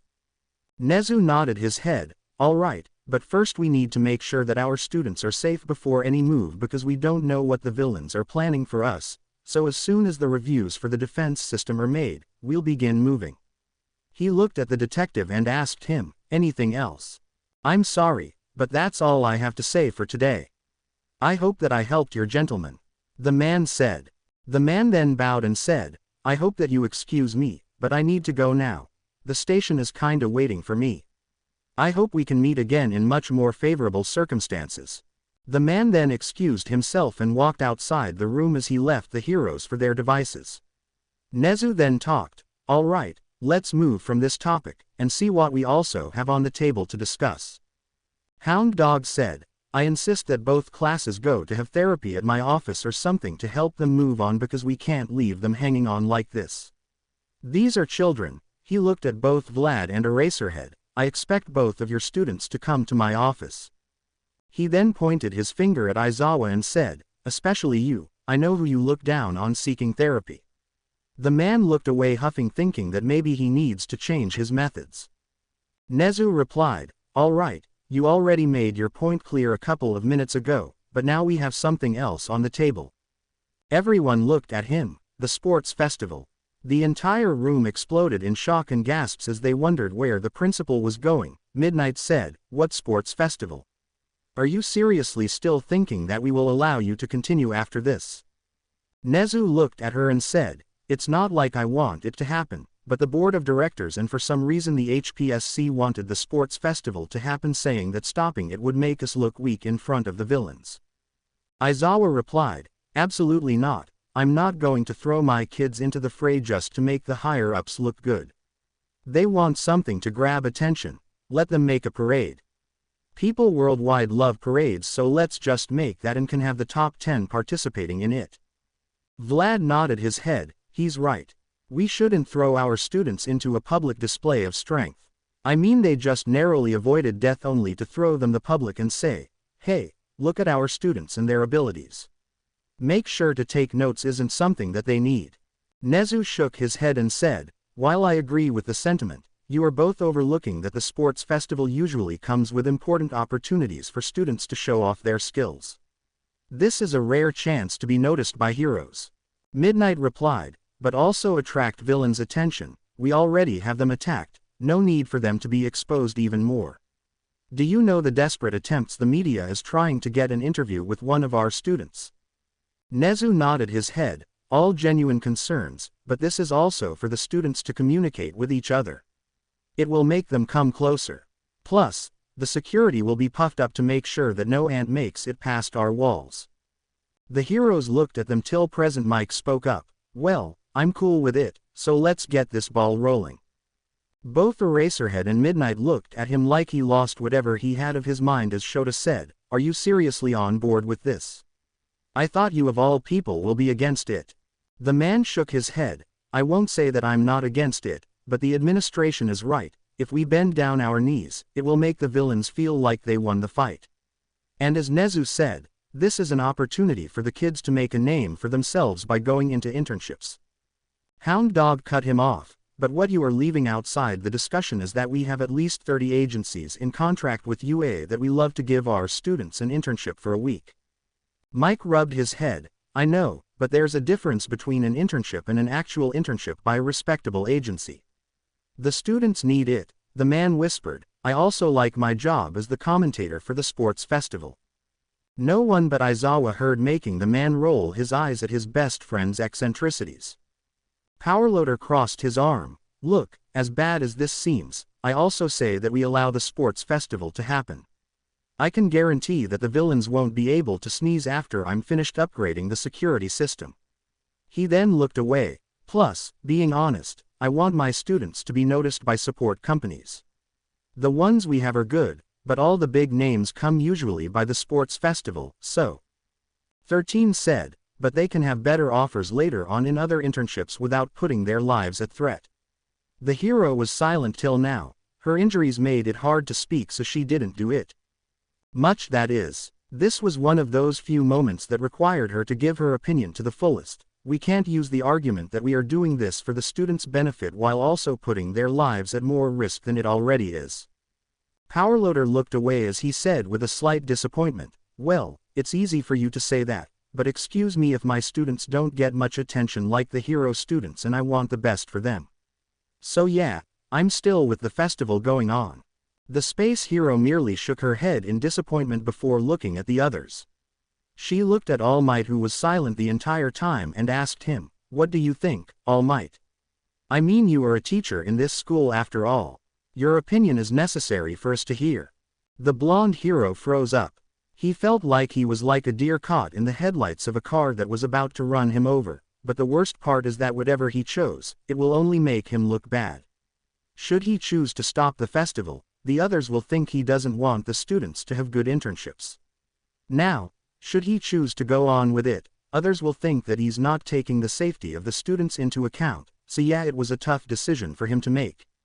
Not really. Although the hero was on fence regarding the sports festival, He still wanted it to happen for one reason, and it was for his successor to prove to the world that she is here. He might want to talk with her to make a show at the sports festival. The man cleared his throat and began to speak, readying himself to the strong backlash, and after much consideration, I think the best course of action is to, he gulped, carry on with the sports festival. You know, business as usual. Aizawa rolled his eyes, saying, of course, you want it to go on. It's just another event where you get to show your face and act happy and pretty. All Might scurried to protect face. No, it's not like that, but think about it. This is a rare opportunity for the students. Every kid wishes to participate in the sports festival, and denying them of this seems a little bit cruel. This caused more discussions among the heroes, who were divided among two teams, but this caused Nezu to clap his hands. Okay, let's solve this democratically. Everyone looked at him as he said, all right, let's do a vote, and the notion that wins will be carried out, and I will handle the consequences. The heroes nodded their heads as they began to vote. Finally, the result was 6-5. Midnight, Eraserhead, Hound Dog, Vlad King, and 13 was the team who were against the sports festival carrying on, while Present Mike, Powerloader, Nezu, All Might, Ectoplasm, and Smintos were the team who advocated the sports festival. Eraser sighed. Seriously, Smintos, I thought you of all people would be with us. The man shrugged as he looked away from the Erasure hero. Nezu then said, since this is over, the sports festival will be carried on. Furthermore, I will look at it personally so that nothing happens during it. He then pointed to the door and said, now, I believe that you all have classes to attend to, so get to it. The heroes stood up and left, but some let out some grumbles, much to Nezu's amusement. Nezu looked at his board and said, now why is the HSPC interested in this year's sports festival? Back in Class 1A, the students were talking with each other, waiting for the new teacher, given that their teacher had a beating of a lifetime. Iida was now yelling at everyone to take their place, only for the students to point out that he was the only one that is technically causing him to fall to the ground, depressed for his negligence. Mina asked, do you guys know who is going to replace Aizawa? He seemed that he got the beating that no one can come back from. I hope that he's okay. Iida replied, well, I'm pretty sure that they gave a sufficient time to rest and take care of his injuries. I think that they might bring in a sidekick or another hero to the class. Suddenly the door of the room is opened, and Aizawa strolled to his usual place covered in bandages as the class shouts in shock, Mr. Aizawa. The man looks at them and says, you're being too loud, and I hadn't had. Suddenly his body felt much better and the bandages were off. The man cracked his neck as he looked at Izuku. Thanks, problem child. I really needed that. The man looked at them and said, well, kids. You were all given the weekend to recover from what happened, but be ready. The man was silent for a moment as he added, the fight isn't over. This caused various reactions, for confusion to excitement to fear. The sports festival is around the corner and you need to get ready for it. The class looked at him with blank expressions as they mentally said, that's a normal school activity. Iida then jumped up and said, sir, is it really wise to have the sports festival after our school was attacked? Is that a little bit irresponsible? The hero grunted as he said, I tried my best to convince the facility against it, however, it was a losing vote procedure. The thing is that the security measures of the sports festival will be heavily increased such that an ant won't be able to enter it. Izuku then said, can I take my medal and be saved the trouble of participating, knowing that I'm going to win in the end? Aizawa looked at him and wanted to tell him no, but stopped for a moment. He then took out his phone and texted someone. A bing was heard and Aizawa said, no, you can't. Nezu wanted me to make sure that you don't weasel your way out of it. Izuku sighed as he noticed everyone looking at him and asked them, what's wrong? Momo said, I think I speak for all of us when I say that you're severely underestimating us. I think we all have the same. Suddenly she felt a warm feeling in her body as she looked in a mirror, gulping. Everything was the same except her face was now that of a boy. Scratch that, she is a boy. The previous girl said, I think that you proved your point. Please turn me back. The boy did it at once. Mineta asked, Aizawa-sensei, how can we stand out when Midoriya can literally do anything? I think the sports festival won't be good if one player is seriously OP and the others can touch him, let alone harm him. The man grunted as his student was right. Midoriya for all purposes invincible, which made him a problem child, so he said, Mineta, you're ignoring the fact that the sports festival is an opportunity to be noticed by everyone else. And I mean pro heroes. Kyoka nodded her head, yeah, for the sports festival is a good way to be recognized by awesome heroes and become their sidekicks before you launch your own agency. She looked at Denki saying, but that won't happen to everyone, some will stay sidekicks like you Kaminari. The boy cringed as everyone laughed at him. The rest of the class was business as usual. It was now time for lunch as Kyoka, Iida, Izuku, Pony, and Ochako were walking together. Izuku was looking around making sure to keep his eyes open for Kendo. After the water bucket, he turned her into a mermaid inside her class at the same time he made Momo into a boy. Kyoka then looked at Izuku, yo greenhead, you never told me, why did you become a hero? Izuku blinked as Discord spoke on his behalf. The boy has no evil bone in his body, so instead of using his awesome powers to cause chaos and have fun with it, the boy frowned but nodded his head nonetheless. Kyoka asked him, well, what do you call the horror he puts poor Kendo through? Both shrugged as Izuku summoned a sign that said, business as usual. Pony then said, I wanted to be a hero to make my mommy proud. And also I want to help people as much as I can because it's nice to help others. The others were taken aback by the amount of sunshine energy emitted by her.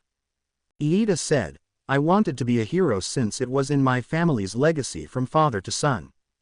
Jiro said, well, for me, I wanted to make people happy, but I always liked music, so for the longest time I had no idea what to choose, but someone told me that I should find a way to mix my passions together, so here I am. Everyone looked at Ochako, who blushed under the attention. Well, mine isn't as wholesome as the rest of you. The girl looked away twiddling her fingers. I did it for the money. Everyone was shocked that someone as wholesome as her was only interested in money, but she explained further that it was mostly for her parents to help them. She told how she felt guilty about it, but they told her that it was okay. Izuku then asked her, hey, Uraraka, how about I help you by making your parents' company have more customers? I'm sure that it will be good for everyone. The girl looked at him with a happy expression. It would be everything she ever wanted, but it wouldn't be through her own hard work, so she shook her head. No, thanks. I want it to be through my own hard work. The boy smiled, giving a thumbs up as he sent a random hero and a villain to the countryside. Their fight caused huge damage, but one company will have a huge boon out of it in the long run. Suddenly, a loud voice came through the hallways as All Might was there and pointed a finger at Jiro saying, young Jiro is here. The young girl quirked an eyebrow at him as he carried on, wanna have lunch with me?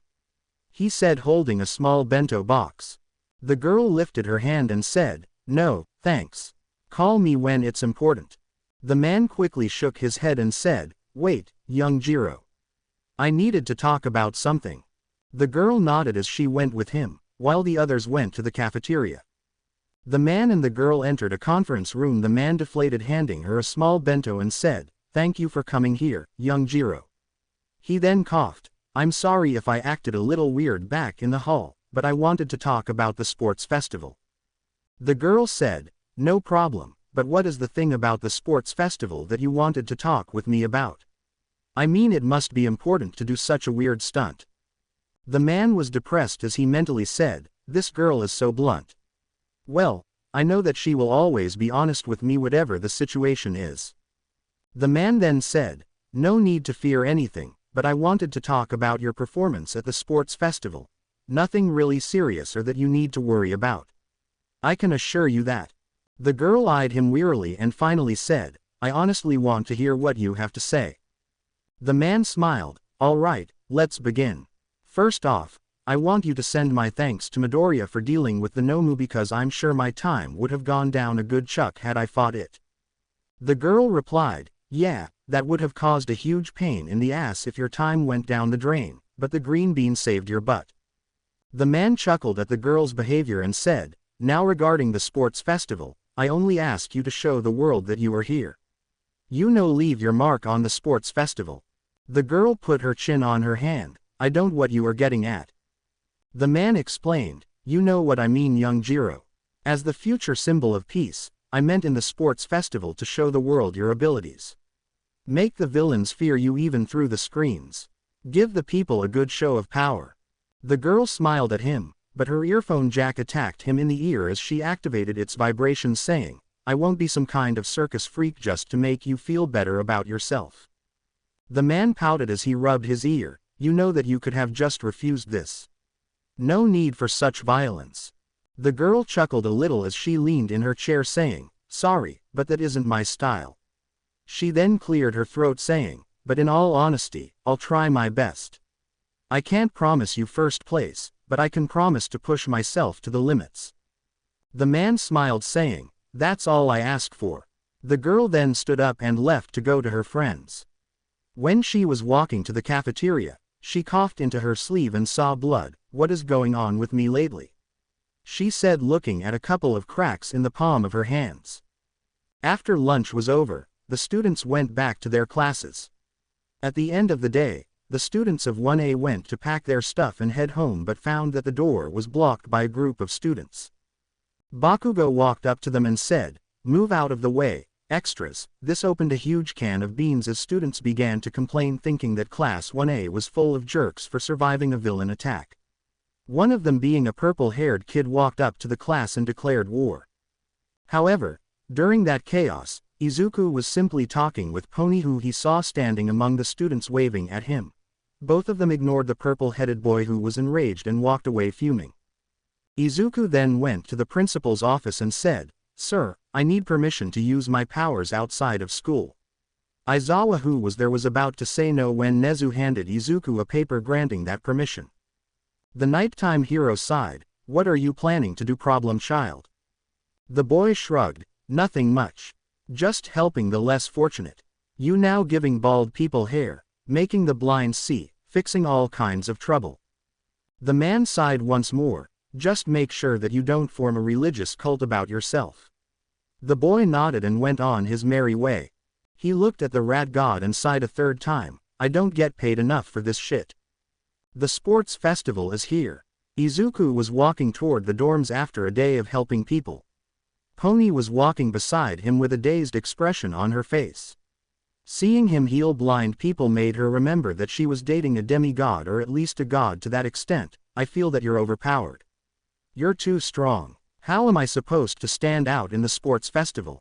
The girl stomped her huffed feet on the ground in annoyance. Izuku said, I can always give you the power of making your horns throw energy beams, making your quirk's name came real. The girl hummed for a moment, considering the offer, but shook her head. If she was going to make it big, she was going to make it big on her own terms. Izuku shrugged his shoulders as he walked to the front of her dorms. The boy knocked on the door for a fraction of a second before it was flung open and a green-vined missile tackled him to the ground. The boy looked at Abara, who was looking at him with a happy expression. He then saw Kendo, who was rubbing her forehead and running a hand through her neck, saying that she was going to kill him. The boy asked the vine-haired girl, Shiozaki, what do you think you're doing? The girl said with happiness, My lord, I saw your miracles on the TV and social media. Can you perhaps bless this lamb? Discord manifested and looked at Izuku with a puzzled expression. Izuku was not better off, as he was sure that he made sure that no one saw him. Izuku then asked, Sure, but before I bless you, can you tell me how did you find out? Abara nodded. A good friend of mine that works at the missionary in Japan was at the place where you visited and took a video of you healing unfortunate people and followed around where you did those other various miracles. She then made puppy eyes. So about those blessings. The boy smiled at her and snapped his fingers. I will give you my blessings. I also made an angel for a day. The girl felt her wings flutter and hugged him, thanking him as she flew to her room with various girls running behind her.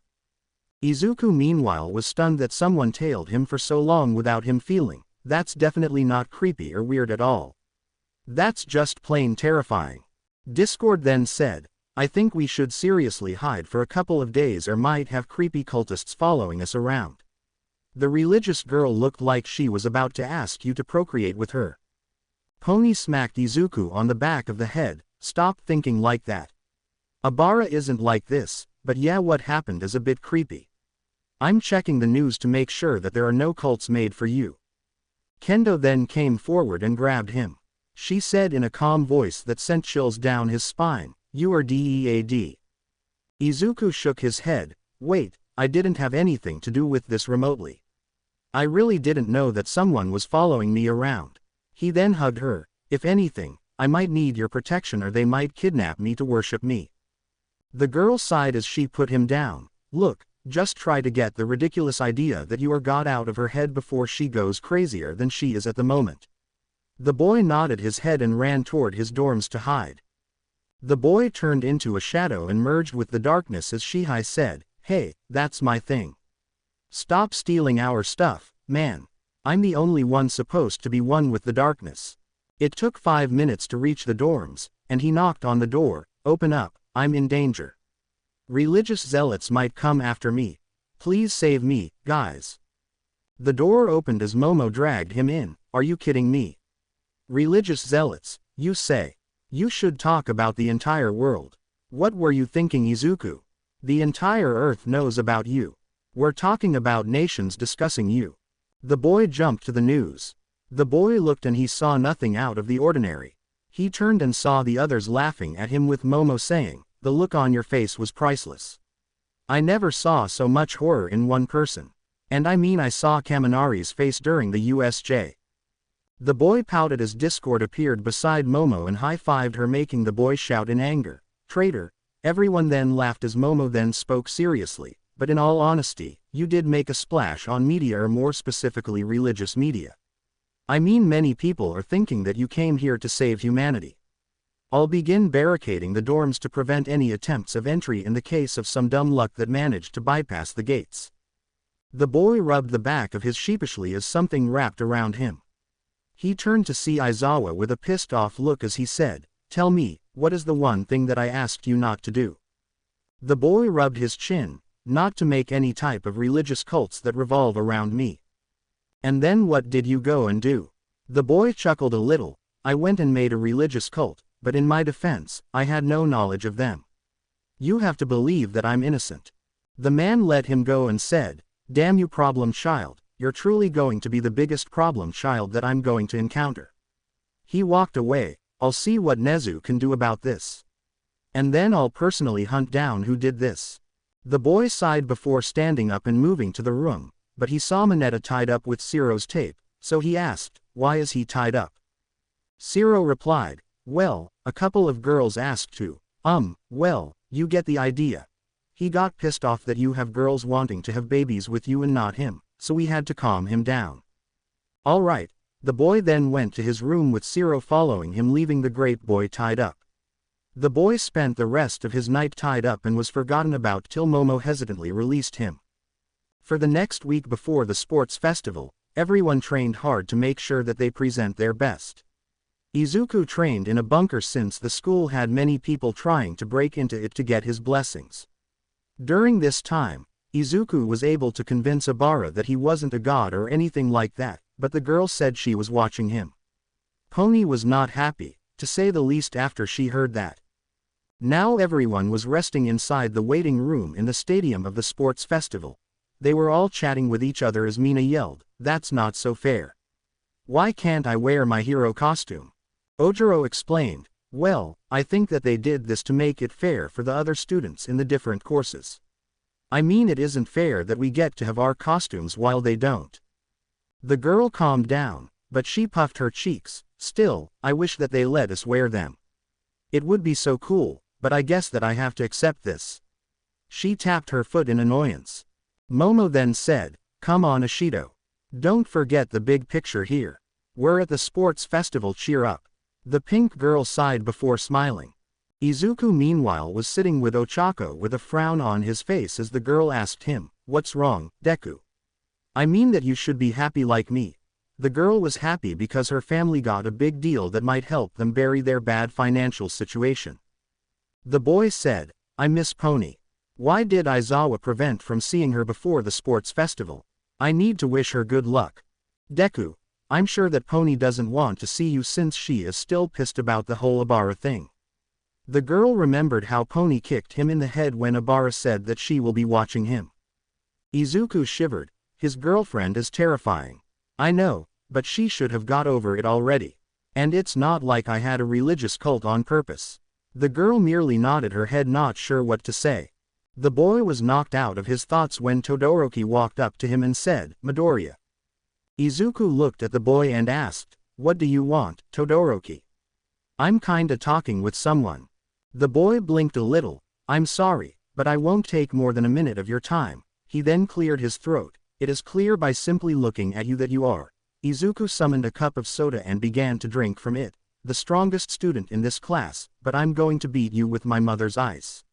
Shoto finished speaking as Izuku finished his drink, but only the cup disappeared as the soda was now solid. The boy threw the soda away, causing a small explosion behind him. "You were saying something." The boy didn't reply, but only walked away as Kirishima asked, "Why are picking fights now? It's not cool." Shoto walked past him as he stated that this isn't a team effort. Iida then came in. "All right, guys. Get ready. We're up on the stage in a couple of moments." Everyone then stood up and headed outside to begin the sports festival. In the stadium, the booths were filled with people excited to be at the sports festival. Present Mike came to the announcer booth and began talking. "Well, sports fans. I'm your lovely commentator for the day, Present Mike, the voice hero. And sitting beside me is my co-host, everyone's favorite grumpy cat-loving underground hero, Eraserhead." Mike looked at the man. "Anything you have to say to the masses, Eraserhead?" The underground hero replied, "Yes, someone please cave from here. I want to go home and sleep. I don't know what he wants from me. What crime did I commit in my previous life to deserve this?" Mike smiled. "I love you too, man. Now let's get back to the main objective at hand, the classes that will participate in the sports festival. First, off the bat, we have one of the two hero classes that faced the villains back in the USJ, Class 1A. The hero students of Class 1A walked out of the tunnel with both Momo and Iida leading them. Discord was wrapped around Izuku's neck as he pointed at something. "Take a look at that. I think your fans are here. Try not to let them near to you." The boy looked and saw a bunch of signs with his name on them, so he quickly went and hid beside Ochako, who blushed heavily. "Deku, what's the problem?"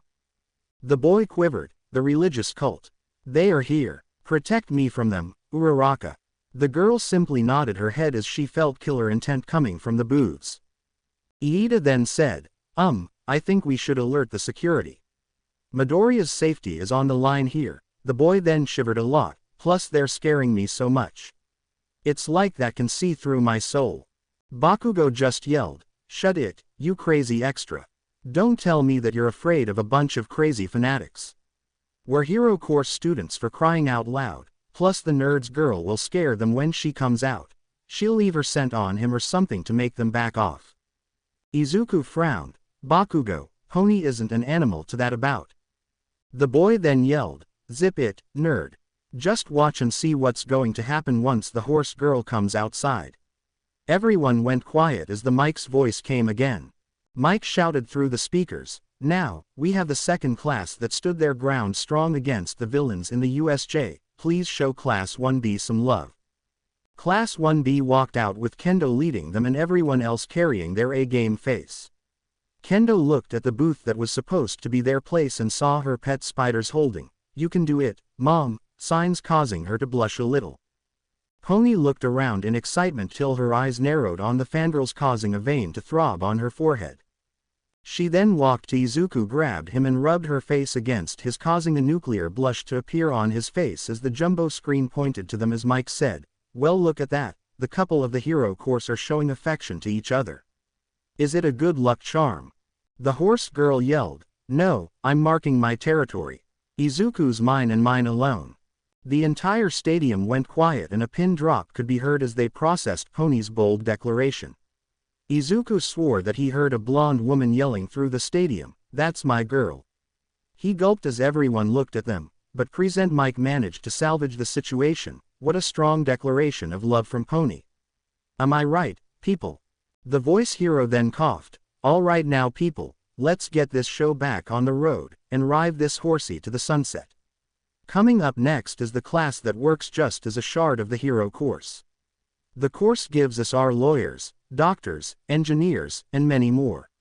It is the general study course consisting of 1C, 1D, and 1E. The general course students came out with scowls on their faces. They were glaring daggers at the hero course students. The hero course students par a couple shivered under the locks. They felt if looks can kill, they'd be dead by now. Mike, sensing the tension, quickly carried on introducing the classes. If this tension carries on, I feel the general study students will jump on the kids and beat them senseless. Alright, now we have the backbone of the hero industry. No hero can be complete without them. They are the Oompa Loompa of the hero industry. Please give a huge shout out for the support course. Classes 1F, 1G, and 1H.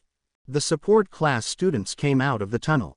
They were all tinkering with their inventions, but one girl, in particular, was smiling like a mad woman.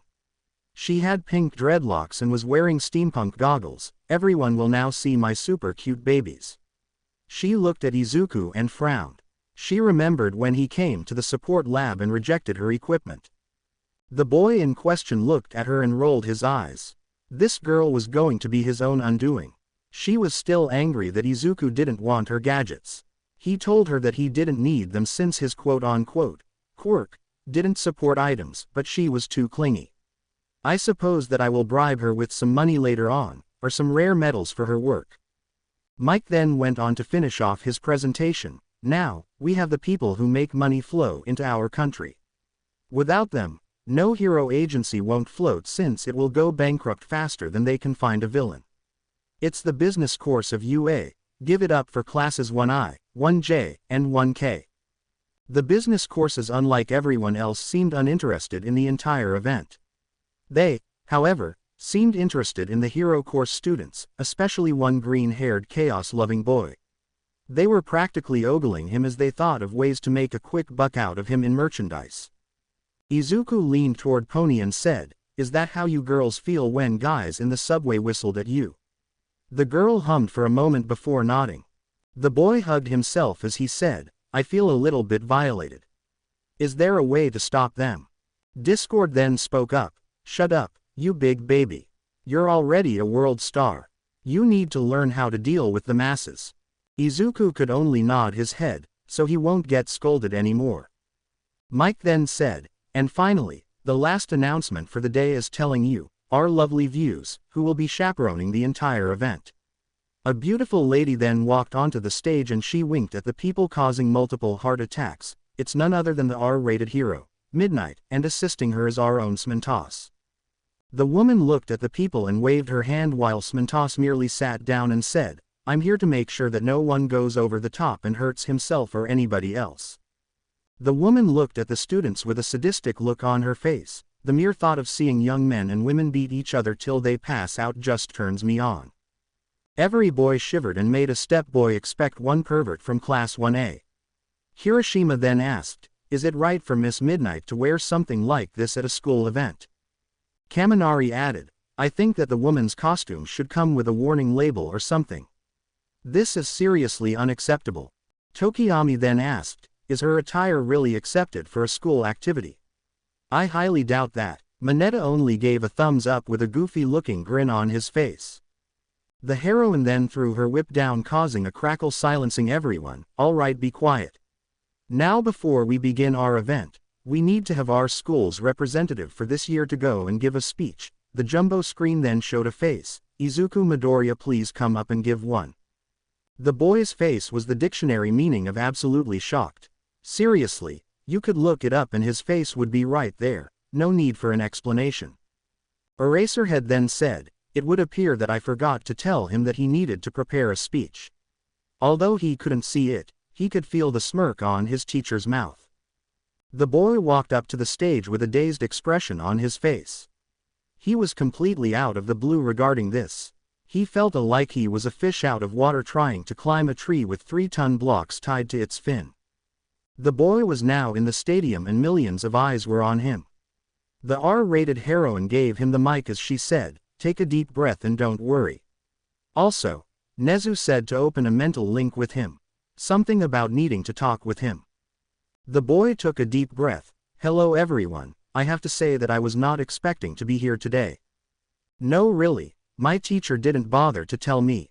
He must have been asleep when that information was given to him." A loud laugh could be heard from the commentator booth as well as a red glow that Izuku knew promised nothing than pain, but in all honesty, today we're here representing ourselves.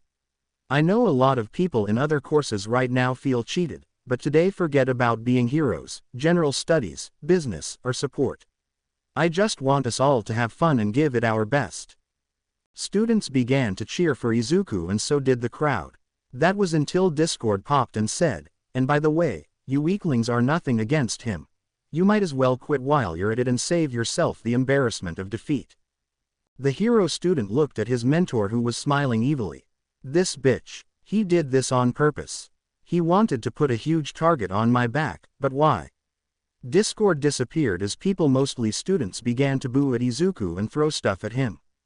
The chaotic creature emerged on Kendo's shoulder, and what happened next shocked Izuku to the core.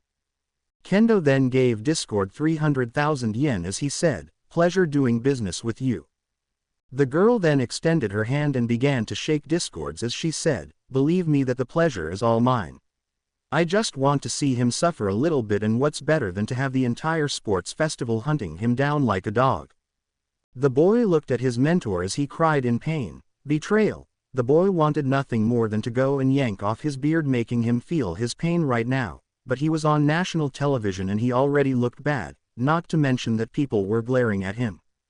He looked to the stands and saw that his cultists weren't bothered much, if anything, they were turned on by this. No, definitely not concerning. Midnight then tapped Izuku's back and said, "Good luck, little guy. You are going to seriously need it after your mentor made a huge target on your back." She noticed the boy began to whimper, so she whipped him. "Get off now, or you want." The woman licked her lips. "Have some fun." The boy didn't even know how he landed down there, but he did leave a remark that made the woman pissed off. "Sorry, but I'm not into grandmas." He didn't know that this witty hit will cost him so much later. Midnight with a huge tick mark then said, "Well folks, after this brave declaration of war from Izuku Midoriya, shall we move on to our first event?" She then presented a screen and the screen began to roll multiple images. Still it landed on the obstacle course. The woman then said, "Well, it seems that the first event of the day is an obstacle course. Students will have the students race against each other on a 4-kilometer race." The woman then took a deep breath. "But of course, we set a bunch of small traps for them along the way to make sure that it isn't easy." The woman then threw her whip downward. "All right, people. I want all the students toward the tunnels and get themselves ready for the sports festival's obstacle course." She walked away but turned. "Good luck. You're definitely going to need it." Izuku was already sweating because everyone was glaring at him.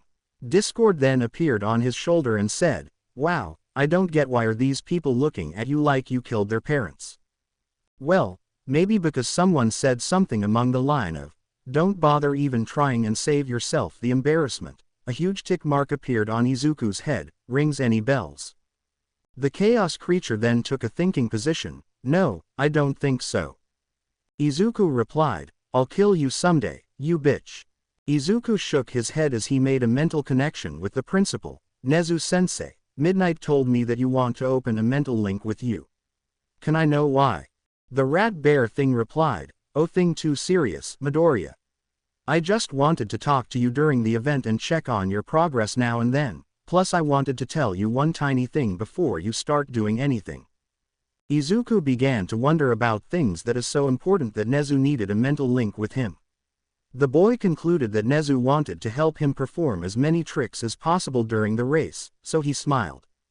The boy then sent a mental message, "What kind of wisdom and advice do you wish to give, great Principal Nezu? Is it for the obstacle course? Do you want to give me more ideas for the race?"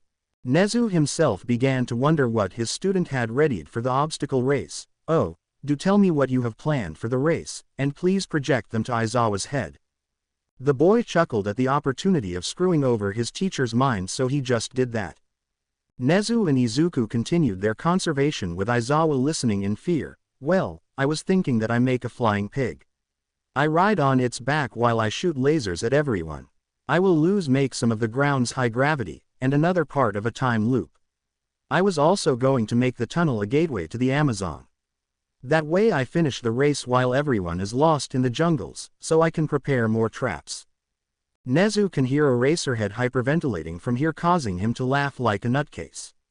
The rat thing calmed down, and then took a sip of his tea. Before we can continue, cut the link please. Aizawa's cries of despair were music to Nezu's ears. Well, you can't do that. It was as if Izuku was hit by a steamroller full force. The boy chuckled a little in his head. Okay, that's a nice one, sensei. But really, what do you want me to do? Nezu repeated once more. I want you not to use your powers, and before you ask why, I need to tell you that the HSPC has its eyes on, and I don't want you to be caught on their radars, at least just not yet. The boy sighed in misery as he sent a mental message of approval with a small tear falling. Pony saw this and quickly ran to him. What's wrong, babe? The boy said in a sad voice. Nezu said that I can't use my powers to make the obstacle course a mini version of hell for you people because the HSPC representatives are here watching me. The girl silently let out a breath she didn't know that she was holding. She was thankful to Nezu.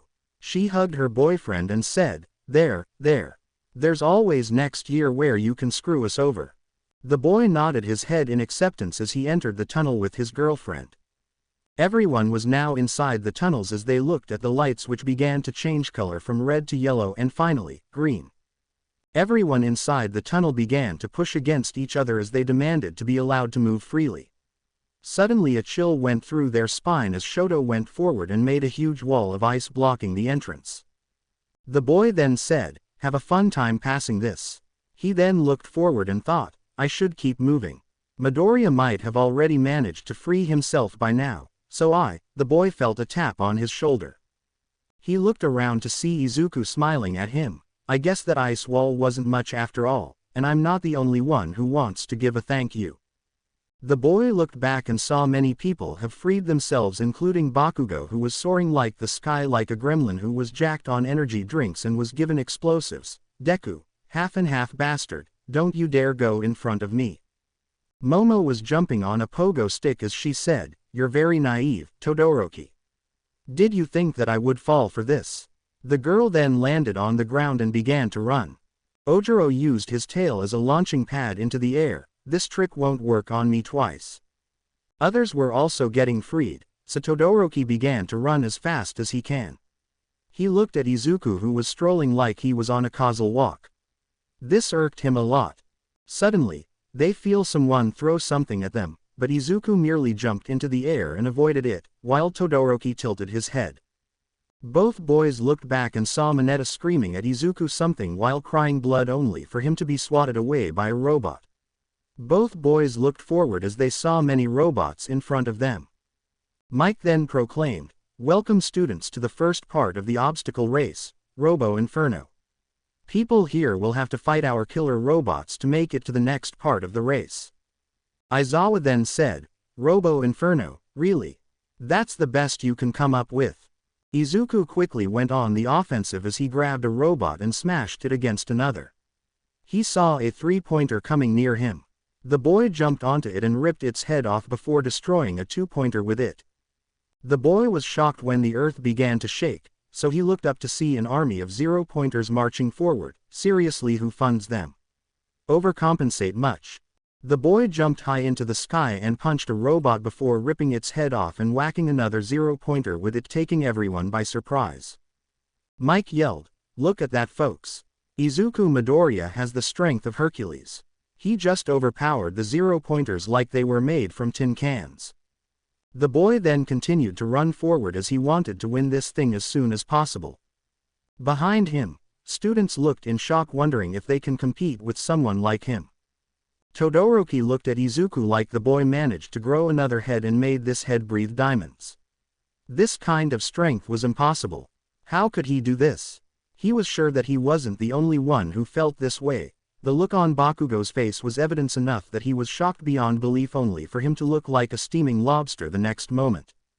Shoto then got in his head in the game as he froze the coming robots and looked at the people behind him. Be careful. I froze those robots off balance. The giant monsters of metal began to shake as they fell, on purpose. Present Mike then said, well, look at that, people. Todoroki has just played the ultimate power move. He froze those robots and blocked his opponent's way. I have to say this is what's called a pro gamer move. Aizawa then added, it's a logical move. It's defense as much as it is offensive. The children that were present at the USJ learned how to act in action quickly, how to assess the situation, and take the best course of action. This generation is a lot stronger than anyone else. Mike then said, as the big bad eraser getting soft with old age. The people didn't hear a reply, only a whimper of pain coming from Mike. Back on the ground, Bakugo saw the 0-pointers and flew over them as he yelled, Deku, come back here you bastard. I'm going to roast you alive and serve you on a golden platter with an apple in your mouth. The boy in question didn't turn around as he knew that he was a goner if he did that. Bakugo wasn't going to take this lightly. He's been on the edge lately, especially after the whole cult thing. Izuku was sure that if he caught him, he would live up to his threat, not that he can in the first place. Izuku then finally reached the second part of the obstacle course. It was a huge pit with pillars in it. Present Mike then yelled with his voice full of enthusiasm, welcome to the second part of the obstacle course, the fall. This is a huge pit inside the ground. Students will either have to use the ropes that are connected to the pillars to pass or jump from one stone to the other. This isn't going to be easy, and anyone who falls will be lost forever, and no. Aizawa elbowed him. Despite my co-host's childish claims, I can assure you that there is no threat to anyone's life given there's a safety net with a bunch of robots down there for anyone who falls. Izuku shrugged as he began to walk on one of the ropes and headed straight to the end of the fall. He then heard a loud sound coming from behind him, and a huge iceberg almost knocked him off. He looked at Shoto and said, so that's how it's going to be. He then revealed his muscles. Luckily for you, two can play this game. Shoto, who was walking one of the ropes with his eyes, suddenly felt the rope become wobbly. If it wasn't for his sharp reflexes, he would have fallen. He grabbed the rope and saw it become rubbery, ice and all. The boy frowned. Maybe attacking Midoriya wasn't the greatest idea. Izuku chuckled as he saw Shoto begin to jump from one ledge to the other after he managed to make his way to one. The boy was knocked out of his musings when he heard explosions coming his way. He looked and saw Bakugo foaming in the mouth like a rabid animal. He made him cringe a little. Discord then appeared on his shoulder and said, General, Operation Forbidden Flight Zone must commence. Izuku blinked for a moment before smiling a little. He then looked at Bakugo and said, sorry Kachan, but I have to stop your flight. He then snapped his fingers and the boy couldn't fly anymore. The boy was free-falling and barely managed to hang onto a pillar. Izuku looked back at him and gave a military salute. Bakugo began to yell at him, Deku, you cheap fuck. I will kill you. You hear me? I don't care if you have a harem to your name or some cult that worships you. I'm still better than you. The boy checked his explosions, and they were still there, but when he tried to fly, they didn't work anymore. Fucking Deku. Fucking reality manipulation. The boy then began to run on the ropes while using his explosions to keep him balanced. Guess the hag taking me to those ballet classes were a waste of time after all. Mike then said, what happened to Todoroki and Bakugo? Why aren't they taking the easy route anymore? This makes the lead have an easier time given that the main competition is out of the picture. Aizawa looked at Izuku and smiled a little. He wouldn't admit it, but it was funny when the problem child messed with other people, at least when he wasn't the target. Izuku smiled, reaching the final obstacle. He took one step forward and bong! An explosion engulfed him. Izuku came out of it with his face scorched and coughed out a puff of black smoke, or in this case pink smoke. Mike then said, it appears that our lead has reached the final obstacle course, which is the mine field. Don't worry folks, the mines only have a small stinging effect. It won't hurt that much, please, it would be amusing for us to see. Izuku smiled as he sent a mental message to Nezu, I'm sorry, Nezu-sensei. I have to do this in the name of chaos. The boy didn't give the rat thing time to reply as he messed with the mines, filling them with different kinds of surprises. The boy then began to dodge the explosions using his X-ray vision to see where they are. It took him a couple of minutes, but he finally reached the end by the time Bakugo and Todoroki made it to the final obstacle. He ran through the gate and people cheered for him as midnight announced, and the winner of the first round is Izuku Midoriya. The second half. During Izuku's rampage in the robot section, Momo and Itsuka were neck to neck. The two girls were competing, wondering who would beat the other. Kendo looked at her rival. I will win today, Momo. The girls ducked as a robot's arm fell by them. The black-haired girl said, not on my watch, Kendo. I will be the victor of our little competition. The girl then made a cannon and took out a 0-pointer. Can you do that? Momo asked with a teasing smile as she made rocket boots and sped ahead of Kendo, leaving the orange-haired girl in her dust. The orange-haired girl saw a robot and hopped on it before stirring it forward as she yelled, onward, you dumb piece of tinfoil. The robot let out a whining sound before running forward. The hero students were busy fighting off robots and trying to catch on when Tetsu and Kirishima were stuck head and head with throbbing veins on their foreheads as they both yelled, stop copying me. The two were silent as they yelled again, no, you stop copying me. They both didn't notice a huge shadow descending upon them. Kaibara from 1B yelled, watch out, you idiots. That huge-ass robot is about to smash you both into past. The boy didn't get to finish the sentence as the huge robot crashed both boys. The hero students were silent till punching noises emitted from the fallen 0-pointer. From under the metal, a hand popped out as Kirishima yelled in anger, not cool, Todoroki. If this was anyone but me, they might have died. He then looked to his side as Tetsu popped out saying the same line, making the boy yell in sadness, stop copying me.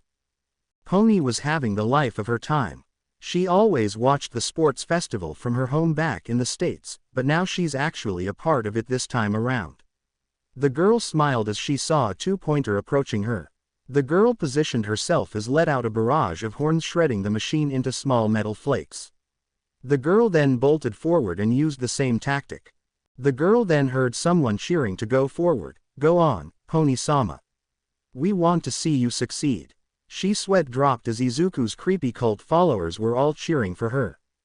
The girl awkwardly waved back and decided to humor them by giving them one of her horns. She concluded it was a bad idea since it almost became a bloodbath. Yeah, clearly not the smartest move that I could have done today, but they're having fun, so that's a win. The girl then went forward trying to catch up to the rest and enter the second part of the obstacle course as Present Mike announced. And there you have it, folks, the winner of the first round of this year's sports festival is none other than Izuku Midoriya. The girl snorted in amusement. If he somehow didn't come first, it would have felt wrong. H is just too OP to come in second. The horse girl then carried forward as she reached the second part of the sports festival, a huge pit dug into the ground with pillars. The girl smirked as she sent 2 of her horns in front of her and jumped on them. The girl then proceeded to fly forward over the pit as she said in a happy voice and a huge grin, this thing was made for me, bitches. Say you at the finish line. Kendo looked at her and said, that dumbass has been corrupting her mind. She looked at her vine-haired friend and said, Operation Protect Pony's Innocence has begun. The fist user noticed no reply from her vine-haired and asked her, is there something wrong?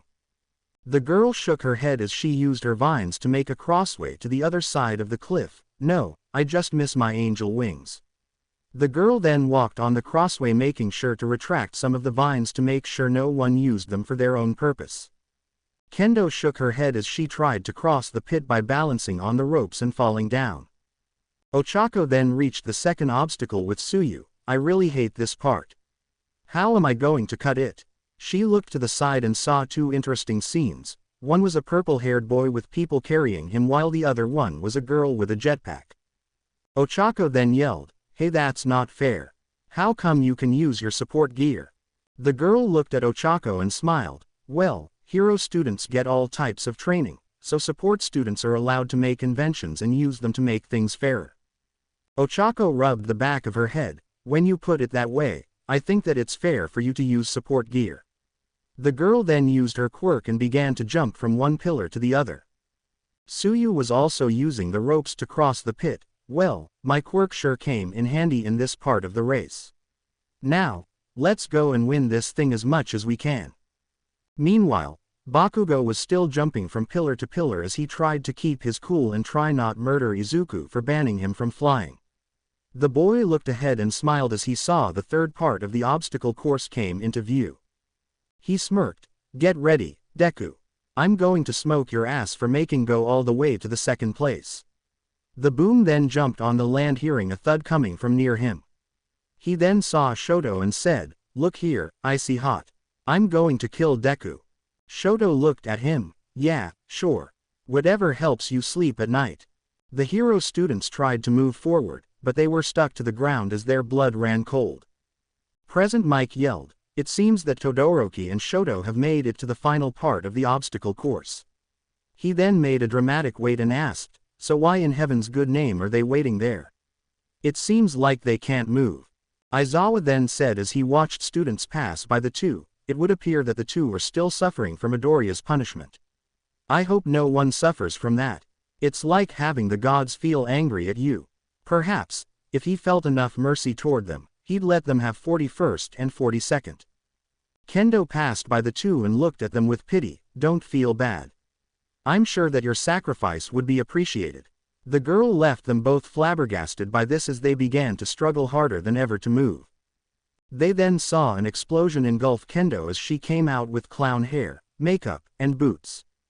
Bakugo couldn't help but laugh momentarily at the girl who was having a tantrum. The hero student then returned to trying and moving before he had an idea. "Icy hot, turn your back to me. The nerd stopped us here from moving using our feet, nothing about flying." Shoto nodded his head as he turned and Bakugo grabbed him and jumped on his back with Shoto grabbing him. "We'll never talk about this ever again." Bakugo nodded his head. The blonde-haired boy then let out explosions as the two flew through the air only for them to land face front on a mine and caused it to explode. The two boys then jumped twitching as electric hooks were attached to them, sending shocks every 5 seconds. Iida passed by them giving them a salute and carrying on only to be engulfed by another explosion, and the boy began to run in pain as a bunch of piranhas was biting him in the rear, causing him to cry out in pain. The other student looked in horror as the purple-haired student was sitting at the back of the students, and he said, "Well, doing this might be immoral, but he didn't get to finish this as he was engulfed by an explosion himself. When he came out of the smoke, he had hands for legs and feet for hands, and the most annoying thing, his head was on backward." Everyone watching this was laughing like a mad person when one student was engulfed in an explosion only for snakes to pop out and chase him with him screaming his lungs out. Present Mike then said, "It would appear that we have to change the name of the final obstacle from Minefields to the Land of Craziness. Am I right, Eraserhead?" Eraser then said, "I can't argue with you on this one. Now, I also have to announce that Pony Tsunotori is the second person to cross the finish line." The horse girl smiled and hugged Izuku and then slapped him a bit. Pony grabbed Izuku and began to shake his head back and forth. "Why did you make the minefield into this huge array of madness? I had a genie trying to court me. I had to pop him like a balloon to get him off my back." The audience sweat dropped at the scene. The hero boy then defended his choice. "It's to make it more exciting." The girl gave him an unamused look which caused him to confess, "Fine." This was a golden opportunity to screw with people. The horse girl merely sighed at her boyfriend's childlike behavior. Back in the minefield, Kendo dodged another mine which popped from the ground at her. She was 1000% sure that the mine would be a pain in the ass. For the last minute, she had a mine that turned her into a clown, one that caused a swarm of bees to attack her, one that turned her into a reverse mermaid, and finally, one that made her into a boy. So, in general, she was pissed off. She looked and saw people beginning to exit what she liked to call the minefield of madness. The girl then powered through everything. She had one goal now, and it was to make Izuku feel intense amounts of pain and agony. This wasn't going to end nicely, and most importantly, Kendo wasn't going to allow this to slide easily. He'll pay for his actions. Back in the front of the pack, Ochako was gently floating as she hummed happily. She had to admit that she was about to puke her guts out, but she rather that than walk and get exploded with madness. The girl didn't notice a mine floating in front of her face. A huge explosion happened, and Ochako came out intact, making people wonder what happened till the girl grew bug wings from her back and flew to the exit, making people frown that some mines would help them. But the girl flew so fast that she smashed into a wall on the other side of the stadium, but did manage to snag the 10th place. Back with Shoto and Katsuki, Both boys were crawling on the ground with veins throbbing on their foreheads as they both swore to murder Izuku and make him into a human paste. They were both engulfed in an explosion which caused their heads to fall from their bodies, making their bodies walk around and trigger mines left and right, making all kinds of funny effects on them while the audience laughed at them. Shoto looked to the side and saw his father fuming. I don't know if I should give Midoriya a hug for making my father angry or castrate him for humiliating me so much. Bakugo was having different thoughts. I swear to whatever fancy gods out there, I'm going to rip Deku's. The boy's thoughts were cut off as a sign appeared over him that said, Angry Bakugo noises. The two watched as people exited the field and there were still at the back. They were panicking till they felt their bodies float and get launched through the entire obstacle and make an exit as Mike yelled, and with that, we have Shoto in 41st spot and Bakugo in 42nd. Everyone cheered, while Mike said, Can someone please wipe them off my window now? The crowd laughed as both boys were smacked against the commentator's booth in the form of puddles.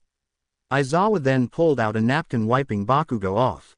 The man squeezed the liquid from the napkin causing droplets to fall down to the ground which formed Bakugo and then did the same thing to Shoto.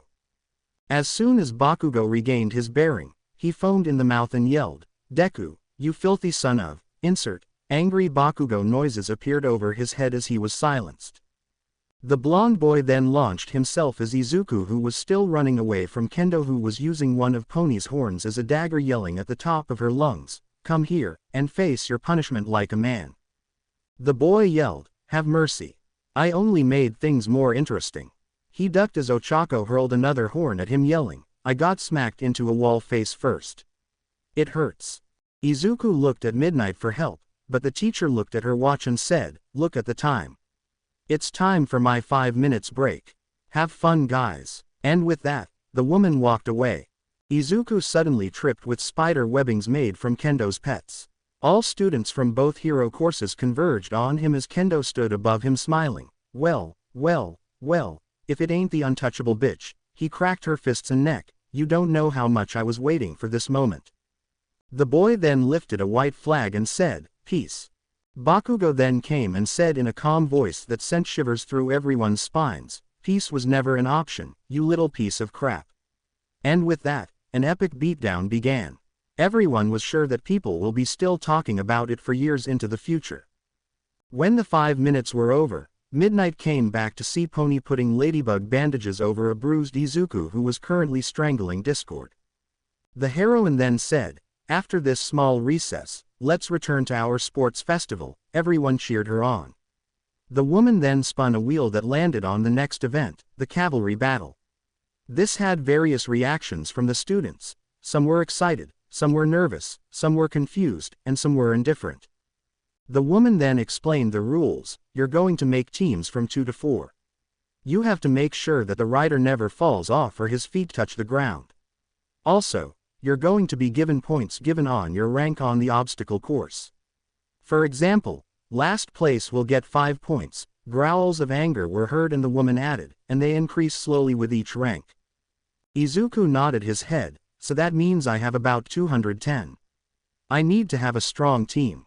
The woman then smirked at Izuku, causing a chill to travel through his spine as she said, but in a twist of events, first place gets about 10 trillion points and he's the only team you can knock off. Izuku's face went pale white as everyone now looked like monsters waiting to strike. The boy gulped as everyone went to make their teams. The boy then hugged himself and began to suck on his thumb as Discord appeared beside him. You sure didn't help yourself in the last round, did you? The boy continued his panic attack till someone slapped him upside the head. He looked up to see Pony smiling at him, causing him to hug her tightly. Pony, you're my savior. Thank you for joining my team. The girl sighed, patting his head, not wanting to tell him that nobody wanted to team with her because she was his girlfriend. The boy then had a bright idea as he used a fishing hook, threw it, and began to rail it back as Pony said, You aren't doing anything stupid, are you? The boy shook his head. No, I'm just bringing us a new member to our team. And it's struggling. This means that the member is a good one. The fishing hook now stopped as Bakugo looked at Izuku with glowing white eyes as the boy chuckled. Well, we need to see this one free. He then threw Bakugo away.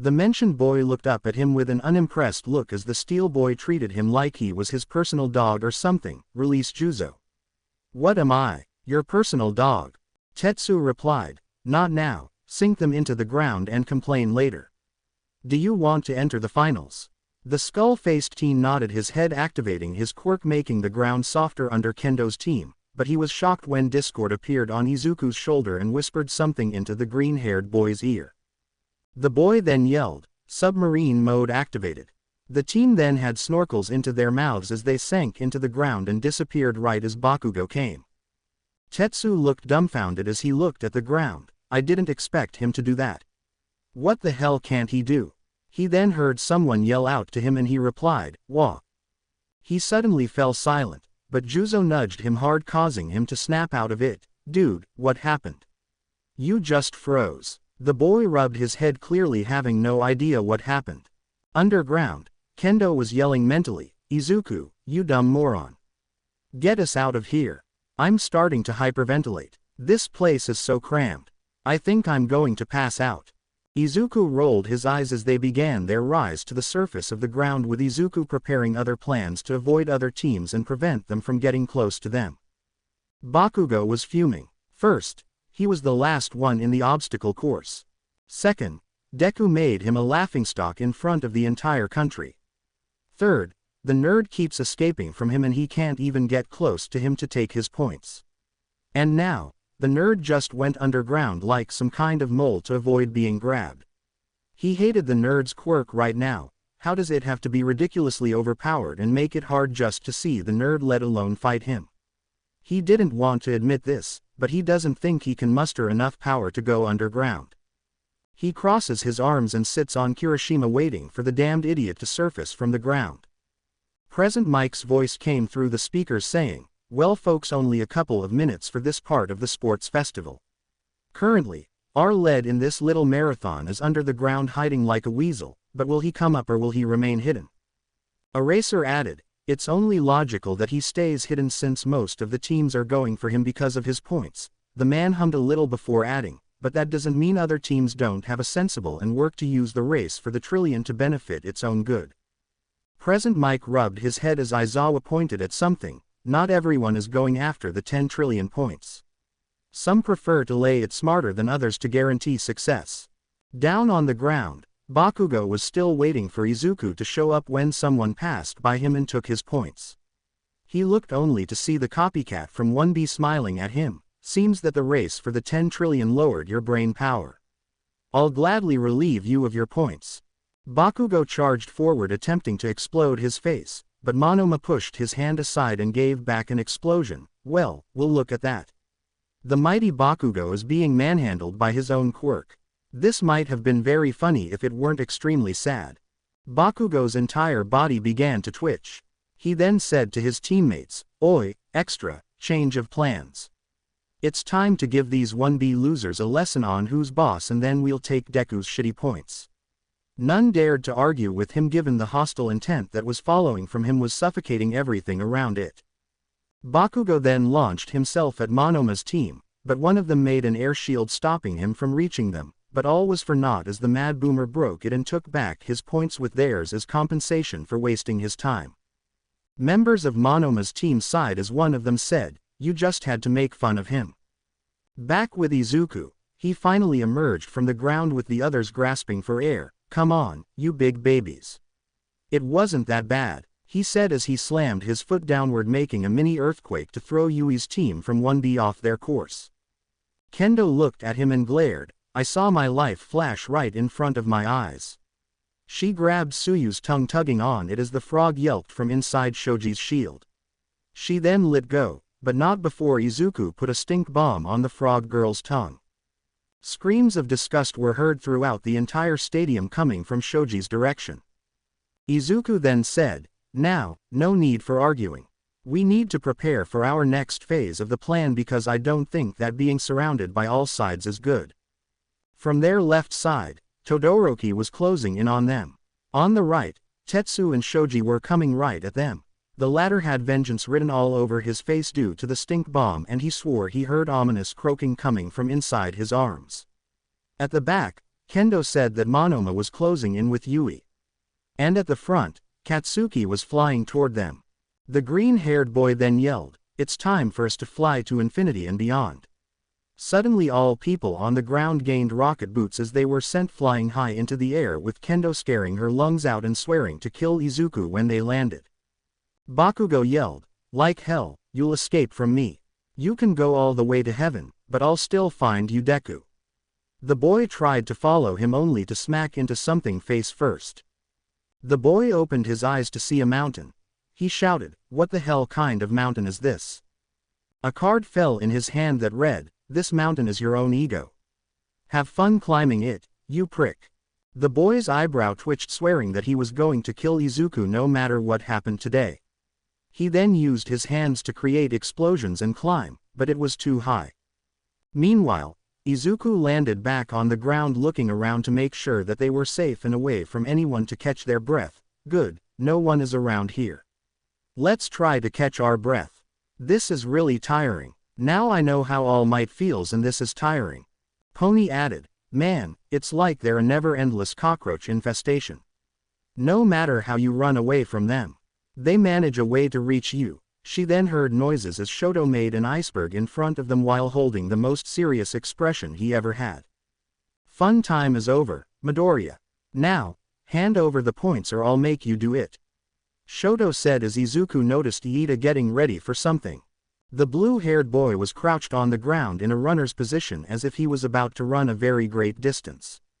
Izuku made sure to be ready for anything the blue-haired boy might do. Izuku tapped on his lips, "Nah, I'll keep them, Shoto. And maybe I'll take your points while I'm at it." Shoto frowned and looked at Iida. "Now, do it now." Iida. The robot boy then blasted forward, reciprobrust. The boy shot quickly toward Kendo's team, and no one but Izuku was able to react fast enough. He reached his head to block Shoto, but Jiro flicked an air bullet into his gut making him stop, but he still managed to stop Shoto by bringing a tail from his back and smacking it powerfully at Shoto, who raised his left arm and made some fire to protect himself. Ochako asked Izuku, "Did he just use his fire? I never saw him do that." Izuku shook his head, "Questions for later. We need to move before they manage to corner us again." Kendo's team quickly exited the scene, leaving behind them the others. Shoto meanwhile was looking at his hand as he mentally said, "He overwhelmed me so much that I was forced to use that bastard's powers. I can't believe this." He then looked at Izuku's disappearing team. "Midoriya, you and I need to have a long-awaited chat about our powers." Shoto looked at Iida and asked him, "Iida, can you make that attack again? It might help us." The engine boy frowned. "I'm sorry, but I'm out for the count for the next 5 minutes. My engines need to cool off before I use them for such a strong move once more." Shoto sighed before ordering them to follow Kendo's team to take their points. Back with Izuku, he dodged yet again another attack from Tetsu, who was using Abara's vines to trap him, causing Izuku to say, "Shiozaki, stop attacking us and I'll help you with the big guy upstairs." The girl's eyes brightened in happiness. "Really, thanks Midoriya." The girl then stopped helping Izuku make his escape, with the girl's teammates looking at her dumbfounded. Juzo said, "You do realize that he was bluffing to make you stop attacking them, right?" It then dawned on the girl that she was tricked, scammed, and quite possibly bamboozled. Tetsu sighed. "Well, this was a little bit disappointing." He then yelled, "After them so we can have their points or else we won't ever make it to the final round of the festival." The others nodded, but Abara had a small blush for being tricked so easily. Izuku looked behind him and said, "The cost is clear. I wonder where our resident explosion man is though." He was kicked by Pony, who pointed forward, and Izuku sighed, "I just had to ask, didn't I?" Bakugo came forward. "Deku, hand over your points and I promise that I'll keep the beating to a minimum." Bakugo was going so fast that wasn't able to stop himself from going inside a portal Izuku just made, and the portal opened up to another portal that was behind the original. Izuku then said, "No, I'll just make go into an infinite loop. That sounds way much better and funnier too. Not to mention, that the crowd seems to love it." He pointed to the laughing crowd. Bakugo then yelled as he went through the portals, "I'll get you, Deku, Pony then took the team away from Bakugo, hopefully never to see his ugly mug ever again. Present Mike then said, "Well, ladies and folks, it appears that the second round of the sports festival is coming to an end with Kendo's team dominating it entirely, but we still have around 1 minute, so there's still a chance for change in the leadership." Eraser said, "Good, the closer this festival ends, the sooner I can go home and sleep." Izuku smirked as he said, 1 minute is still a good time for someone to attack us and take the points. Don't let your guard down because anything can happen in one. He was cut off by a huge glacier forming in front of him as Shoto made his way toward him. Izuku turned his hands into drills as he began to make his way through the ice with his team shocked as everyone else.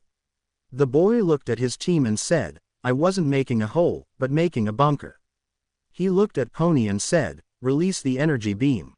The girl smiled and her horns began to glow, sending lasers of destruction everywhere while they were safe inside their ice dorm. This made most teams go on the defensive and avoid them for easier prey that won't fry them. Shoto made an ice wall. We need to find a way to defeat them. Momo, make a mirror so we can reflect the laser back at them. The girl opened her mouth to argue, but Jiro beat her to it. That only works in cartoons, you dense idiot. And I have a better idea. The boy arched an eyebrow as the girl lifted her earphone jack, beating on her finger, and released an OFA-enhanced sound, causing Izuku's team to be stunned and the boy dizzy. Iida then said, "It's our chance to get the points." The team marched forward as Bakugo sipped by them, yelling, "I'm the only one getting these fucking." He didn't get to finish this sentence as Present Mike said, "And the time is up, everyone. Please calm down your horses, because there is just no use in fighting anymore." This caused Bakugo to stop mid-air and fall onto his face as he growled into the ground with anger. Present Mike began announcing the results. In the first place, we have Team Kendo, who till now made this year's sports festival extremely entertaining. A couple of chuckles could be heard from the crowd. Izuku looked at his team and said, "Great work, guys, I wouldn't have done it without you to begin with." Kendo smiled with Pony. Ochako felt a little bit sad that she didn't do much, but she will show her skills in the next round. In the second place, we have Team Todoroki, who shook the entire stadium with his ice. Present Mike said with a smile on his face as Eraser shook his head. Momo frowned a little. "I was hoping for first place, but I guess second is bad too much." Iida clenched his fist. "This is all my fault. If I was faster, we could have had the points and won, defeating Midoriya and his team." Momo and Jiro quickly tried to console him. Shoto was currently stuck looking at his hand and Izuku. Present Mike carried on, and in third place, we have Team Bakugo. Said boy was currently having a meltdown from anger. And finally, we have Team Tae, Shinso. Where the hell did they come from? Present Mike asked before finishing. Well folks, those teams are the ones moving to the final round today. Stay tuned because we're going to have a small break. Back on the ground, Tetsu's team was having a meltdown, wondering how they lost their points while a purple-haired kid was whistling innocently. To be continued. I hope you enjoyed this story. Also remember to subscribe and like this video. See you in the next video.